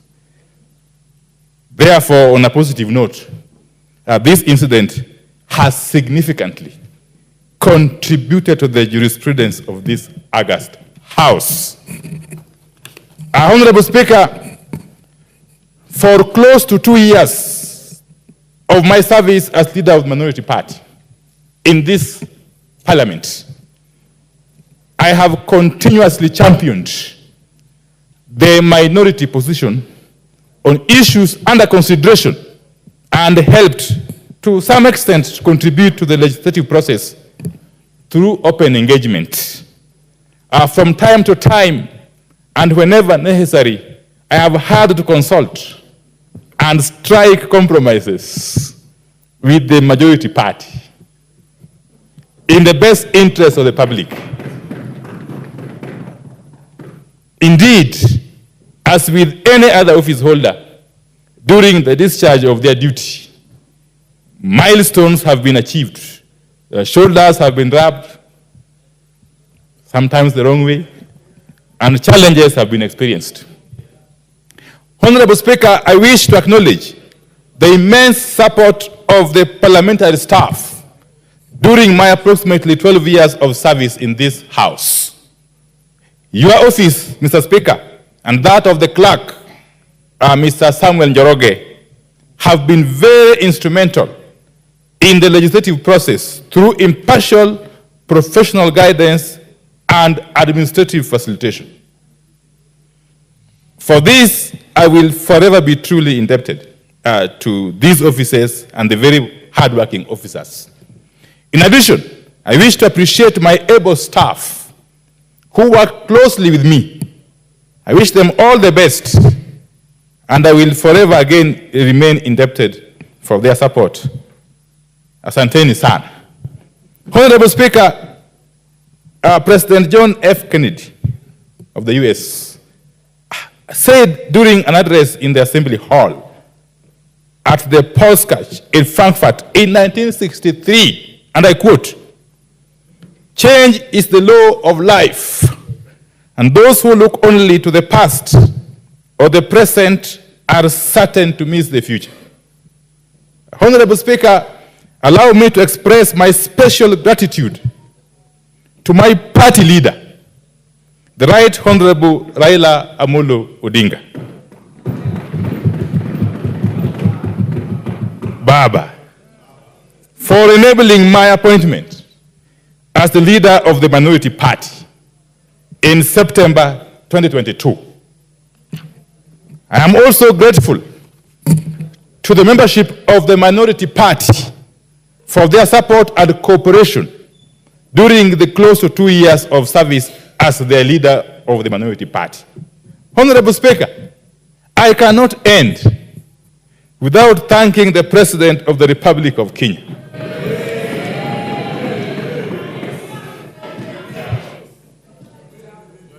I repeat. Okay. Honorable Speaker, I cannot end without thanking the President of the Republic of Kenya. His Excellency William Ruto, His Excellency Dr. William Samoei Ruto, PhD, for granting me this historic opportunity to serve my country as Cabinet Secretary in the Ministry of Energy and Petroleum. I wish to reiterate, Honorable Speaker, that this country is much bigger than each and every one of us. And we have a duty and obligation to protect and nurture it for the present and future generations. Honorable Speaker, I take this opportunity to congratulate my very able successor, the Honorable Junet Mohammed, MP, as he takes over the office of the leader of the minority party. Honorable Speaker, you will agree with me that Honorable Mohammed, who completes his tenure as the minority party whip today, has with legendary humor and wit effectively discharged his role to the House and to the party. Honorable Mohammed, to you now. This is not an opportunity for you to fill my shoes. It is an opportunity to take this role to greater heights, in different shoes if need be. I wish you all the best in your new assignment. Honorable Speaker, finally, allow me to hand over. Okay, fine. Honorable Speaker, as I conclude, allow me to thank all my colleague members, now from both sides of the divide, for the immense support and cooperation you have accorded me. And I want to assure you that, that as I transit to the executive, my doors shall remain open. And we shall continue to engage one another as we together build this country and protect it from any attempts to sabotage it by whomsoever. Honorable Speaker, I want to conclude, Honorable Speaker, by thanking all of you. Asanteni sana. Honorable Mbadi. Thank you, Mr. Speaker. Mr. Speaker, mine may be a little longer because I've been here longer than Honorable Wandai. But Honorable Speaker, allow me to start by saying that today, as I make this final contribution on the floor of this Honorable House, with a lot of humility, gratitude, and honor, I want to give special thanks to the Almighty God, who gave me the energy and the noble commitment to stay focused on my role as Suba South MP for nearly 2 decades. Like all members who have spoken in this House, these wonderful debates approving our nominations, it's going to be a great range to leave the House. But as the book of Ecclesiastes 3:1-8 says, for everything there is a season and a time for every matter under heaven. Today comes that day to say goodbye to the Legislative Assembly. Amen. Honorable Speaker, as you are all aware, 2 weeks ago, His Excellency the President, Dr. William Samoei Ruto, nominated me as the Cabinet Secretary for National Treasury and Economic Planning, an appointment which I heartily accepted. Consequently, I have since been vetted by the Committee on Appointments and approved by this House to assume the new role. I want to thank you, members who have approved my nomination. By extending this hand of cooperation, may I exceptionally thank His Excellency the President for trust he bestowed upon me to sit at the topmost decision-making organ of the country. I am humbled by the warm gesture and remain mindful of the aspirations and expectations of Kenyans as I assume the office as the Cabinet Secretary, National Treasury and Economic Planning. Simply put, the people of Kenya are entrusting me with their granary. Honorable Speaker, in the backdrop of this long political journey, I wish to acknowledge my party leader, Right Honorable Raila Odinga, and the entire ODM fraternity, who imparted the foundations of knowledge and skills on leadership, as well as trusting me with party leadership positions. I am equally indebted to the space to ride on the same party ticket to Parliament for a record 17 years, priding myself as one of the longest-serving members of this House. I have said one of the longest. The Honorable Shakil Shaberi is complaining, but I have said one of the longest. The opportunity to serve as an assistant minister during the Grand Coalition government, minority leader in the 12th Parliament, Public Accounts Committee chair, and of course, the chairmanship of ODM for a decade. I honestly appreciate your immense support, contribution, and encouragement. Your valuable contribution will always remain treasured in my heart forever. Honorable Speaker, on social aspect or social dimension of this undertaking have been answered to my family, beginning with my late parents for their blessings that I carry with me today to greatness.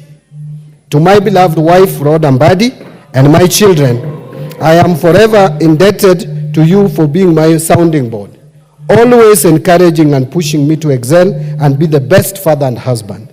Your full-time prayers, guidance, wisdom, and knowledge in the entire political journey gave me the zeal to proceed even during my lowest moments, and there were many. To my brothers, and that is where I'm going to end my family issues, may God bless you for your relentless efforts to support my academic journey and upbringing, always stepping in for our parents.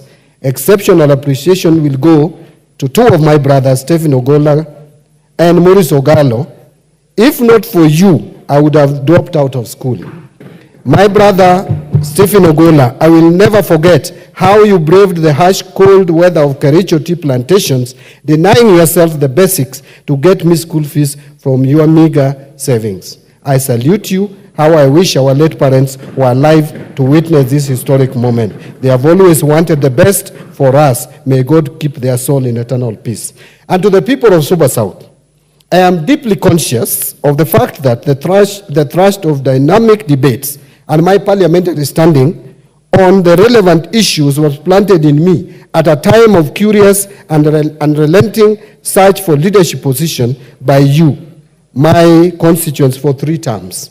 I am grateful for the opportunity to serve you as your member of parliament for 15 years. Thank you for your support, organic love, and for ensuring that I won with increased majorities over the years. Honorable Speaker, as a community we did exceedingly well, utilizing NGCDF to ensure that our children continue to access quality education by strategically renovating and expanding our educational infrastructure, and bursaries to cope with the number of students enrolling in schools. We leverage the participation of our people in meaningful development to transform lives through bigger, broader, better managed and well-resourced constituency projects. We enhance participatory approaches within the constituency and ensuring judicial use of public resources and many more. Thank you once again for the opportunity to be your member of parliament. And now to my fellow Kenyans. I am overwhelmed by the messages of goodwill you sent before, during, and after my vetting. My heart is elated with the heartwarming compliments and well wishes I have received so far. This demonstrates the level of confidence and hope Kenyans have in me. And dear colleagues, now I come to members of the National Assembly. Dear colleagues, I have never shied from playing my role as a member of this House. I have diligently performed my legislative functions to the best of my knowledge for the last 17 years. To this day, I will cite a few. I have represented my constituents and special interests in the National Assembly as required. I have participated in deliberation and resolutions of issues of concern to the people. I go on record as the only member of this House who, after meticulously analyzing the budget managed to discover a fictitious computer error of Kenya shillings 10 billion in the budget estimates for the financial year 2011 and 2012, which the ministry later acknowledged. I have participated in the enactment of the legislations in accordance with the Constitution, notably being part of the legislative task force that drafted the Public Finance Management Act 2012. As a member of the Constitutional Implementation Oversight Committee, I actively participated in the actualization of the Constitution of Kenya 2010, especially the enactment of legislations envisaged in the 5th schedule of the Constitution. Mr. Speaker, you'll remember you were with me in the 10th Parliament. Being in CIOC was very lucrative in the sense that people really respected you. Even ministers were fighting to be in that committee, and I got the privilege to be in that committee, and I served diligently. In 2013, I'm proud to have brought an amendment to the VAT Act on basic commodities from being standard rated to either zero rated or exempt community, which at least helped in lowering cost of living. I have diligently participated in appropriation of funds, as you all know, but I have outstandingly played my role in oversighting national government expenditures. I have also participated in the development of policies of national importance, just to mention but a few. I take over as Cabinet Secretary, Mr. Speaker, for the National Treasury and Economic Planning. I am acutely aware that we are at the center of a storm, a tax storm, a debt storm, and an economic storm. Nonetheless, we must forge forward. Honorable Speaker, I am aware of the very important relationship between the Cabinet Secretary and the National Treasury and this House. I cannot achieve any mandate without the support of the National Parliament as a whole. And therefore, from the onset, I want to plead for the support of this House in the work we are going to do. Honorable Speaker, I am also aware that the Finance Bill 2024 was very controversial. I'm also cognizant to the fact that the bill had some positive pro-mwananchi provisions. I propose to salvage these proposals. Firstly, I am aware that the bill contained provisions to make the housing levy and post-retirement medical contributions deductible. This would have elevated the pain on the pay slips of salaried employees. Secondly, the finance bill proposed to restore the provision on relief because of doubt or difficulty in recovery of tax. This provision is important because it allows the commissioner to deal with the difficulty in collection of taxes due to unavoidable circumstances on the part of the taxpayer. However, I'm also aware that honorable members have expressed dissatisfaction with the unfettered discretion of the commissioner. We can harmonize these two positions for the benefit of mwananchi and to stem the abuse of the tax abandonment provisions. Additionally, the bill was that was also amended by the House Committee, or proposed for amendment, to extend the tax amnesty program as was contained in Section 37E of the Tax Procedures Act for a further 1 year. This is a quick win for both the taxpayer and the government. The government will continue to recover uncollected taxes. Give him the mic. Actually almost done, Mr. Speaker. I think I have one and a half pages, if you don't mind. Further, the Departmental Committee on Finance and National Planning had proposed amendments to make ETIMS workable for small-scale farmers and businesses. We have opportunity to leverage on this good idea. Finally, we need to devise methods of expanding the tax base with a view to collecting taxes from the traditionally hard to collect sectors in line with the national tax policy. This is an important strategy to protect existing businesses from overtaxation. We must protect the goose that lays the golden egg as we find other geese to lay more eggs. Honorable Speaker, I am also aware that there have been concerns relating to the difficulty of doing business in this country. I intend to work with the Planning Department and other government departments and all the relevant stakeholders to review data and legislation with a view to enhancing the ease of doing business in Kenya. I am very passionate about the management of the Kenya Revenue Authority, Mr. Speaker.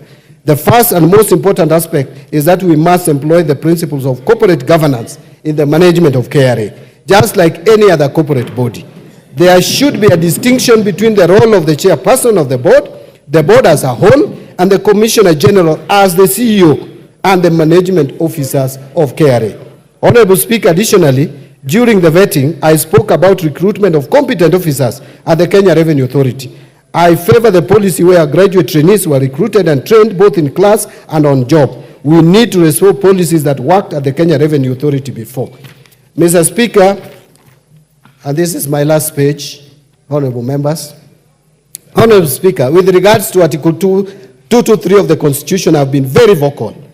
As you are aware, I did propose an amendment to the Public Finance Management Act with a view to establishing some checks and balances on the use of this article. The bill did not proceed. However, I intend to ensure the prudent use of Article 223 of the Constitution in the overall fiscal framework. I am convinced that if we manage our debt and the application of Article 223 of the Constitution, we will have better balanced budgets. We may not need to overtax because we will have reduced the expenditure side of the budget, and this article will not be misused during my tenure at the National Treasury. Honorable Speaker, I seek the support of this House as we seek to improve the economic environment for the better of all Kenyans. As I exit the place I have called home for the last 17 years, Mr. Speaker, I live with my head high that I left an indelible mark in the history of this House. The strongest feeling I have today in this last speech is gratitude. That is gratitude for the opportunities that I have had and for many people I have served with, but most importantly, for the many moments of connection and witness to the lives of others, which I believe is the deepest privilege of public life. Mr. Speaker, before I say my final word, I want to thank all of us. I interacted with almost every member of this House in one way or the other. And Mr. Speaker, I would tell you that I enjoyed working with members of Parliament from across the aisle. I am one person who has very strong opinions, and members know. But we do it with decorum and with respect, because Kenya belongs to all of us. I want to thank the leadership of the majority, the Honorable Kimani Ichung'wah, who is my friend and a professional colleague. At times, we didn't agree a lot, but outside the chambers, we were always friends, Mr. Speaker. He's one person who knows where I live and knows my children and wife, because we are friends. Honorable Owen Baya learned a lot from me, and you will continue to learn even in the executive. I wish when I'm leaving the executive, you also join the executive at one stage. And of course, the whip, this whip, I got him from the streets and mentored him to become who he is, Mr. Speaker. From the minority side, my successor as minority leader, Honorable Pio Wandae, you have done well in that office. And I want to thank you that even though it was very difficult to work with someone, you have succeeded, but we managed to strike a balance. And I want to thank all of you. Of course, Honorable Junet, we have come a long way.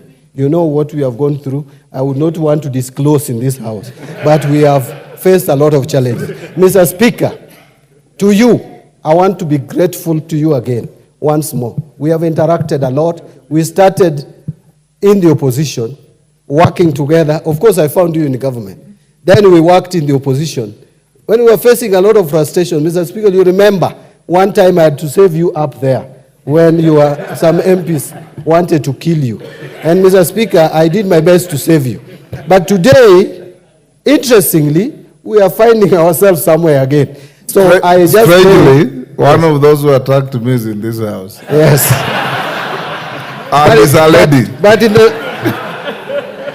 in the spirit of forgiveness, Mr. Speaker, I want to just conclude by... And she's my very good friend, I must say.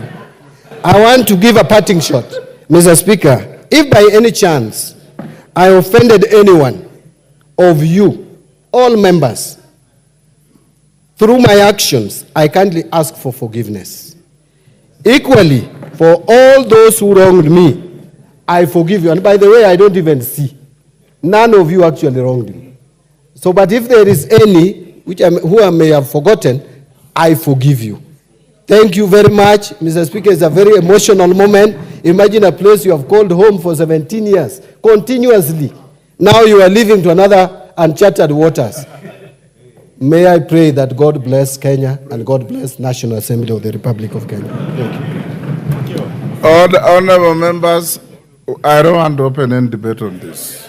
On order, on behalf of the House, I'll give the leader of minority incoming 2 minutes and the leader of majority 2 minutes.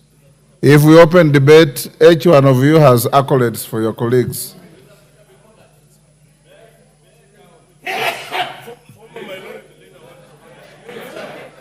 We'll come to that. We'll come to that. What is your point of order, Patrick? Commissioner Makau? Mr. Speaker, with a lot of respects to Honorable Wandai and Honorable Badi, I listened to their very beautiful speeches. Honorable Speaker, the 12th Parliament were in this House as Wiper Party. We supported Badi as the leader of minority in this House. We have supported Wandai. In their speech, Mr. Speaker, they have not even mentioned or appreciated Wiper members of Parliament who have been here, supported them relentlessly, Mr. Chairman. You've made your point. Mr. Speaker, is it possible for them to give them a second just to appreciate members of Wiper Party in this House, Mr. Speaker? Order. Honorable Makau. Honestly. Commissioner Makau, take your seat. Order, honorable members. Honorable Makau. In law we say, expressio unius est excluso alteras. Meaning,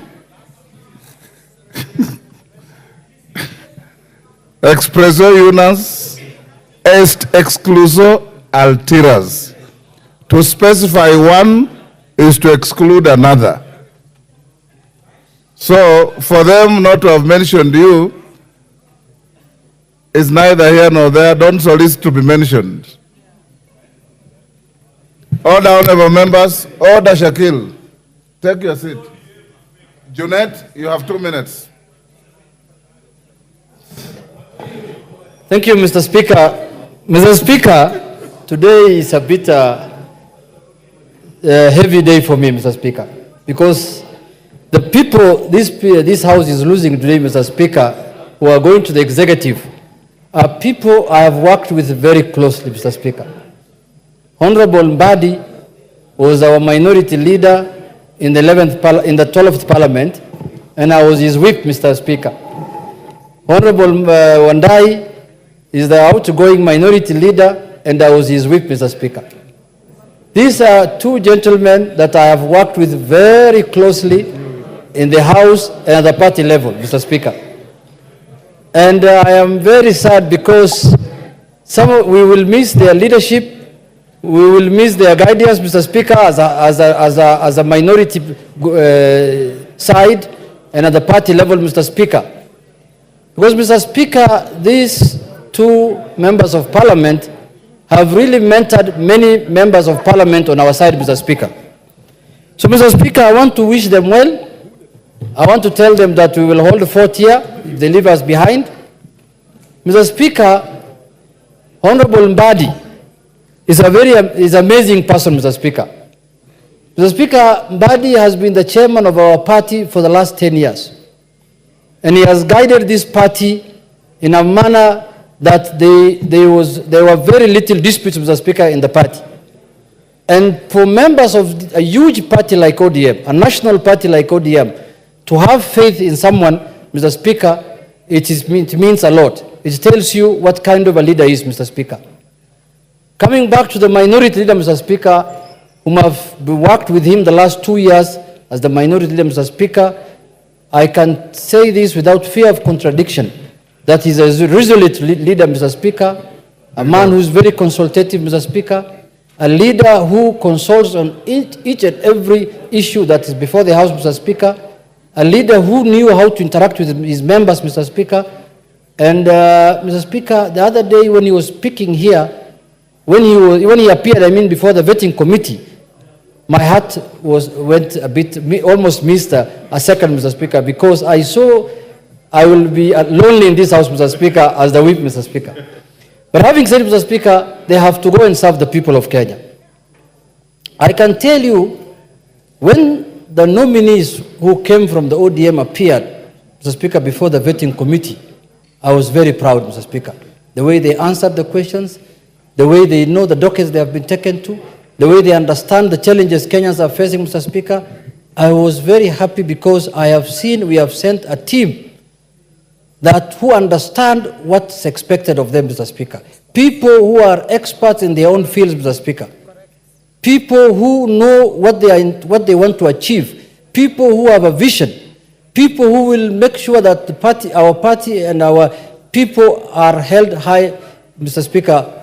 Mr. Speaker, I want to conclude by saying this, that I want to assure them that now that we are remaining here, we will make sure that we do our work, we will continue from where they have stopped, and we wish them well. We want them to serve Kenyans, irrespective of their communities, irrespective of their parties, irrespective of where they came from. And I want to tell them that we will take care of our party, the people, some of us who are remaining.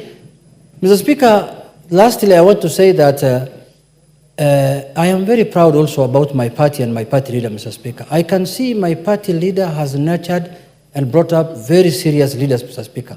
Because these are people who have grown under his wings, Mr. Speaker. I know what I'm talking about. And they know themselves what I'm talking about. I'm a very proud Kenyan today, Mr. Speaker, because it is good for a leader to nurture people to the extent where Honorable Mbadi and Honorable Wandai have reached. I must say kudos to my party leader, Honorable Raila, Amolo, Odinga, Baba, Mr. Speaker. With those few remarks, Mr. Speaker, I congratulate them and I wish them well. Thank you very much. Majority Leader. Thank you, Honorable Speaker. Honorable Speaker, on behalf of the House, allow me first to convey my congratulations to our two colleagues, the Honorable John Mbadi and the Honorable Opiyo Wandayi. Honorable Speaker, as Honorable John Mbadi has said, we are indeed friends.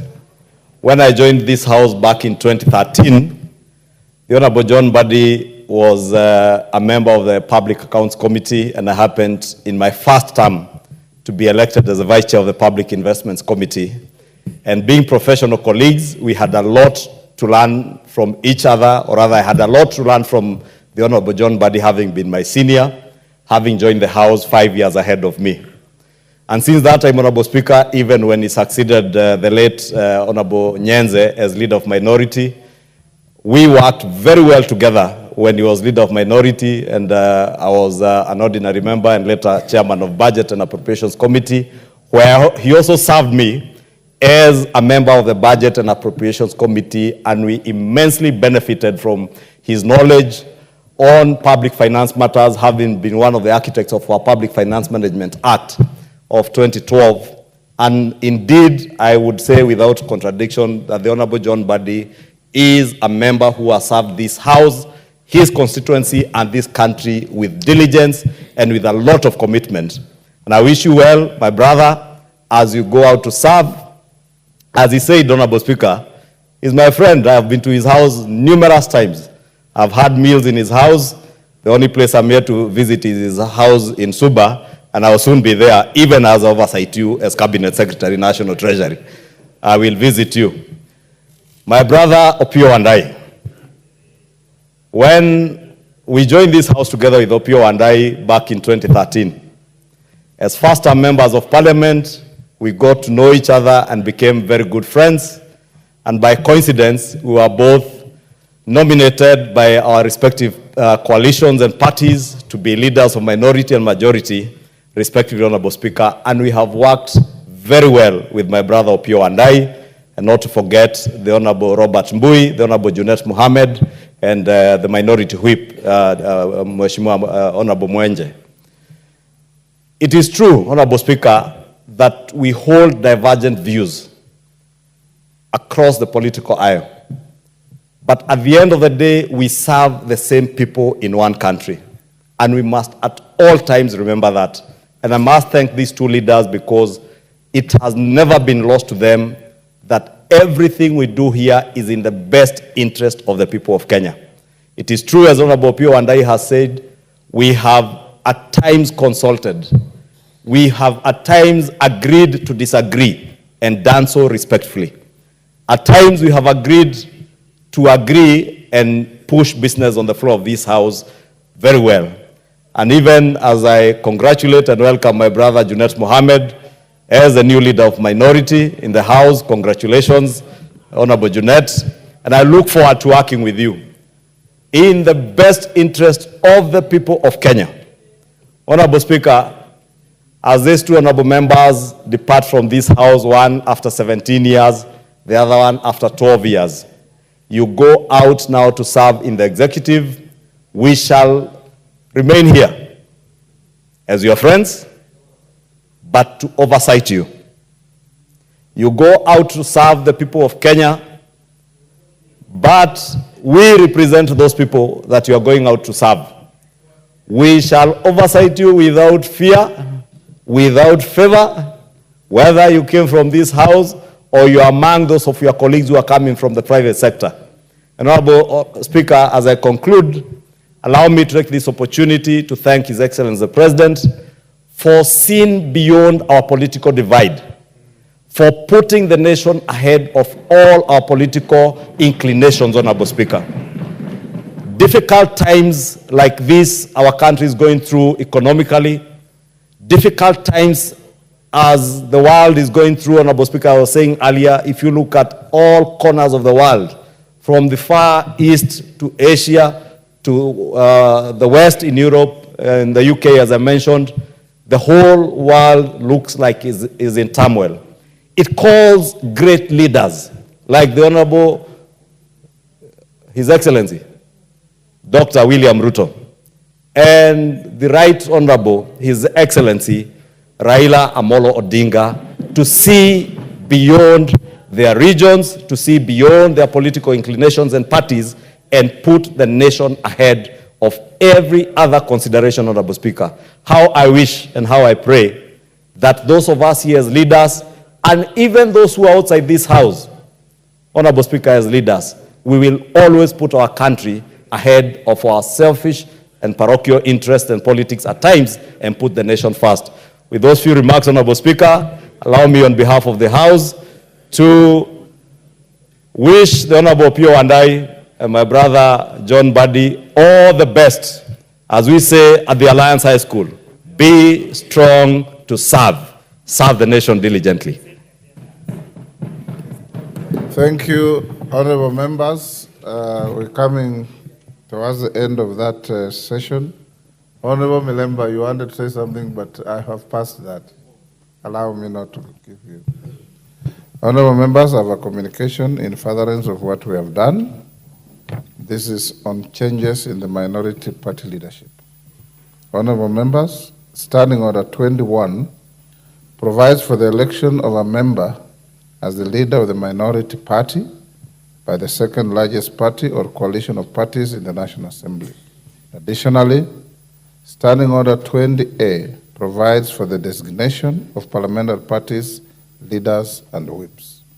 Honorable members, and pursuant to the provision of Standing Orders 24 and 20A5, I wish to inform the House that I have received a letter from the Minority Party Whip communicating that the Azimio Coalition held a parliamentary group meeting on 6th August 2024 in Committee Room number 12, Main Parliament Building, to consider the election of the leader of the minority party and the minority party whip in the National Assembly. The letter conveys that the meeting, which was attended by members of the coalition in the National Assembly and the Senate, elected the Honorable Junet Mohammed CBS MP as the leader of the minority party in the National Assembly, and 2, the Honorable Millie Odhiambo MP as the minority whip in the National Assembly. Honorable members, the minority party whip has also attached the minutes of the proceedings of the meeting, thereby complying with the provisions of the standing orders and the precedents set by the House in such matters. In this regard and pursuant to the provisions of Standing Order 24, I wish to convey to the House the changes in the leadership of the minority party. The changes take effect from today, 7th August 2024, and effect all other offices and committee memberships designated for the leader of the minority party and the minority party whip. This includes the House Business Committee, the Committee on Selection, the Committee on Appointments, and the Liaison Committee.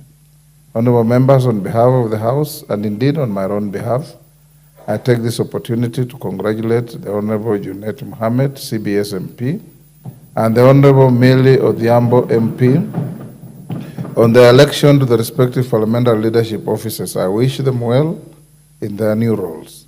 I also take this opportunity to sincerely thank the Honorable Opio and I EGH MP for diligently effectively carrying out his duties as leader of the minority party since 2022. We wish the Honorable Wandai success in his future endeavors as he serves the nation. The House is accordingly guided. Lastly, I also wish to, on behalf of myself, the office of the Speaker, and indeed the entire Parliament, congratulate the Honorable Wandai, the Honorable John Badi, for the enormous responsibility now placed on their shoulders, together with the rest of their colleagues who have been approved by this House, to go and carry out the duties of helping the President and the entire Cabinet to move this country forward. Like everybody has said, you are not ministers of any party. You are ministers of the Republic of Kenya. And you are going to work for the people of the Republic of Kenya. I want to see you in Turkana. I want to see you in Lamu. I want to see you in Kwale. I want to see you in Kiambu. I want to see you in Narok. I want to see you everywhere, in Trans Nzoia, wherever, so that the country can feel you, the country can appreciate you. Lastly, having been in this House and having interacted with your colleagues, I would be the saddest speaker in the history of the country to hear from members coming to me to complain that you can't open your doors for them, to complain that you can't take their calls, to complain that you can't return their calls, and to complain that you can't even attend to the issues they bring to you. Because you, more than anybody else, know what members of Parliament go through, and you know what to do in response to issues that they require. So go out there and set the pace, mend those cabinet ministers who have not had the opportunity to come to this House on how you can all deal with members of Parliament as they legislate, represent, and oversight you. Thank you very much, and I wish you well. And from here, I advise you that you go to whichever offices you came from, write your letters of resignation as members of Parliament, and deliver them to the office of the Speaker. I wish you well.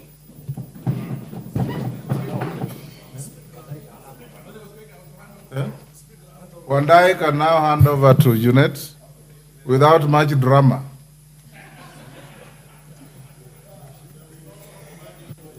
Okay, thank you very much, Honorable Speaker. My singular duty now really is to do the handover, but I'd reserved this other aspect to this particular moment to heartily thank the people of Ugunja for having bestowed on me the honor of electing me 3 consecutive times to serve them, indeed as their maiden MP.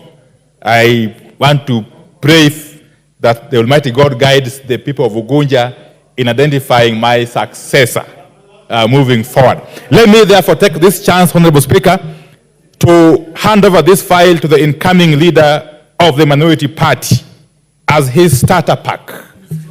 It carries, among other items, a brief detailing of the pending business in this House and the business that came from this House but is now pending in the Senate. The pending business in the pack includes 8 bills conceived by the National Dialogue Committee, NADCO, for consideration by Parliament, which are currently at different stages in the 2 houses. I wish to acknowledge that the IBC Amendment Bill 2024 has since been assented to and is now law. I urge the House to fast-track the consideration of the remaining bills so as to ensure that all the issues of concern that were presented to the NADCO by the people of Kenya are comprehensively addressed. Thank you very much. Karibu sana. Thank you, honorable members. That ends that session of order.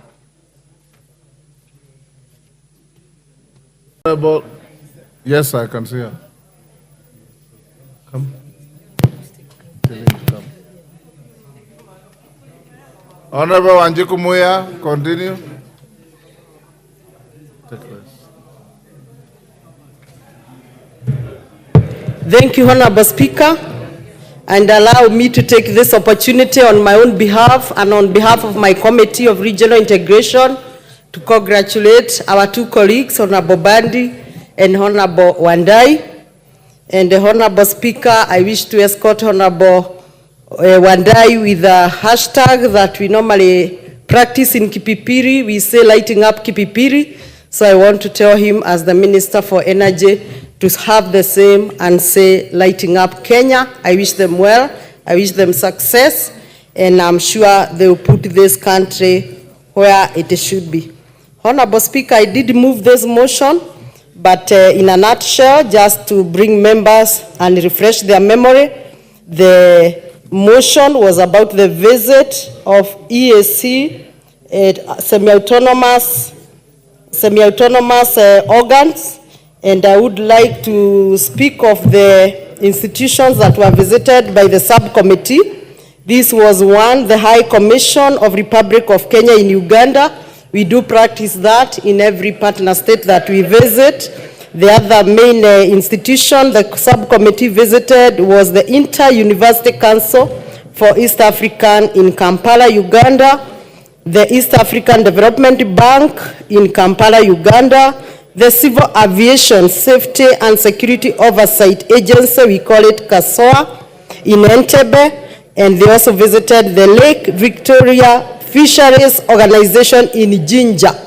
And I know, Honorable Speaker, members tend to confuse the Lake Victoria Basin in Kisumu and the Lake Victoria Fisheries Organization in Jinja. They are similar in functions, but different in structure. Honorable Speaker, the purpose of this visit was basically to appreciate the operation of EAC organs that provide service in the facilitation of EAC integration, also to establish the basis for awareness creation in EAC region on the role of the Parliament in the integration process. The other purpose is also to enhance the mutual relationship and sustainable networking between the National Assembly and the EAC organs and institutions, and also to get feedback and recommendations of these institutions, organs, on areas of policy support and advocacy which may be required from the National Assembly.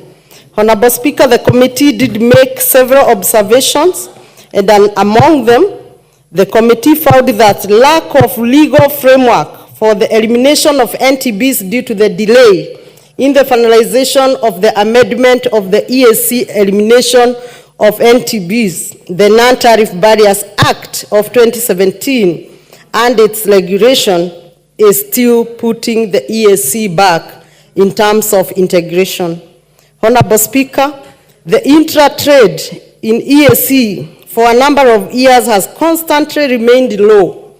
It is estimated about 10%, while international trade is thriving to almost 90%. This shouldn't be the case because we should trade with each other more, noting that we are close to 500 million citizens, especially after DRC Congo joined the community. Honorable Speaker, there is disparity of privileges according to the organs and institutions of the community depending on the host partner state. The ratification of the protocol on privileges and immunities would address this challenge. And for this reason, as we know, in IALA, bills emanate from Council. We ask the Council of Ministers, and in this case, this National Assembly can only address our own minister to consider this and put it to IALA where it would be worked upon. Some services, particularly those in telecommunication and air transport sector, continue to be unreasonably expensive despite agreements at various levels to make the services affordable. Honorable Speaker, without any doubt, you would know that to fly to Dar es Salaam is expensive than to fly to Dubai. This is something that has been going on. The discussion have always been there, and this is something that should be considered by all national assemblies, IARA on board, so that the airspace is opened and the transport can be available. On the same spirit of the regional integration, the EAC region deserves to develop one regional airline. This was when we were young, some of us were not born. It worked very well, but after the collapse of the EAC, Honorable Speaker, this single airline of EAC also collapsed, and we hope it can be recommitted. The committee, however, notes the clamor by partner states to have the national airlines, which is likely to create more confusion, losses in the aviation industry. Some partner states are yet to ratify important regulatory documents. Under the Open Skies Initiative, for instance, it's only Republic of Kenya and Republic of Rwanda that have signed and ratified this protocol. The result in different fuel licensing fees makes air travel in this region very expensive. Where we speak of expensive air travel, of course, even if we sing from morning to evening on free market, trading, intertrade, it cannot thrive under those harsh circumstances. Honorable Speaker, the traceability system initiated by Lake Victoria Fisheries in Ginger is an instrumental to the successful marketing of fish in the European Union because it enables consumers to trace back the fish marketed in Europe to landing beaches in the country of origin. A similar mechanism does not exist for the regional and domestic fish, thus giving it a very unique and attractive avenue for the consumers of fish, particularly in Europe, because they can already trace the origin, because this is also according to their standard. Honorable Speaker, the efficiency management of lake resources has the potential to attract industrial development. Already more than 17 industrial processing plants in the Republic of Uganda, Republic of Kenya, Republic of Tanzania are engaged in processing fish from the Lake Victoria. This is basically because the 3 partner states have this common lake, while the other partner states, Rwanda, Burundi, do not have. Yes, Honorable Member, what's your point of order? Is that Honorable Chonga? Yes. Yeah, Mr. Speaker, I'm wondering whether the standing orders of this House really allow us to continue with this business. Looking at how the chairs inside here are empty, do we really have quorum to conduct this business? Kindly give direction.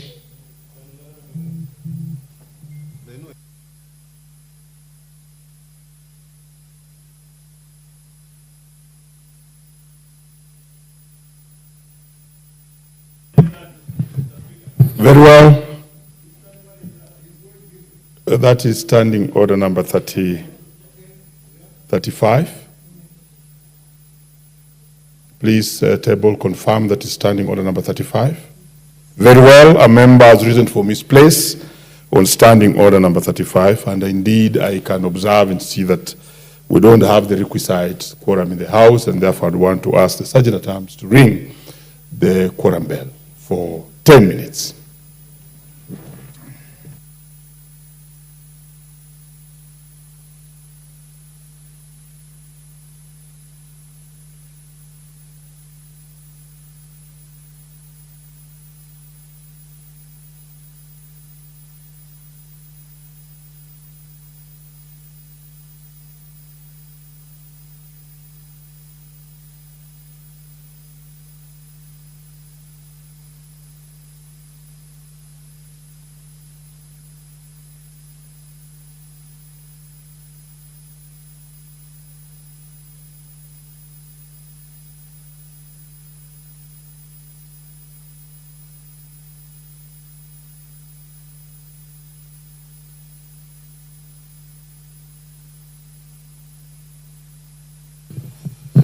Honorable members, including Honorable Chonga, order. Yes, you cannot leave the House.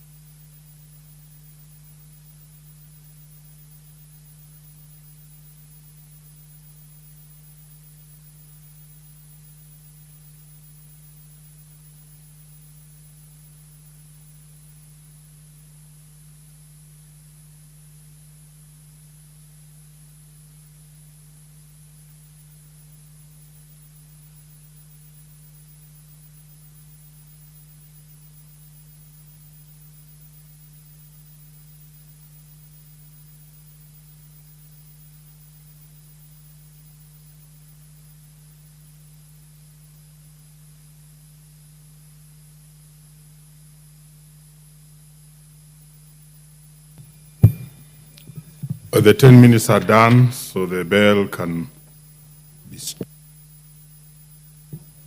May rise, honorable members. Honorable members, member rose from his place on standing order number 35 to raise the question of quorum. As required by our standing orders, I ordered for the quorum bell to be rung for a period of 10 minutes, which has been done and ended. And I can still confirm, honorable members, that we don't have the requisite quorum in the House. And therefore, honorable members, the time being 7:42 p.m., this House stands adjourned until tomorrow, Thursday, 8th August 2024 at 2:30